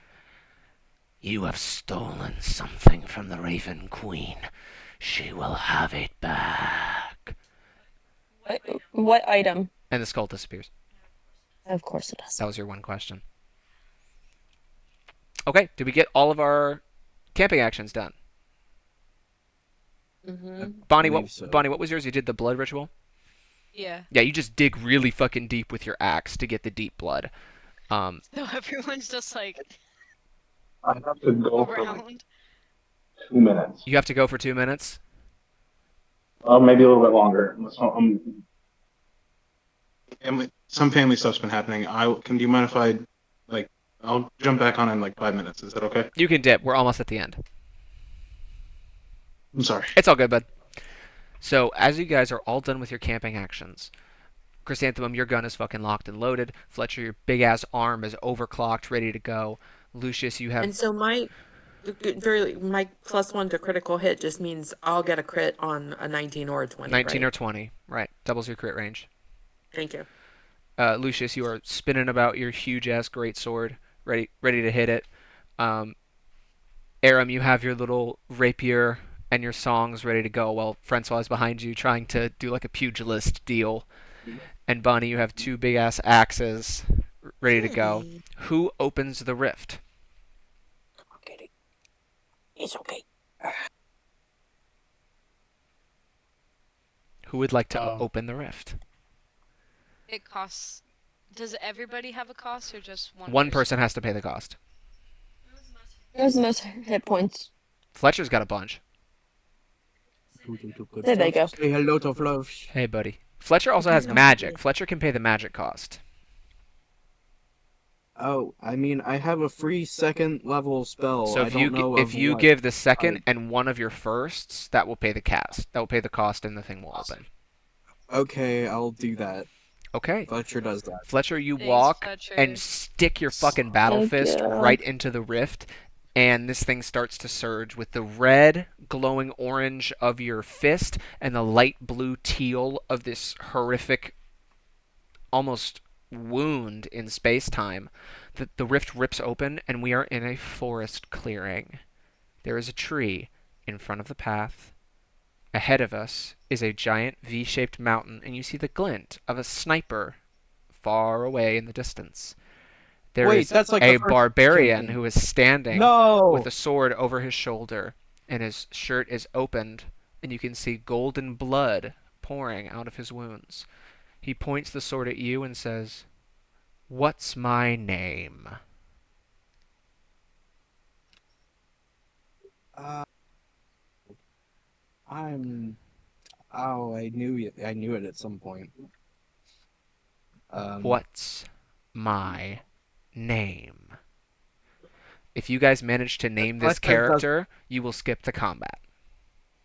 Say that description again. It's. It is Oh, I a fight knew from it. campaign 1 before Molly came along, so Molly would When have no idea what this is. Let me This get is out a my tree notebook. when that has fallen in front of the path. There is a big V-shaped mountain and a sniper in the distance. There is a barbarian in the path with a sword over his shoulder whose blood is golden. All he asks is, "What's my name?" Bitchin'. Fletcher, he's just. Uh, I know Fletcher doesn't know. I know Fletcher doesn't know. Emmett West was there. Do you I'm. know?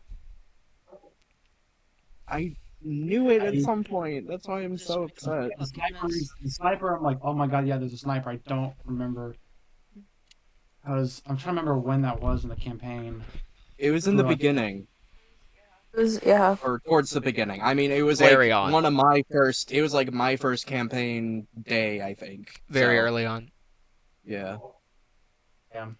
I wish I took With notes that. it's Did I not something stop? to do with wood or a lot. Like there's a.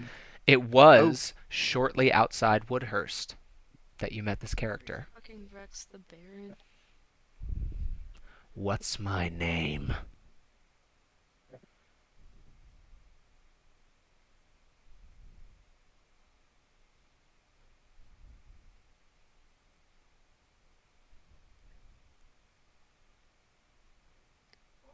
What would happen if Molly had gone in? Molly wasn't here for this one. I don't think I fucking wrote. I literally wrote like meet guy on bridge that wails Obi. Time's up. that'll some. Oh. The name's Mikhail of the Iron Shepherds. He draws his blade, the sniper racks around, and combat begins. We are going to save this for next session. Yes, I'd imagine so. Okay, damn. That was so cool though. I was like, I knew the sniper. I know that sniper. His name was Mikhail. Totally. Mikhail of the Iron Yeah, Shepherds. Mikhail Mikhail the the Undying. Barbarian. Did we learned that a lot later. Yes, there was a letter on him that said he was to capture Wes, Senya, and Obi because they blew up the Cerulean Chateau.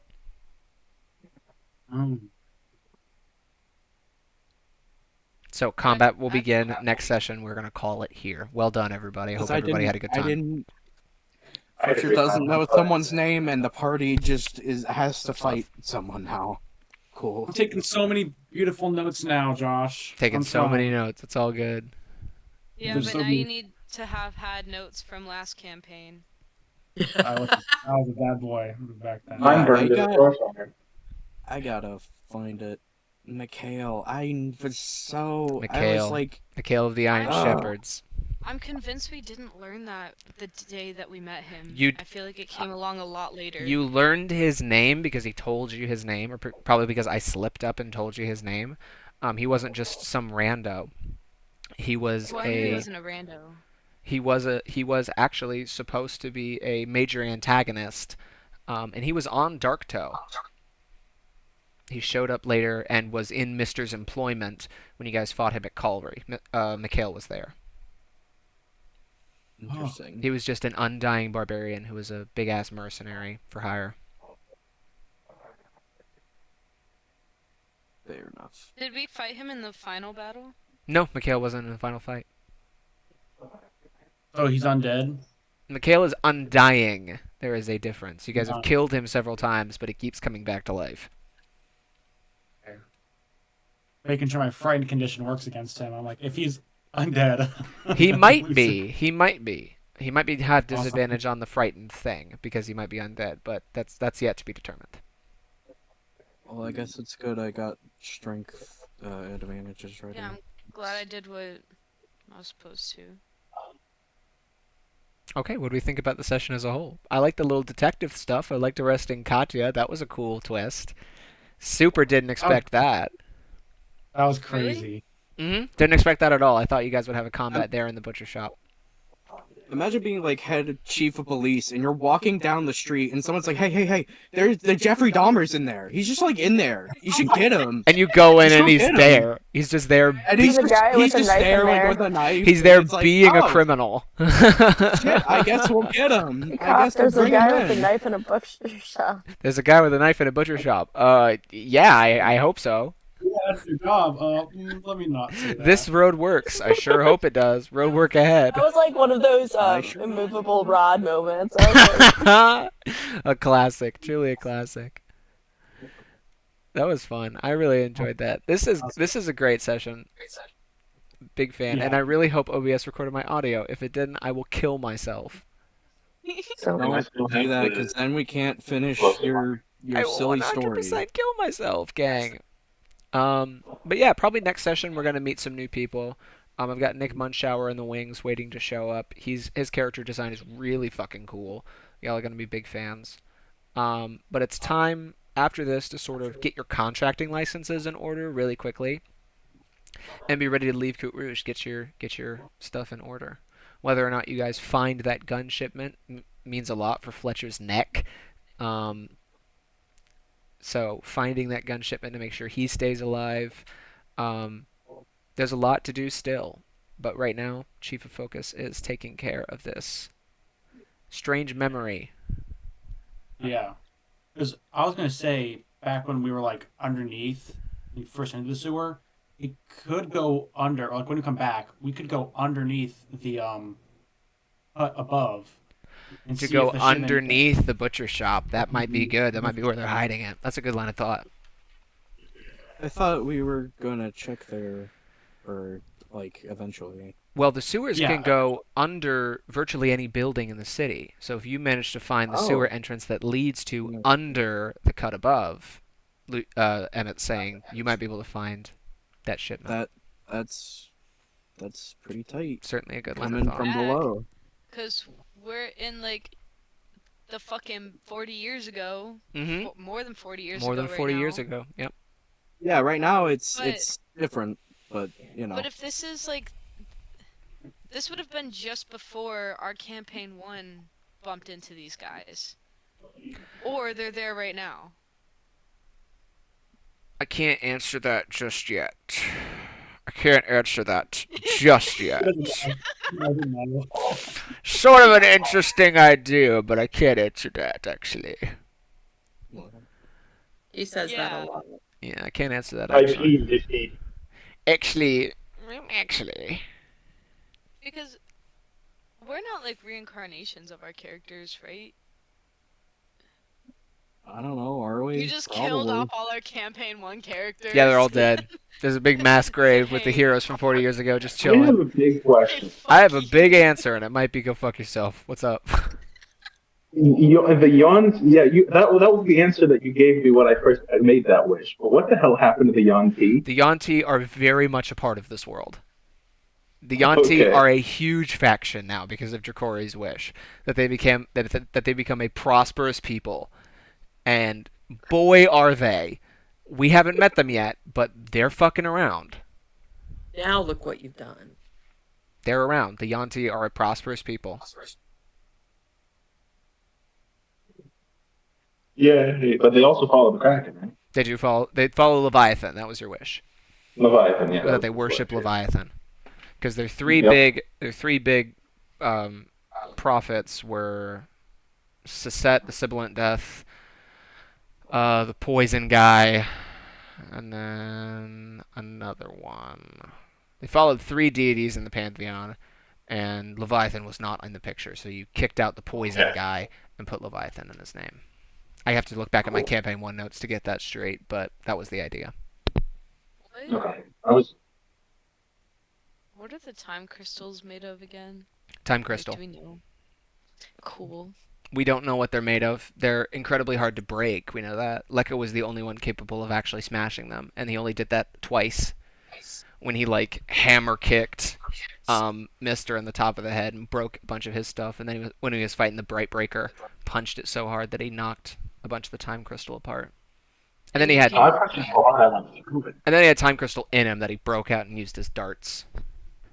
and we never got that one dude out of that crystal, did we? Stahl? No, he got a metal body. Yeah, He was turned instead into a of Jotun carver. It's better than nothing. Better than nothing. That's what everybody was saying at the time. Well, we don't have a body to put him in. Might as well put him in this. Gets to move on his own, you know. better than dying, I guess. Better than being a head in a jar and sitting still all the time, or something. Marginally. It's just sort of the same principle. Something like that. I feel a little bad for that, but also it's not our fault he got in a crystal. Not super your fault. No, that was Mister's. Yeah, it's a lot of things were Mister's fault. I feel like. A lot of things were Just Mister's saying. fault. Just saying. Roswell Bolton was not a cool dude. Do people in this world still care or know about the heroes of the realm from 40 years ago? The Party Unnamed is what history calls them. The Party So Unnamed. kind no. The party unnamed. Party So we Unnamed. gotta name this party. We gotta name this party There- We before do have to die. name this It was party called the before Party it becomes Unnamed. the party unnamed. And they were big ass heroes who saved the world 40 years ago, and there are history books written about them. But I mean, if you saw one of them in the street, you might just go, "That's a weird guy," and keep walking. Like it wouldn't be like, "Oh my God, the heroes! Everybody bow down and praise the heroes." People here on Eain, it happened a whole fucking continent away. Like, can you recall who a great hero of fucking World War One was? Not really. That happened forever ago and on another continent. Like, you could watch a documentary on it and go like, "Oh, that's cool." But Yes. Who the fuck was that guy? yeah, who was Franz Ferdinand? I don't know that guy. I could give a fuck. What do you mean he's important? What do you mean he got what? An Archduke of fucking Hungary or somewhere got shot in France, and now I gotta go kill Japan's in Germany? What is going on? Too American for this. Can we actually kill the dude that we're about to kill? Well, I guess he'll come back alive anyway because he's undying. That will be the objective, is to try and kill him. He is. Wait, time resets. Oh, I'm muted. No, you're not. You're not. Oh, time resets. Can't we technically just name him? No, you missed your chance to name him. Oh, because you cut off after. Yeah, you cut off the time. Time ran out. He was giving you an opportunity to name him, and that would circumvent the fight. But you guys couldn't recall his Yeah. name, so it didn't happen. Is there like a why as to why we're in this spot? Are you gonna tell us like There is a why. here's one? I- Okay. Wouldn't it be crazy if you just told us? Wouldn't it be crazy? Wouldn't it just be wacky? Wouldn't it also be funny So if he was wait. like, no, there's no reasons at all. I just Nope. love fucking. Another Just question. fucking That'd be around. awesome if he just revealed the whole plot of the campaign right now. Right now, right this second. Yeah. I have another question. What's up? Do we have to go back to the below to go to this fight, or are we starting? You are somewhere else. You will There. start somewhere else. Yeah, you'll start the fight in a big wooden area. Right. So the start of next campaign, we're starting. The there. start of next session. Yeah. Or that's This what I meant. was Sorry. like our very first. No, it was probably our second fight, wasn't it? I think your first- right after the mansion. I think your first big fight as a party was against Stal's Jotun Carver in the Baron's mansion Yeah. in Colry. Do you know what I'm After that, asking? we Because left. time's resetting. I don't know what you're asking now. I was asking because like time restarts itself. S- When you cut us off, do we have to start from the beginning of the No, you don't have to start from the beginning of the day. The groundhog loop does not reset. This is your final chance to reset everything, to finish this event. And once you guys are done with Mikhail and the Ridge Sniper, we'll be moving on, and time will be fixed. And then it will be the third of Earth tomorrow. It won't be the second of Earth again, if that makes any sense. Will it be the third of Earth, or will the bubble be in like the? Because you kind of said it was like a bubble, Mm-hmm. and that everywhere else around it has been moving forward. Yes. So the it might not bubble be the pop? Well, third of Earth maybe tomorrow. It might be something completely different. You are in the second of Earth. The next day it will be the third of Earth. It's not like the world around you is like on the fourth of harvest, way like 3 months ago, like 3 months away. Your time has been suspended. It's still the second of Earth everywhere. That's why you can't leave, because you'll break chronology if you oh, leave. But when the bubble pops, whenever you solve what it's here, it will still be the second of Earth. Was the So event that needs to occur like killing this dude? This is the event. Whatever Yeah, and parasitic organism has caused this rift is causing the loop. so Interesting. our characters. I'm trying to remember how that fight ended when in campaign 1. Did we actually succeed in killing him? It was something it was an like egg. The an comet egg? was an egg. No. But didn't we break Like the comment? this fight that we're about to happen. The Mikhail and the we sniper did- fight. We did at campaign 1. Did we Yes. actually succeed in killing him and the sniper? I think so. I don't know about the sniper, but Or The is that- sniper you never saw or Yeah. took care of. The sniper know, fucking yeah. bolted when Mikhail got We got saw whatever them way he because got. You never saw the sniper. Well, they shot us. So we You knew they were shot. there. He shot you from the mountain. He had an anti-tank Yes. rifle and was shooting at you from miles off. What's up, Mom? Okay. Mhm. This is me saying goodnight. Oh, good night, Mommy. Okay. I love you. Good Mwah, she's night. amazing. Have a nice Josh, can you time. stick your head out and turn the hallway light on? Yeah, right now? Thank you, please. I gotcha.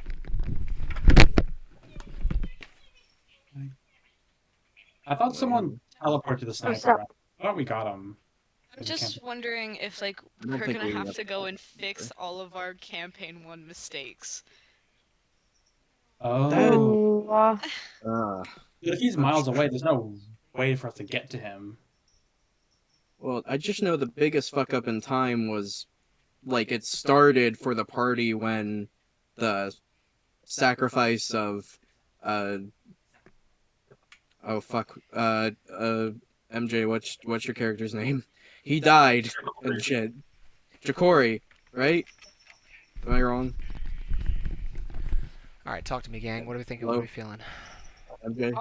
All I said was I was wondering if like these events that have to occur to fix the rifts are gonna be like fixing all of our past mistakes. We'd have to find more of them. We'd have to find more of them to know, wouldn't we?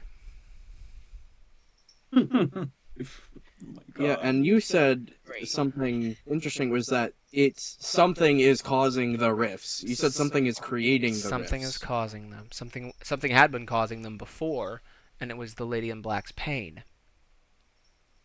That's what we uncovered at the end of campaign 1, was that the Lady in Black was responsible for the rift in time because she was in so much pain. Yeah. Yeah. Yeah, the egg thing that we like stopped was its own fucking mess. Was Hyrenax's didn't- brood, yeah. It was more astral dreadnoughts that he was going to bomb into the planet. They were going to grow up and eat the timeline. And Did just one of eat them time. escape? Could be. Hyrenax Jr. fucking about. Yeah, Josh is saying you didn't go to this specific spot, so that's where the baby spawned, and we have to kill that baby. It's true, you didn't touch this square of the battle map. Had you touched this square of the battle map, that you would have found an astral dreadnought baby with a little bottle. Well, also you're saying like some kind of parasite. How thing mean that's, do like, you guys eating- think I am? Be so for real. I don't know. Mean? No. Petty? Maybe. Petty, maybe. I'll take petty. Petty is definitely true. Yeah, you just asked us the name of some Of a character character you met that 4 years ago. Yeah. Of a I minor said, character. by the way, you're gonna Or have to go plus through years ago. combat. Said you're gonna Sir, have to this go sh- through combat if you don't know this name that I told you 4 years 4 years ago. ago. Hey, listen. If you know it, you Sir, know this it. prior to I want some 2020. combats. I don't care. I It's want true. some I want some combat. I Yeah, combat. got so do I. 19 hit points. I wanted to say McLean, so I was close, but I McLean didn't. would have been really close. It's not Would you have close enough. accepted that? I would not have accepted that. He would have told you it was close, but I would not have No, accepted it's that. Mikhail. Would have Mikhail. fought us anyway. He would have killed you first, actually. Like the Plant King. He's like, I don't want to kill anybody else but What about Finn. Nicole? Nicole would have been accepted. I would have taken that. I love Nicole. I forgot. That was so funny that the Plank King was only gonna kill. Only gonna kill Finn. He's like, Hilarious. this guy's rude. I don't like him. This guy keeps fucking talking. Yeah. Didn't Corey like Chloe? Jakori kicked off that combat, I think, by putting him in a big fucking tentacle. Yeah, he Yep. used like a extended reach. I Mhm. remember that. And grappled Like, I him. thought you lightning a bolted grapple the thing. shit out of his throne room. We the set off a moment we walked bunch in. of lightning bolts in the throne room, I think. Kana definitely did. That was her big bomb. Yeah. All right, gang. Well, thanks for a great session. I'll be uploading this to YouTube here shortly, and I love you all very much. I love you, I love you Joe. guys. Y'all are amazing. And until next time. Until next time, y'all. Good night. And everybody journal. Everybody write a journal. Good night. Wow.